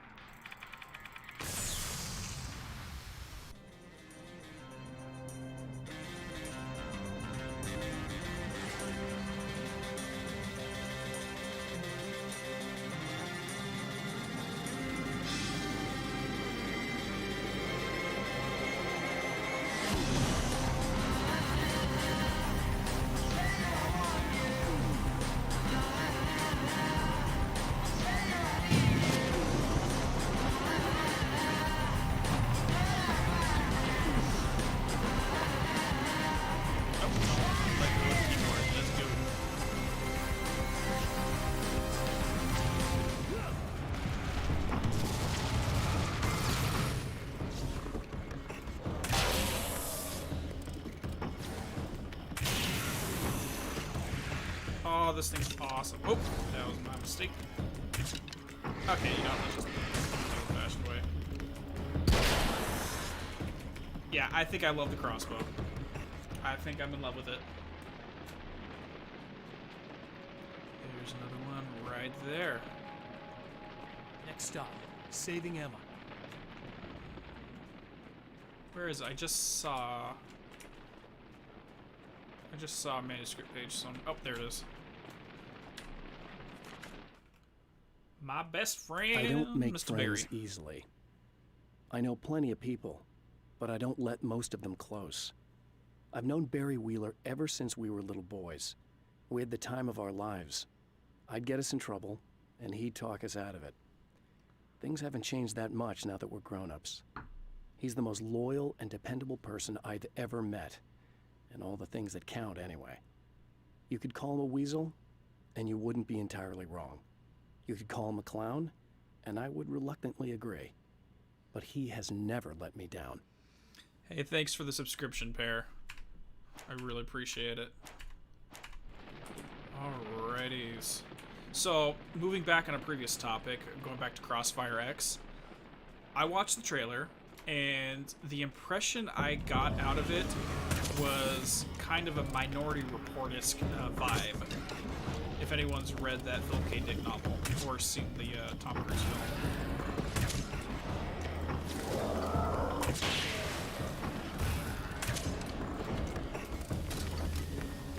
Basically, if you're unfamiliar with the story of that, it gets into the morality where if there was a crime, or if there's a reality where the future could be predicted, so that any and all crimes that would be committed, they knew in advance they would happen. So the individual would be arrested before it occurred. But what happens if the only reason that crime was committed is because you went to go take care of them in the first place? Kind of like in the Matrix, would you have broken the plant if I hadn't said anything about it? At least that's the vibe I kind of got off the trailer. Getting the Andersons into the recording studio was a struggle and a half. But once they actually picked up the instruments, something happened. They were two old men, and they weren't. They were doddering bags of bone, and they were barely contained power. Yes, bioluminescent paper really helps us trying to find these things. Barry rubbed his hands together. He knew how to pick a winner. Now all they needed was some direction on how to make things a little more modern. Barry had never produced a thing in his life, but he knew what he liked. He knew Balance Slays the Demon was going to be a hit. Does anyone else wonder if Barry, knowing how the old gods are, started to help them write music for the specific purpose of helping Alan out? Because we know they're kind of prophets in a certain sense. I mean, Balance Slays the Demon actually predicts the ordinary AWE, which timeline-wise actually occurred before this, but doesn't matter.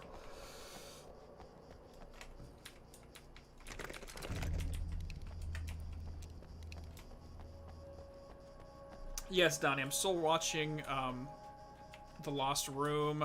I think it's only, 6 episodes? I just need to get back to it. I'll have a lot more free time this weekend, luckily. So I've been thinking about Barry. I don't know what to do about him yet. I mean, I'm not going to keep him around, that's for sure. Al?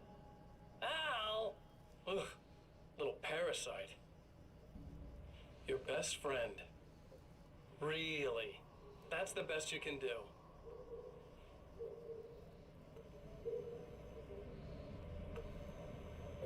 I actually kind of like the guy. He's a plucky little butterball. He plays the clown. That's a hard road to take. But I don't need him sticking his fat face in my business. Did you know he's been hanging out with the sheriff from that shitty little town? Ah, him and Sarah have been hanging out. Keep in touch. Barry's about the only guy who insists that you're not dead. How about that? See right there, that goes into it. He doesn't think we're dead, so would he take steps to help deal with the situation? I might keep him alive for a while. Just to see him go to pieces when I fire his ass. Yeah.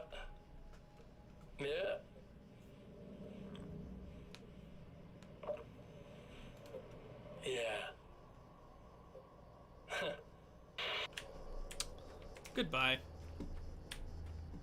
You're not gonna be smirking for very long, buddy. Emma and Mr. Scratch. Emma wasn't sure exactly when the man arrived at the motel, but from what she could tell, the party started almost immediately. It was infectious, spreading from one room to another. He was mercurial, almost as if he was flickering through the scene, telling a joke here, throwing an insult there, oozing sex and violence and excitement. She had never seen someone like this before. He looked at her and smiled, and she felt her heart flutter a little. She knew he was the kind of man mothers warn their daughters about, but she told herself it didn't matter.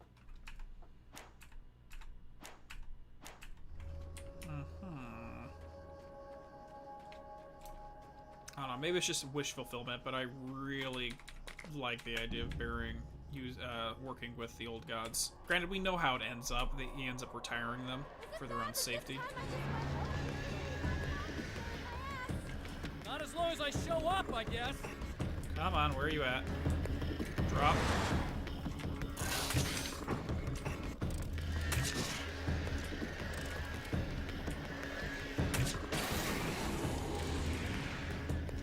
And with how forgiving the game is with ammo,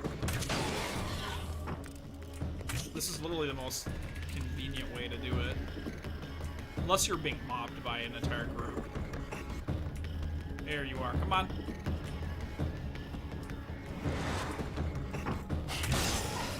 So we can just refill all our ammo right here.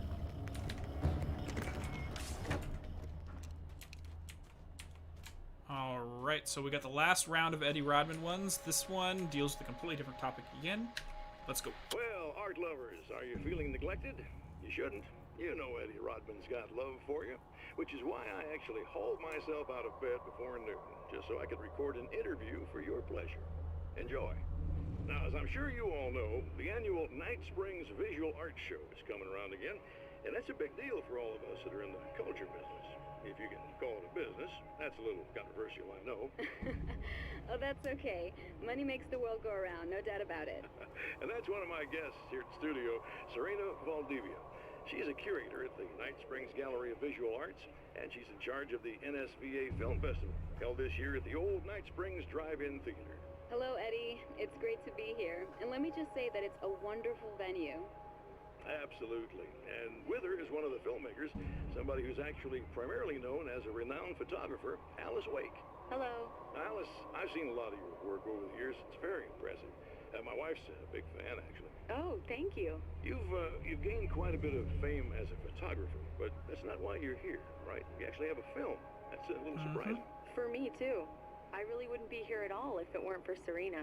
You two are friends, I take it? Yeah, we move in the same circles.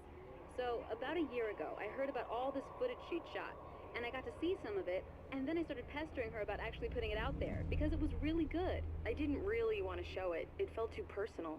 Well, yes, I can understand that. It features your husband, and he's, well...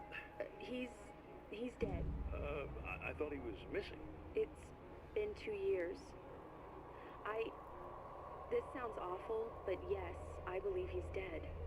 Otherwise he would have, well, you know. Yeah, I understand. Well, hold that thought, and we'll be right back. So now he's having to listen to his wife moving on from him.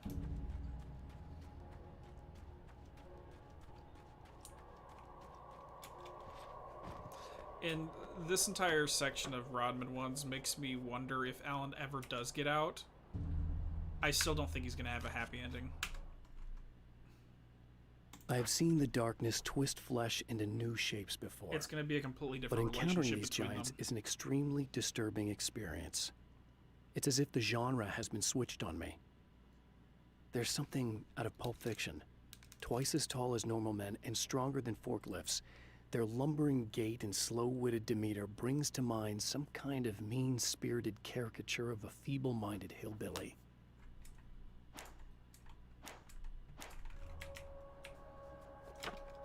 Ugh. No, you're not going to dance on the table, Alan. Not at all. Not going to happen. Find the phone?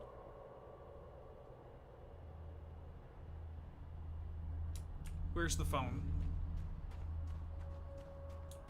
Also, what phone? Maybe it's been a while since I played this. This one right here?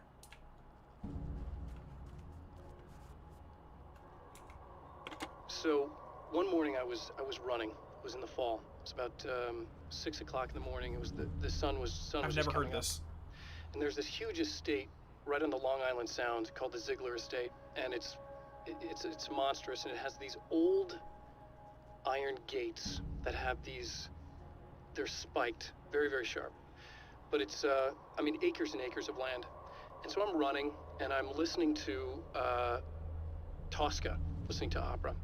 And there's a moment in Tosca where Tosca's about to stab Scarpia, okay? And it's very, very dramatic. And it's like, there's this huge duet. And so I'm running, and you can see the breath coming, you can see my breath coming. The sun is coming up, and there's this incredible scene happening. And all of a sudden, in the distance, I look, I see something that's on the fence. And as I'm running up, I realize it's a deer. And the deer has tried to jump over this fence, like 8 feet high. Tried to jump over the fence. It landed on top of the fence. It caught it in its chest, and it slid all the way down. So it had opened the deer from the chest to all the way down its stomach, and it was still alive. It was flailing, absolutely flailing. I remember just this music, and the thing was running, and I couldn't believe what I was seeing. Absolutely couldn't believe what I was seeing. And I couldn't get at the deer. It was on the other side. So it's like the idea of okay, well, you should help the deer, try to put it out his mirror. I couldn't get near it, and it was huge. It was gigantic. And so and there was gigantic horns. I mean, it was a visual I will never, ever forget. And I just remember as I was running, and just these flock of crows that were in the trees just flying. It was the most cinematic, frightening thing I've ever seen. I just stood there. I stood there until it died, and then just started running home. I've never heard that before.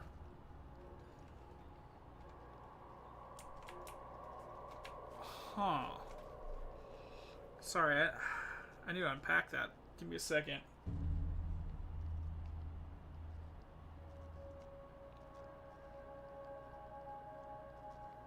Because I know that there's going to be comparisons between Dying Deer with the one that Jake Fisher hit with his car when he first got into Bright Falls.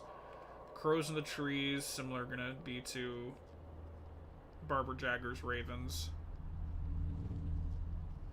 I'm going to have to look into that particular opera and get an idea of the story as well as the characters he's referring to. Because I've never heard of that.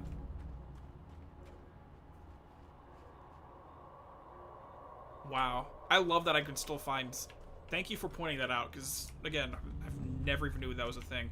Do you know if it's a different phone call for each cycle, or if that's just the only one and it's only on the last day? Yeah, thanks for saving me again.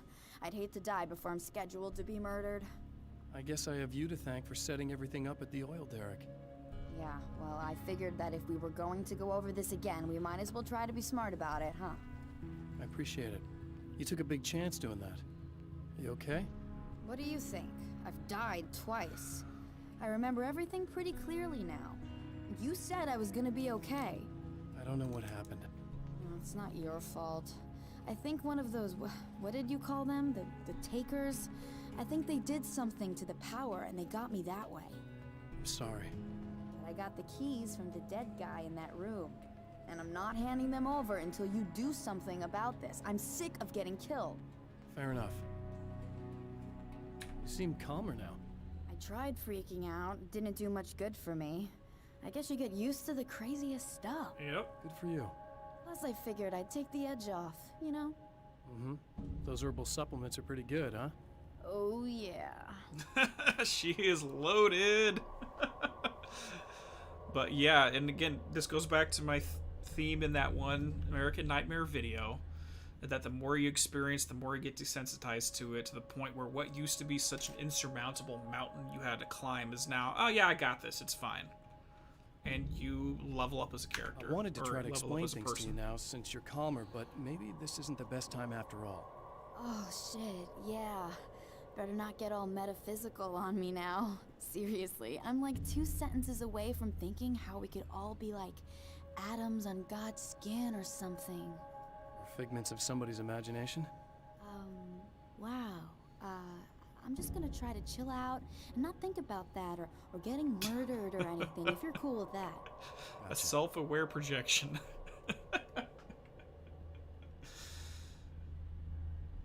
Yeah, was that confirmed to be something Matthew said, or is it supposed to be Alan in an interview on a podcast or something? If you can clarify that.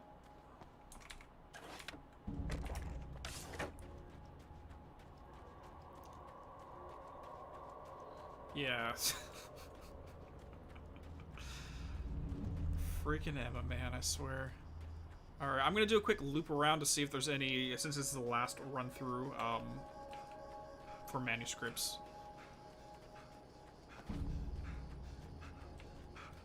Where's that? Oh, great. I don't see any. There is one in here. Perfect. I'm gonna actually have to walk around. Emma Sloan. With all the herbs, crystals, and the rest of her New Age paraphernalia, Emma Sloan had been called a hippie and a freak and worse. It was that small-town mentality. She was a female mechanic, and even in 2011, there were always going to be backward shit-kickers who thought that was a hoot. She didn't mind. She could deal. She could take any engine apart, even the new ones with all the computers in them. Turned out that these boys were awful polite while waiting for her to put them back together. Mm-hmm.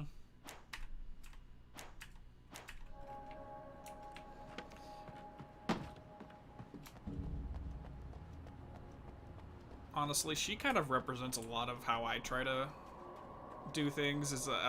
If you've followed my work, you know that I tend to be a little bit heady on occasion, and I look at things through that lens. But I try to keep everything grounded in reality all at the same time. Again, mystical woman, auto mechanic.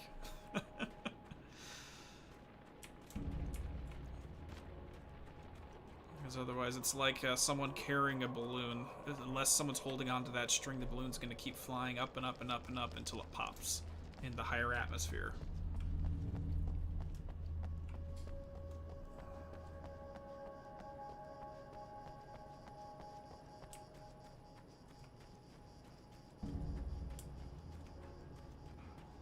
I don't think we've ever come over here.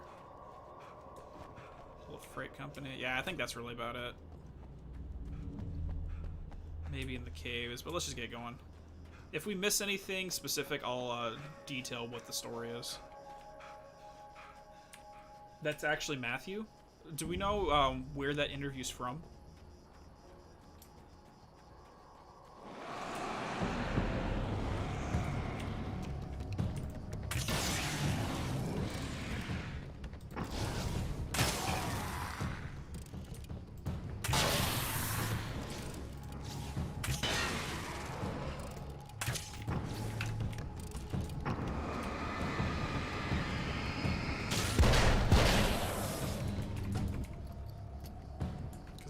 Yeah, because his tone of voice didn't sound like he was doing his Alan Wake voice. It sounded more akin to his normal speaking voice.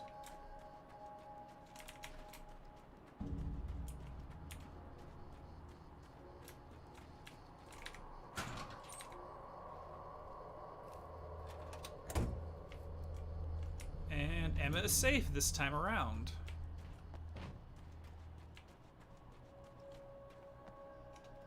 Okay.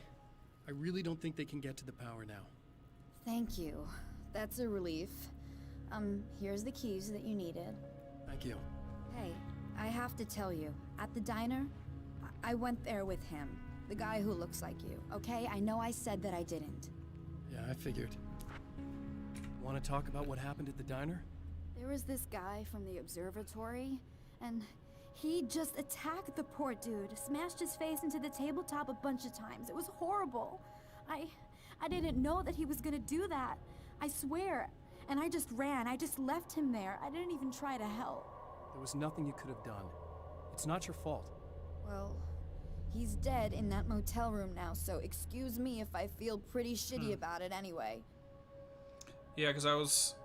Probably the most disconcerting part about that is it sounded like he was talking to someone and you can hear someone whimpering in the background at the story. You shouldn't blame yourself. I just didn't want to get involved. I have this tendency to just drop everything and run. I don't think I'm a bad person, but I didn't even call the cops. I'm such a coward. If you'd called the cops, we'd have dead cops. He's not human. Do you understand? It's not your fault. But I could have tried to stop him. Believe me, if you had, you'd be dead. Interesting. I'm curious how much of that story, if any, ended up being utilized into the narrative here. Interesting. You seem to be doing a little better now. Yeah, I guess it just got easier once I got this thing off my chest. I just feel so guilty about it, especially because I didn't pick up on any of the warning signs. I just really liked hanging out with him, you know? He was smart and charming and funny and hot. The way you could be, I guess. I guess. What's the deal with this guy anyway? He looks like you, he uses your name. Why does he do this stuff? I'm not sure myself. Maybe he's just evil or my dark half. He does a lot of the stuff I'm trying really hard to get away from. Things that just messed up my life. I guess all those murders don't help either. Yeah, I could do without the murders and the end of the world. Listen, I need to get going. Yeah, go. I think I'm good now. I hope. Good luck. If it all goes well, maybe this is the last time we meet like this. God, wouldn't that be great? Just keep those lights on, okay? Yeah, I'm definitely gonna do some research into this.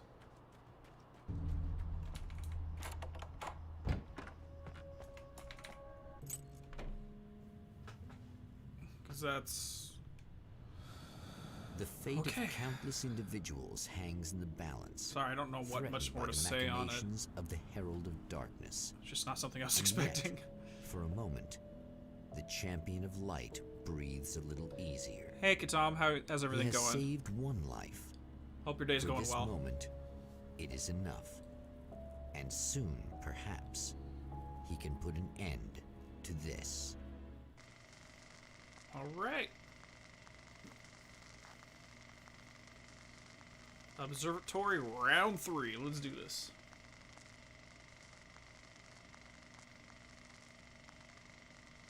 Okay. Returning to the observatory for what he hopes is the final time, the man feels anticipation and dread in equal measure. Soon, he knows, he will have what he needs.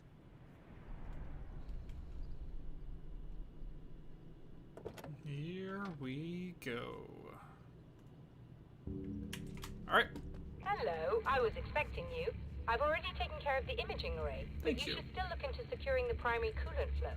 With some luck, you may be able to light the area before these things even show up. There we go. You get better and better and better at performing the exact same task.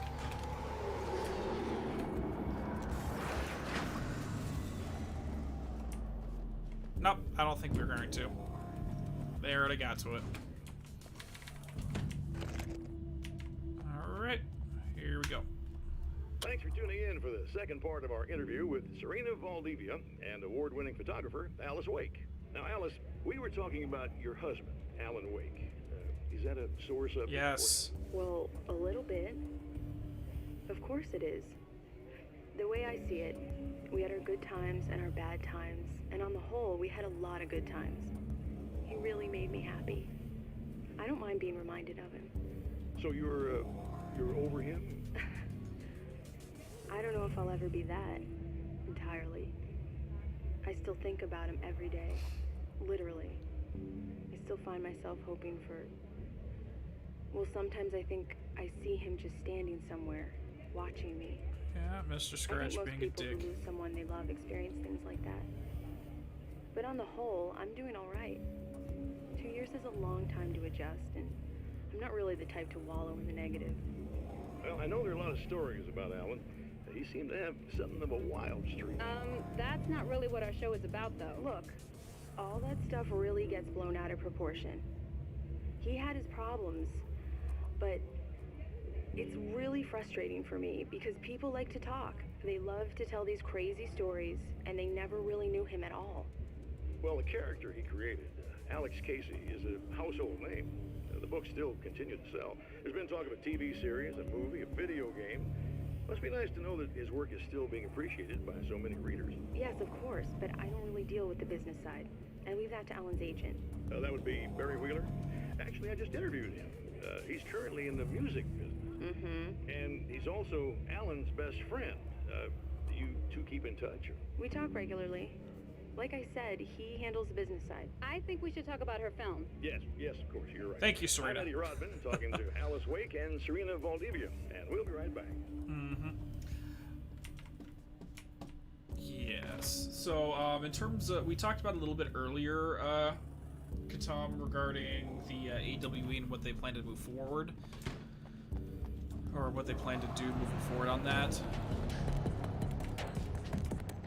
I think it'll be.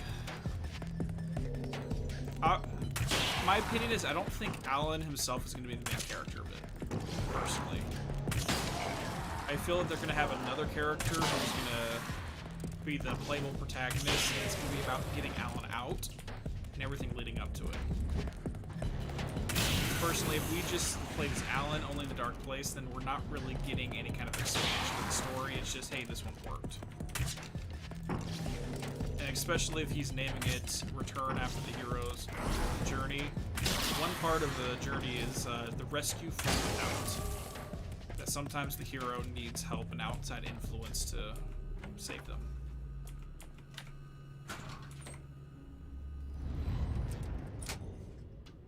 Very good. I believe we're ready to look into the sky. Yeah, Dakoba, I don't think a video game based on Alex Case is ever going to catch on. Or have a really catchy piano tune or a main theme. Maybe they changed his name to Max Payne in the game.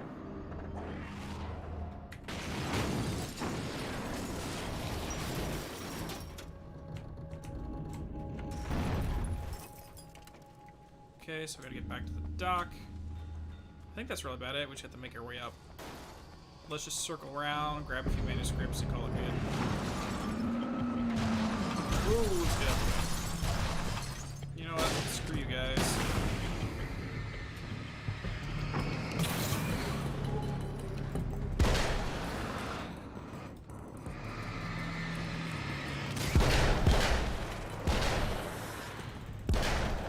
Run. I don't like these guys. Run!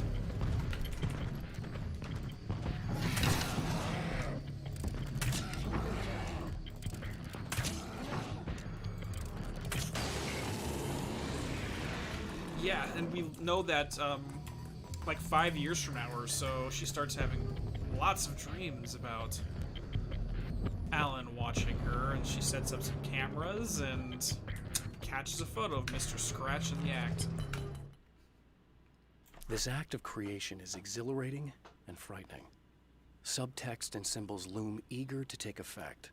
Causality and consequence become domino chains that stretch into infinity. The more fundamental the change, the more unpredictable the variables become. Reality is too complex to control completely. Ordinary questions become meaningless. Who created who? What is really real? Everything is as real as everything else. You learn to let go of the things you can't control and go with the flow, or go insane. I love how this is literally the developers telling us, hey, don't think too deeply about it. The rationale behind it doesn't matter. Does the headshots actually do more damage? Pair?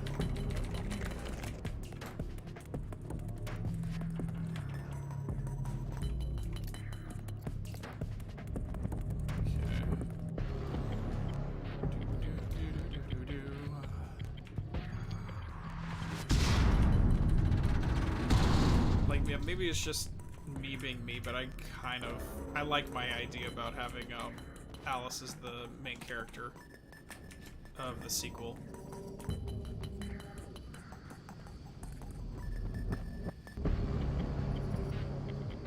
Because they gave her a lot more screen time, or not screen time, but we got more information on what she was doing in the background. Crap, we actually can't go that way. We have to go up the little thing. Who created who, Alan or Tom? It doesn't matter. That's exactly what that's manuscript is telling us. It doesn't matter. Personally, Tom, in my opinion, Tom existed beforehand. If we go by what's found in this House of Dreams, the Thomas Zane we know, we've never actually met him. The real Thomas Zane, I should say, we've never met him. What we've met is an entity called the Bright Presence who's parading in his skin.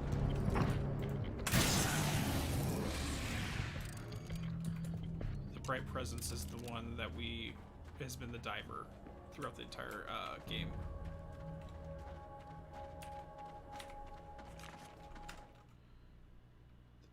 The Taken may well be the tool the darkness favors over any other. At some point, they used to be human, but whatever humanity they once had is long gone. Now they're just shells covered and filled by darkness. The Taken Mr. throws at me are more grotesque and varied than the ones I first encountered in Bright Falls. But I know how to deal with them. I'd be lying if I said they don't frighten me. But I've survived worse. I can't let them stop me. I think it's funny. I get a lot of comments asking why I keep blipping out whenever I say Mr. Scratch. And they do it in the game. That's the only reason. Pure and simple. They do it in the game. Ed Deuterogenist. Yeah, like, I just want her to be involved. I want to... I'd love to see more of the characters. Like, it's either going to be those characters, or if we go by what we found in Quantum Break, Saga Anderson would be the main character. Because she was teamed up with Alex Casey, or at least the version of Alex Casey that Alan created and projected into reality to find him.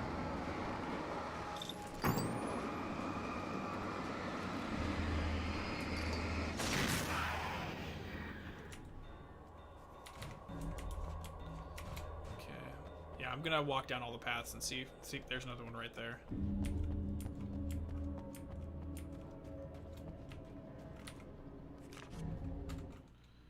Dr. Meadows and Scratch. The man before Dr. Meadows was handsome and slick.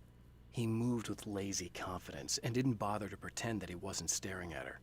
She didn't mind, at first. Then the man flicked open the knife and shoved her out of the control room so she wouldn't hear the signal, whatever it was. Outside, she pulled her lab coat closed and thought about running. She didn't. She didn't think she'd get very far. Not from him. She never was entirely sure why he spared her.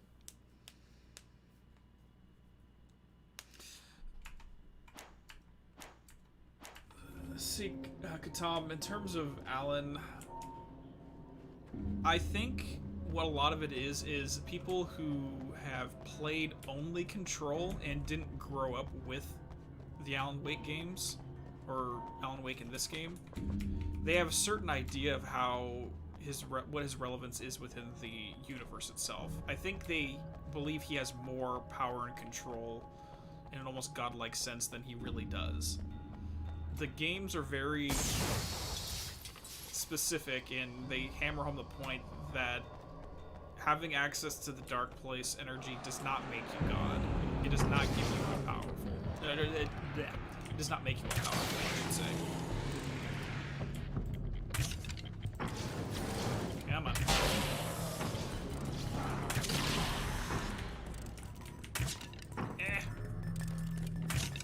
Come on. Cut your crap. Yeah, Mr. Scratch is definitely something we need to keep an eye on, because even by the ending of this game, I still posit that Scratch is around, and with AWE we kind of confirm that. Exactly, Alice is the one who helped get Hartman caught. Let me see. Nothing over here, nothing over here. Okay, I think we're good just to head up right now.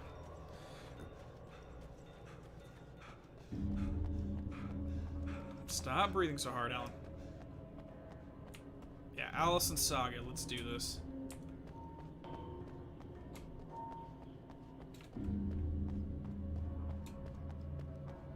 And then we have that one FBC agent who's running up the monitoring station over on Cauldron Lake. I'm pretty darn sure we're going to see her in the sequel as well. If it takes place in Bright Falls, just because proximity-wise, that character's there. Come on in. Okay, here we go.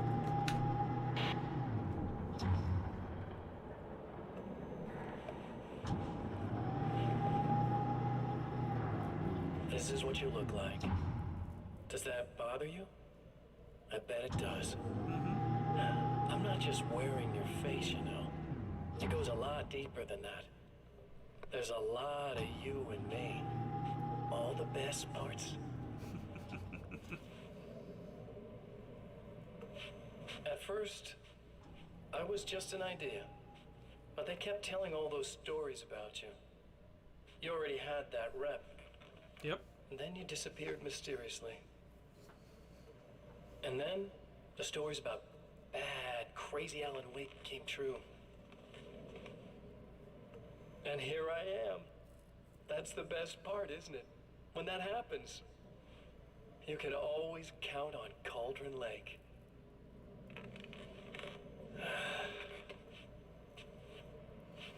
I'm just as real as you are. And I'm the improved version.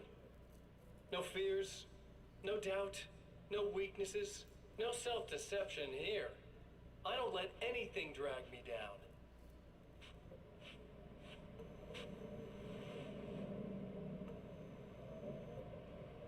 I know you like I know myself.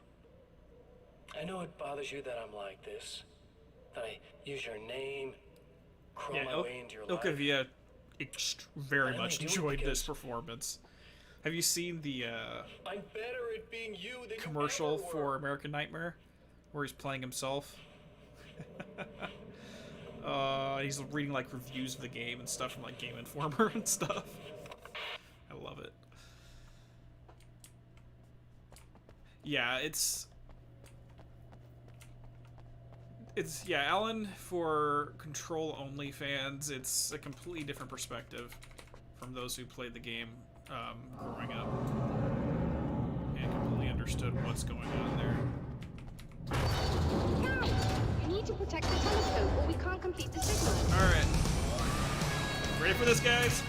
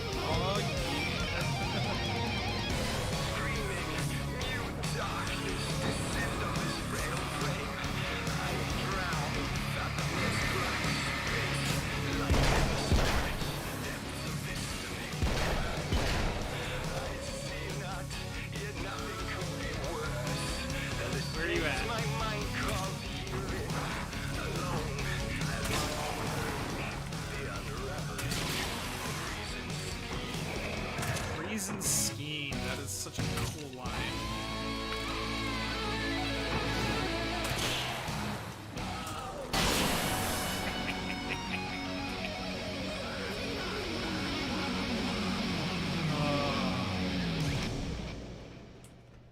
Oh yeah. There, I have it. But I wish these things would stop. Crossbow skills were not as good that time around, but that was still awesome. Rude. Are you all right? I'll live. I'm glad. I'll send the lift down to you. I remember our previous encounters very clearly now. But technically, if this really is a loop in time, we've never met before. I don't know why our awareness persists, but it's bloody fascinating. Yep, exactly. She's 100% correct. This is not technically a time loop. Because you would not remember things if time reset. this is technically 3 consecutive moving forward in time stories. But it has the appearance of being a time loop. Doctor? You know, I know physicists who would give 15 years of their lives for Thank a you, chance it's to Daniel, experience for the something like subscription. this. I'd imagine that being stalked by Really horrible appreciate axe it. murderers would curb their enthusiasm a little. Clearly you've never met hardcore physicists. I'm glad you're in such good spirits, The but signal! Yes, it's completed. finally. If all goes well, this should be the last time we go through the loop. You know, I just realized that I don't have any memory of what happens after you leave. What does that mean? Perfect time, I don't Andrea. think it means yes. anything. If everything goes well, you just keep going. I don't show up here like this again. No more bad guys. Things go back to normal. Let's hope you're right. I'd love the opportunity to look into this in more detail. Looks like you've accepted the situation. I'm a pragmatist. If this is a delusion, at least my first psychotic episode is anything but boring. Really, Mr. Wake, at the end of the day, I'm a scientist. I love mysteries. I love not knowing. Whatever else this might be, it's absolutely fascinating. I wonder how far this reaches. Is everybody in the world experiencing this? No. Who knows? I think reality's probably pretty fragile right now. No, I think it's localized, to be perfectly honest. Ah, yes, Bounce slays the demon. It'll happen again in another town, a town called Ordinary. Doctor, I can see you're very enthusiastic about this. I'd appreciate a bit of discretion. Are you suggesting that we should suppress this? No, you can do what you like, but I want you to leave me out of it. But surely, with the things you know, the things you've experienced... Sure, I can do that, Donnie. You can replicate any of these results. We could... Let me be blunt. If you drag me into this, I'll deny everything. I'll lie like my life depended on it. And writers are damn good liars. Word of advice. This is things man was not meant to know territory. You get into this, chances are you'll open up a door into a world of hurt. Believe me, I know. I see. Yeah, absolutely, 100% agree.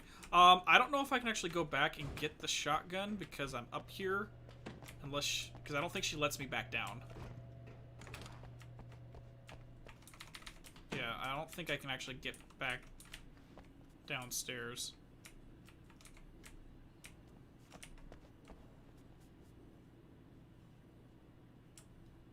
As far as I know. Yeah, it's a really good point. Certain things, it's like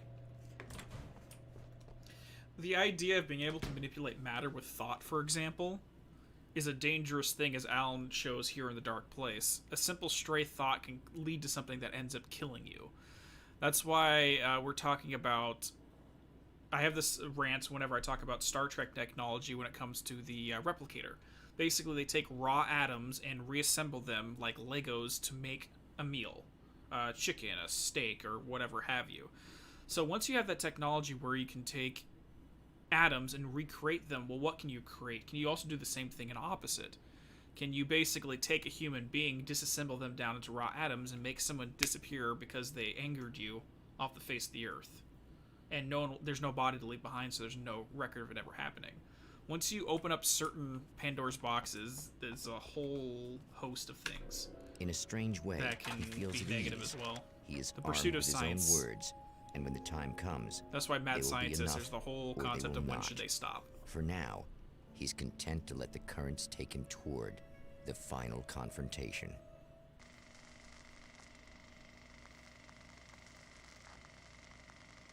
As much as science loves to learn everything about everything, at a certain point, understandably so, they need a pause.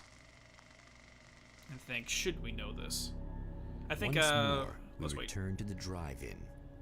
If he's aware of the absurdity of arming oneself with a few sentences and standing against a power that can pierce time itself, he doesn't show it.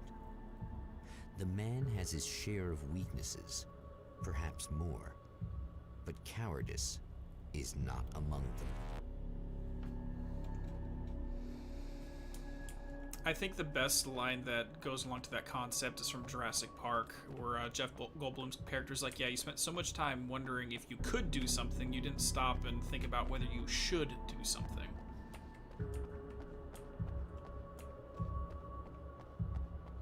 Yeah, well, this is Katam. This is only 2 years into his imprisonment here. We see him after, I think, 9 years, and he's gonna be a lot more desperate as we see in AWE.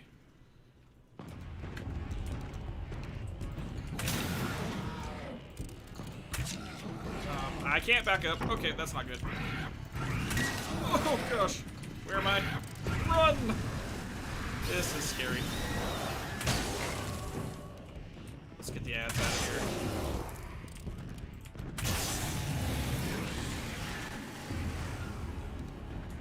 Save a little bit of ammo there.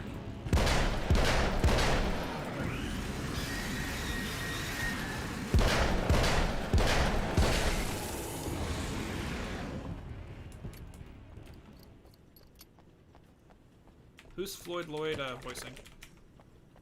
Oh, is that the guy who's doing the Rod Sterling voice? Yeah, he's...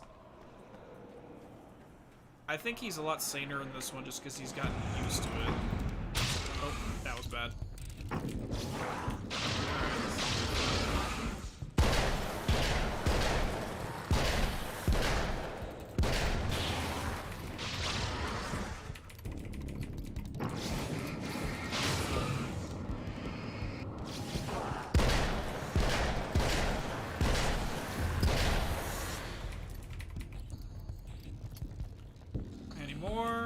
There you are. None of your crap. Yeah, his impression of Rod Sterling is just amazing. I absolutely love it. And I think it's one of the funniest things I found in Quantum Break was when they were trying to find a new actor to do the voiceovers for Night Springs. If you remember that TV set. Basically, the this is actually in lore point. The actor who did the voice for Night Springs, in the in-game lore, not the real-life voice actor, went missing under mysterious circumstances, and they had to hire a new person when they started to reboot Night Springs, or more accurately, when the Bureau got a hold of the intellectual property for Night Springs and rebooted it. So even the actor, the fictional actor who voiced it, is relevant to the story.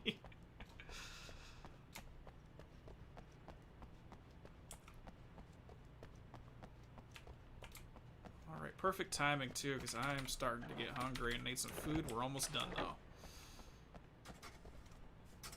Pump action shotgun. Let's just stick with this. Okay, we got a new one. Oh, Tor Anderson? Yeah, oh, yeah. He's like the guy who can basically voice. He has like 100 voices.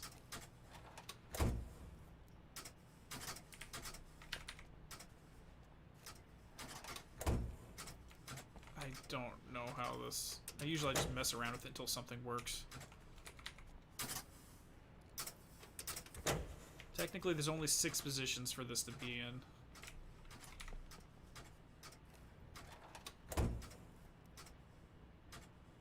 No, I think everyone should have mullet time. Absolutely, Donnie. Mullet time is absolutely amazing. Okay, give me a second. Oh, I'm terrible at these.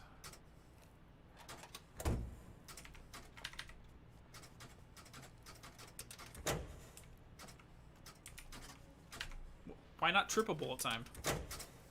Okay, so that's not right. There's technically only 6 variations of this. There we go.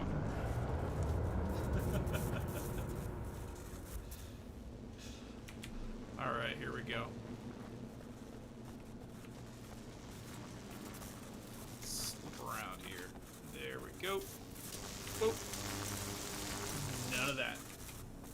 Yeah, like, I've always been curious what happened to the actor. Did he get sucked into the story?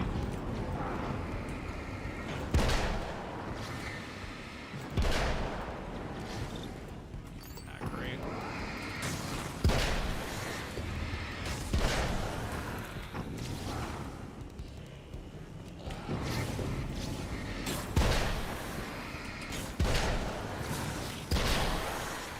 None of your shenanigans, boys.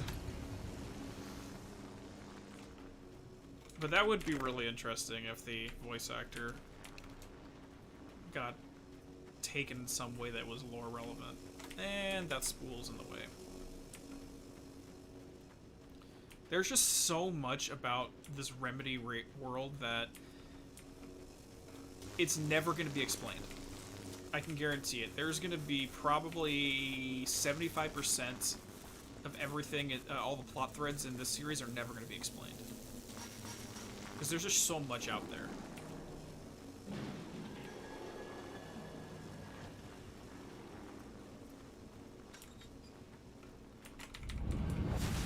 You're never getting out of this, Wake. Never! Don't worry. I'll take care of your wife and your life. Absolutely, Crash. I have... Oh, here's more Psycho. Absolutely, Crash, though. I have considered doing Silent Hill more videos. It's going to take me a little bit of time before I... let's do this. Come on. Basically, I have... Once I finish the Psychonauts and the Hellblade series I'm working on, I'll have more freedom to work on other projects.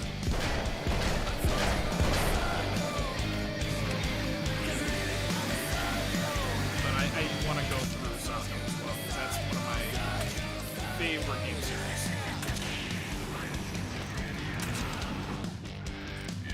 Come on. Stay down. Oh, wait. Oh, that's right in the eyeball. There we go.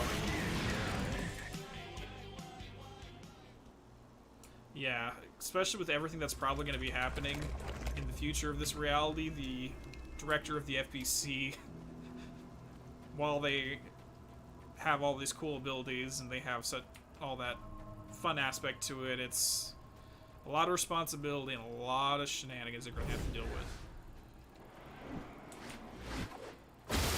Nope. That's a big old ball on nope. I think you're doing, but I'll send you right back to the beginning. Yeah, you can try that. Did I go up the wrong side? Oh no, I'm gonna look at the wrong wall. Come on. There we go. Get out of here. Alright, so we still have to head all the way back to Serena so that we can get the last radio broadcast and the TV set, and then we'll go from there. Exactly. That's why, like, Alan Wake starts off with a line of dialogue from Stephen King basically saying the unanswered mysteries are what stick with us the longest. So I don't think it's right to fully explain everything. Because half of what makes the series fun is the community, the fan base getting together and trying to figure out what's going on. That's half the fun right there. When the Dark Man's eyes suddenly locked into Serena's, she flushed hot. They ignited a black fire in her. He was talking. He wanted the power turned off. He said something about the projector booth. She hooked a finger under his belt buckle. He grabbed a hold of her throat and twisted until it hurt. Somewhere deep inside, a part of her screamed in paralyzed horror, but the moan that escaped from her throat had no panic in it. "Pay attention," he said. "Business first." His eyes glittered shamelessly. Hers did too. Let's start with... I'm heading out to save Serena. We actually started... The car Alan took to get here started in a different location during round 3. Because he realized, hey, I have to go here first, so I might as well drive there rather than driving to the top of the hill. Starting with Downpour first, there are some things I did enjoy about it. Mostly the grimy ambiance, and ironically, I liked some of the music in it. Gameplay-wise, it was extremely frustrating. Story-wise, it felt like a rehash of other games that have been done in the series. What?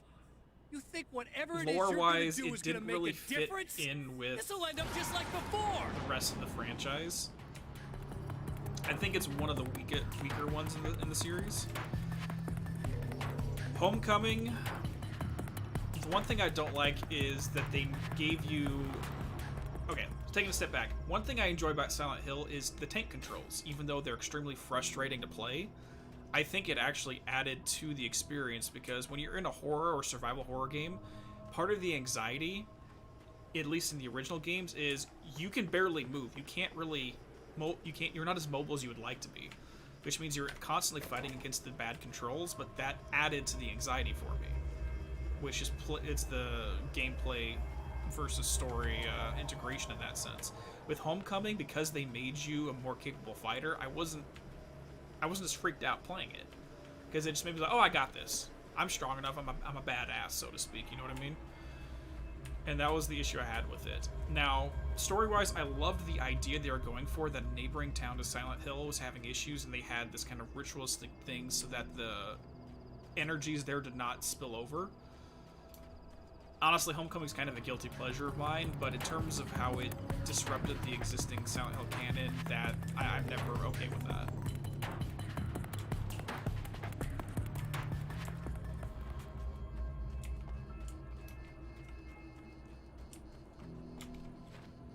Hey, at least we did get our Left 4 Dead 3, even though it's not called that anymore. Talking about Valve. Alice's film. I held the film canister in my hands. I saw her name written across it in big letters, followed by the title. It was a time capsule. Moments snatched from times gone by. From a past that I hoped could also be our future. It was my salvation, our chance to be together. A tin can with a bit of magic in it that she didn't even know about. Something I could put to good use. There were only moments left before I had to face him. Yeah, Silent Hill 2 is definitely a creepy one. It's a very personal story, too. Crash, we do have a Discord. If you would like, go to any of my more recent videos on YouTube, and I'll have a link in the description. So you can jump into our Discord and chat. Don't fall. Yeah, tank controls, as much as they were terrible, made the games for me. Because the last thing you want to do when you're in a tense situation is know you can get out of it at any moment. I think that's partially why some people, like, at least for me, I'm not claustrophobic, so to speak, but when I'm in a situation where I can't easily move around, like I'm crouched over or I'm crawling, it gives me a little bit of anxiety. And with my job, I get that quite a bit, because part of my job is I actually have to crawl up into attics and take a look at insulation and look at the radiant barriers underneath and all that fun stuff. And when I'm literally army crawling through roofing trusses, it's like if I needed to run, I am unable to, and that's what gives me anxiety. So with tank controls, you can't move like you want to, therefore everything seems more dangerous. The clothes I wear now I shaped from dreams and memories. It's an old outfit, originally from the 90s. The last time I wore it was when I was still writing and Alice and I took a vacation in the desert before our troubles began. The night before, we'd been at a party, and I had dressed to the nines. On that lazy day, I put on these old clothes, worn and comfortable. Alice made a joke about grunge. I felt a little embarrassed, but I stuck with them. We were very happy. I'm sheathed in good memories to remind myself of what is at stake. Mm-hmm. So here we go. This is the clothing one that we were talking about. Basically, the only reason he clothed himself in this plaid shirt is to remind him of Alice and surround himself with happy memories to help him get through this darkness here.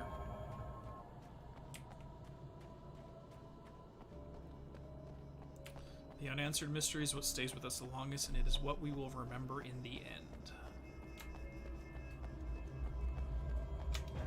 And with that in mind, my entire channel is about answering some of those mysteries, which is completely against the entire philosophy. Yeah, I've thought about that irony before.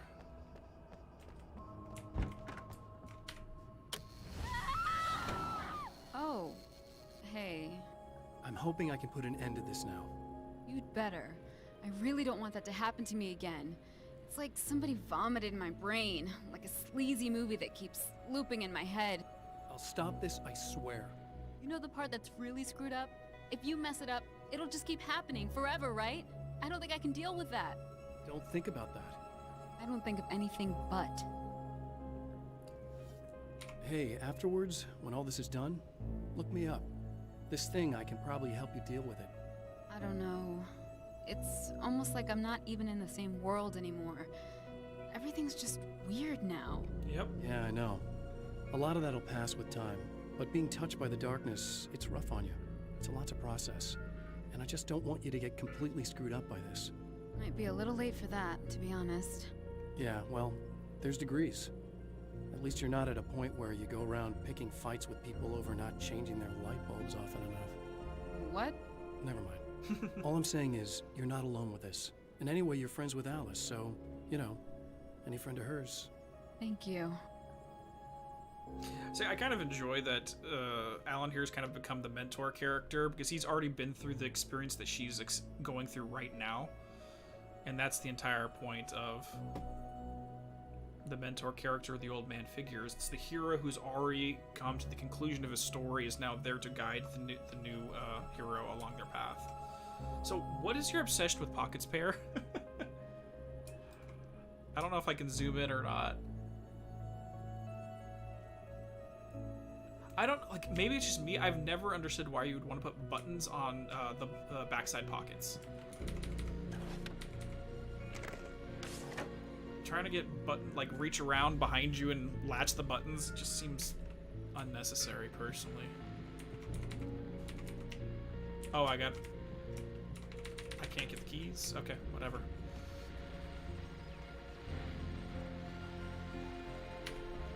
Hello, folks, and welcome to the third part of our pre-recorded interview with Serena Valdivia and renowned photographer Alice Wink. So, tell me about the film. It's called Sunrise, and it really wasn't something I ever thought of as an actual film. It was just footage, things I saw and happened to shoot. It's not Okay, I'll look at the pair. Give me a second. You shouldn't put yourself down. You've got a great eye. Maybe. But experience is another thing. Because you're primarily a still photographer. Yes, exactly. So I'm really used to thinking of the world in terms of snapshots. I frame something and try to pick the right moment, and then reveal that moment to people. Moving images are a different story. I'm still learning a lot about it, to be honest. So, this is a new thing for you? Or maybe I'm just a slow learner. But showing it like this is definitely a new step for me. It's a little weird taking something this intimate and showing it to everybody. Not that the material itself is somehow shocking. It's just that those were private moments. But that's why it works, because it feels genuine. It's not so much a story as it is a sort of an echo, showing us how you saw your husband at the time. It's not really about the sunrise itself or Alan watching it. It's about you two together. I suppose. It's funny, looking at it now, especially now that it's been edited like that. It takes on a life of its own, almost. It's a kind of a fantasy. Well, there's nothing wrong with that. No, you're right. I'm glad you talked me into it.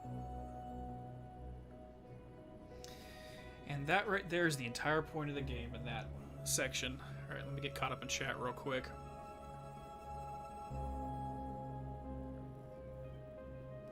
I'm trying to think of any other games that have had a shared universe as well. I can't really think... I'm probably forgetting something obvious, but I can't think of anything either. You got it, Janelle. Yeah, I know, these games can be a little bit creepy, but I'm glad I can help at least get you caught up on the story and some of the major themes and stuff. That's right, Takoba.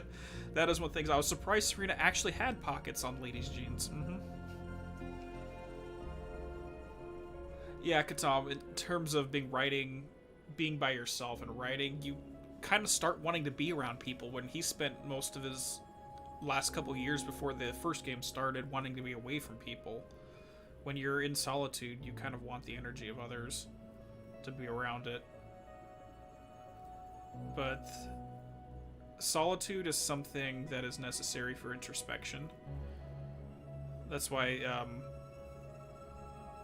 the wise old man figure is always classified by the hermit card in the major arcana. Go into a cave by yourself to think. It's the dark night of the soul in a certain sense. But it sounds like he's ready to get back out into the world.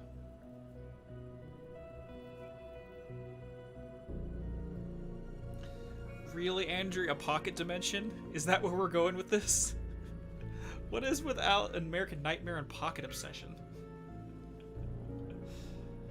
Actually, Spaz, yes, I have dabbled in writing. I've never finished anything, but I have like 6 different novels in my head already planned and completed, but I have a hard time sitting down and actually writing. But I have a lot of stuff in my head already done.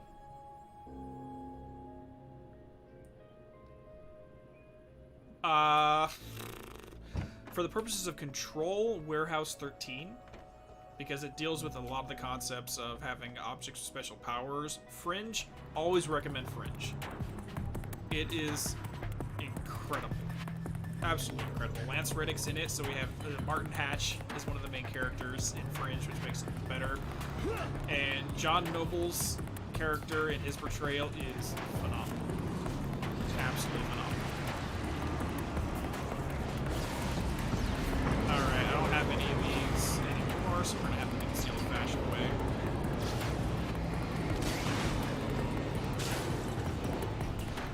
Stay away from me.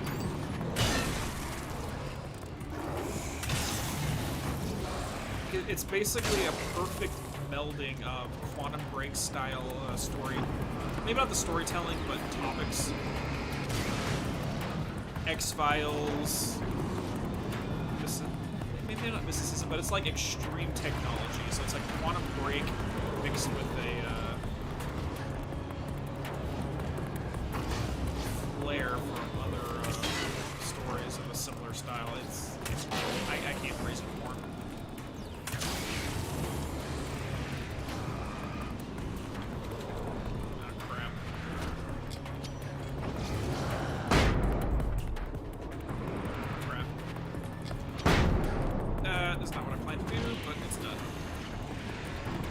Stay away from me, guys. I need to get rid of that thing.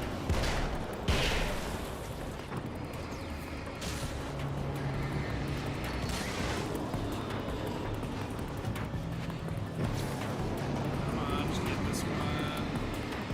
Got it. Okay, perfect.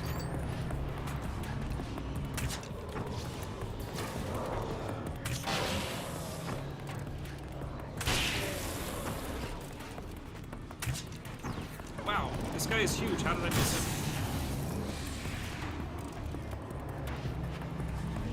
Yes. Yes, Andrea, yes. Fringe is amazing. Absolutely amazing.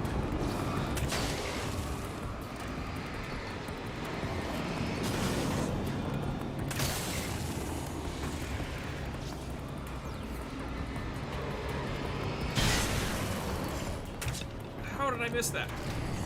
Whoa! I'm almost out of ammo, though. You know what? Let's just do this the old-fashioned way. Hello, everybody.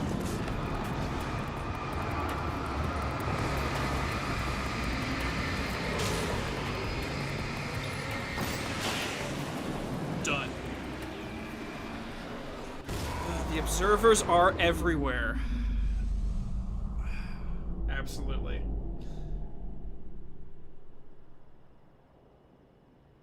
Yeah, honestly, it's on my, Alan Wake did inspire me to dabble in storytelling as well. I can't even describe how much this game has influenced me in many ways. Again, the champion of light enters the final trap. The new reality is almost here. All he needs to do is change the details of the scene, push it past the breaking point, and the rest will snap into place. Wait. The main character from Haven is the voice actress for, Elena Fisher? Is that what you're saying?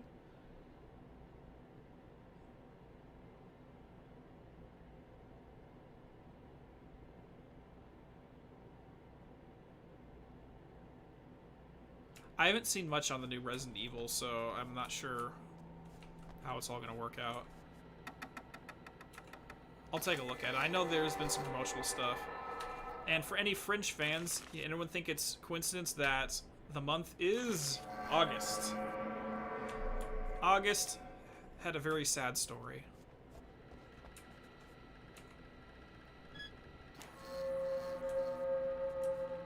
A little Easter egg there for Fringe. What else do we need to do? Film noir, the Alice's film was in the projector. Okay. Oxhorn? No, I have not seen anything on that, Donnie. I'm not sure. I don't know anything about it. I'll take a look. Hold on. Ugh.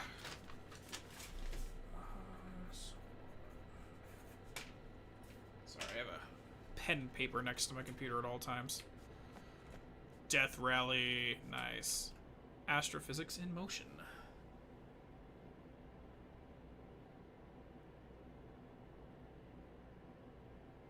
Yeah, I thought this was going to be 3 hours too, but screw it, let's just finish it. We're literally right here at the end.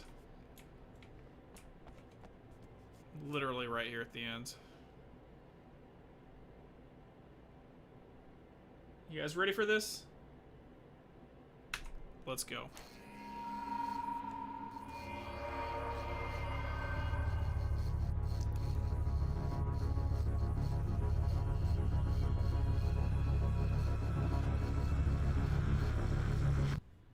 Oh, come on, buddy. Why don't you... What? What is this? No! No!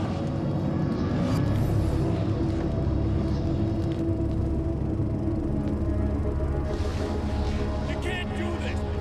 All I did was take the things you always wanted and never had the balls to go for. It's my turn now. It's my life.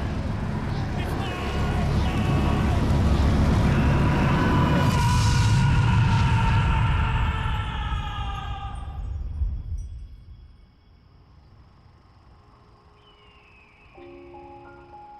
It actually is fabricated, Tom. That's the point. Alan? He still exists after this. Is it really you? It's really me. How?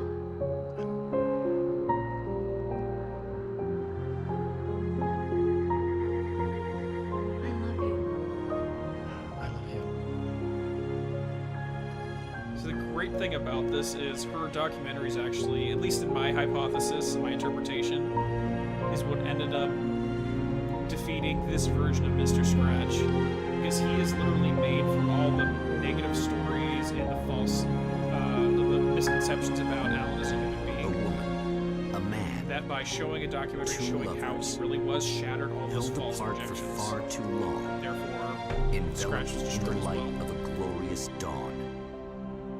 They both feel it. He's home at last.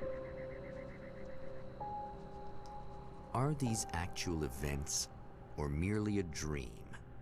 A memory, or a glimpse of what is to come? One thing is certain. This scene takes place in another time, and another place, far, far away from Night Springs.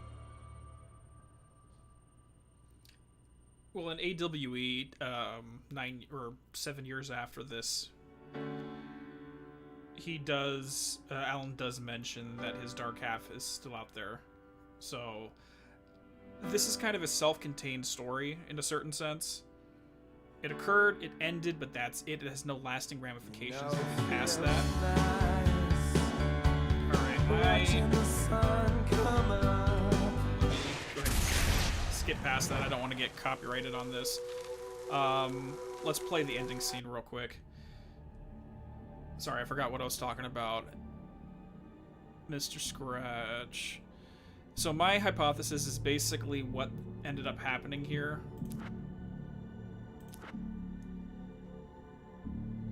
Is Alan was trying to create an escape, but what he actually created was a dream. And this is it right here.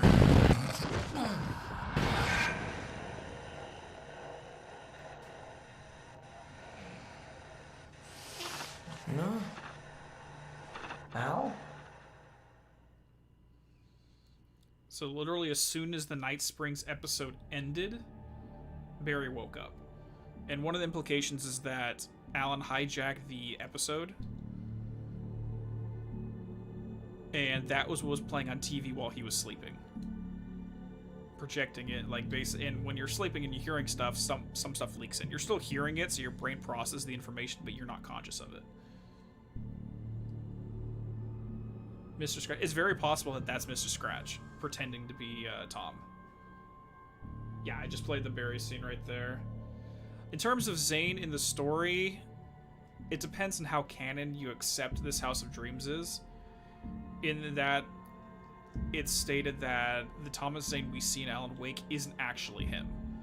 It is just another entity, not the dark presence, but the bright presence, who takes the form of Thomas Zane, and that's who we meet. That's why in the DLC, when he asks, yeah, but you're the one who wrote this, and the diver gets really short going, yes, but I'm not the author here. I'm playing a role. I'm a character here. Flat out. So it's really hard to say. What happened with Tom is one of the biggest mysteries, or one big mystery, I should say. So, yes. And if we see here, if the case here is that entire campaign was Alan co-opting an episode of Night Springs and playing it live, just so that Barry would see it, that means he can project things through television sets, which is what we see in Quantum Break during the return trailer on the Riverport University campus. And we missed the manuscript page, unfortunately, but it is stated that broadcasts like radio and television can breach the wall between the dark place and reality.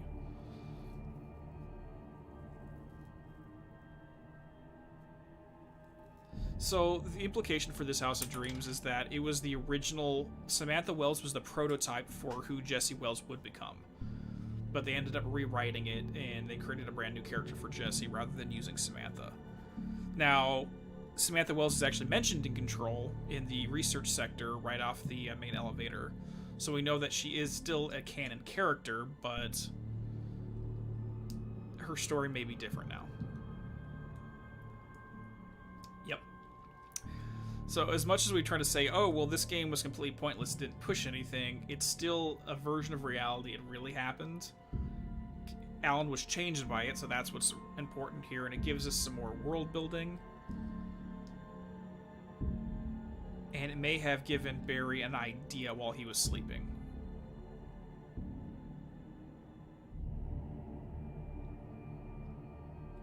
Yeah, that's my opinion, Chris, too, is Alan rescued her. I think it's Alice's turn to get him. I just for the parallels, I think that'd be a wonderful way to have a sequel to Alan Wake, is to have her as the lead character. It'd be very poetic in my opinion.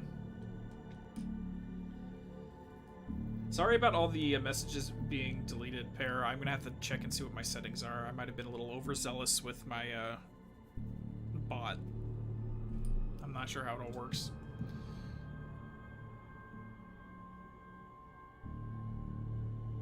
Modern day phones? I don't know, because we know that the hotline can make calls between realities. So there's precedence for it, but it's really hard to say.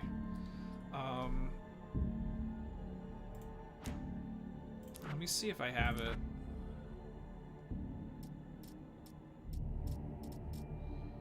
Here's Mr. Scratch, Bear in the Old Gods.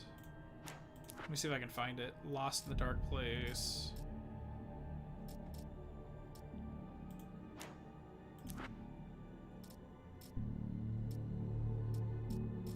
It's somewhere in here. I don't really remember which one specifically talked about it.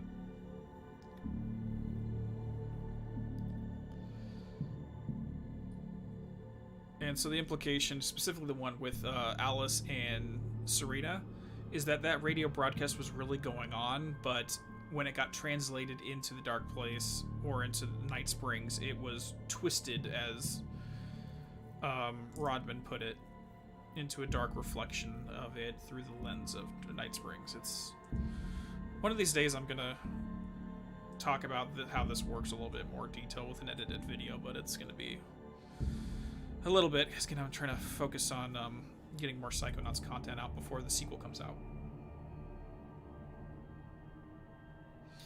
Alright guys, well ladies and gents, I'm going to run and get some food. Thank you all so much for hanging out with me and helping me test out streaming. I hope everything went well, that nothing was out of place on your end.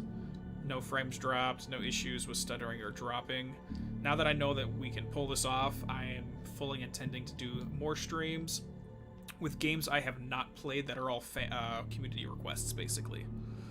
And I already have a couple lined up, and I think one just went on sale on Steam, so I gotta go purchase it real quick before it goes off. But This was a lot of fun. Thank you, Katam. I truly appreciate it. I had a lot of fun. I hope you guys did too. And I will post, do a community post on YouTube and on my Twitter anytime I'm planning to do a stream.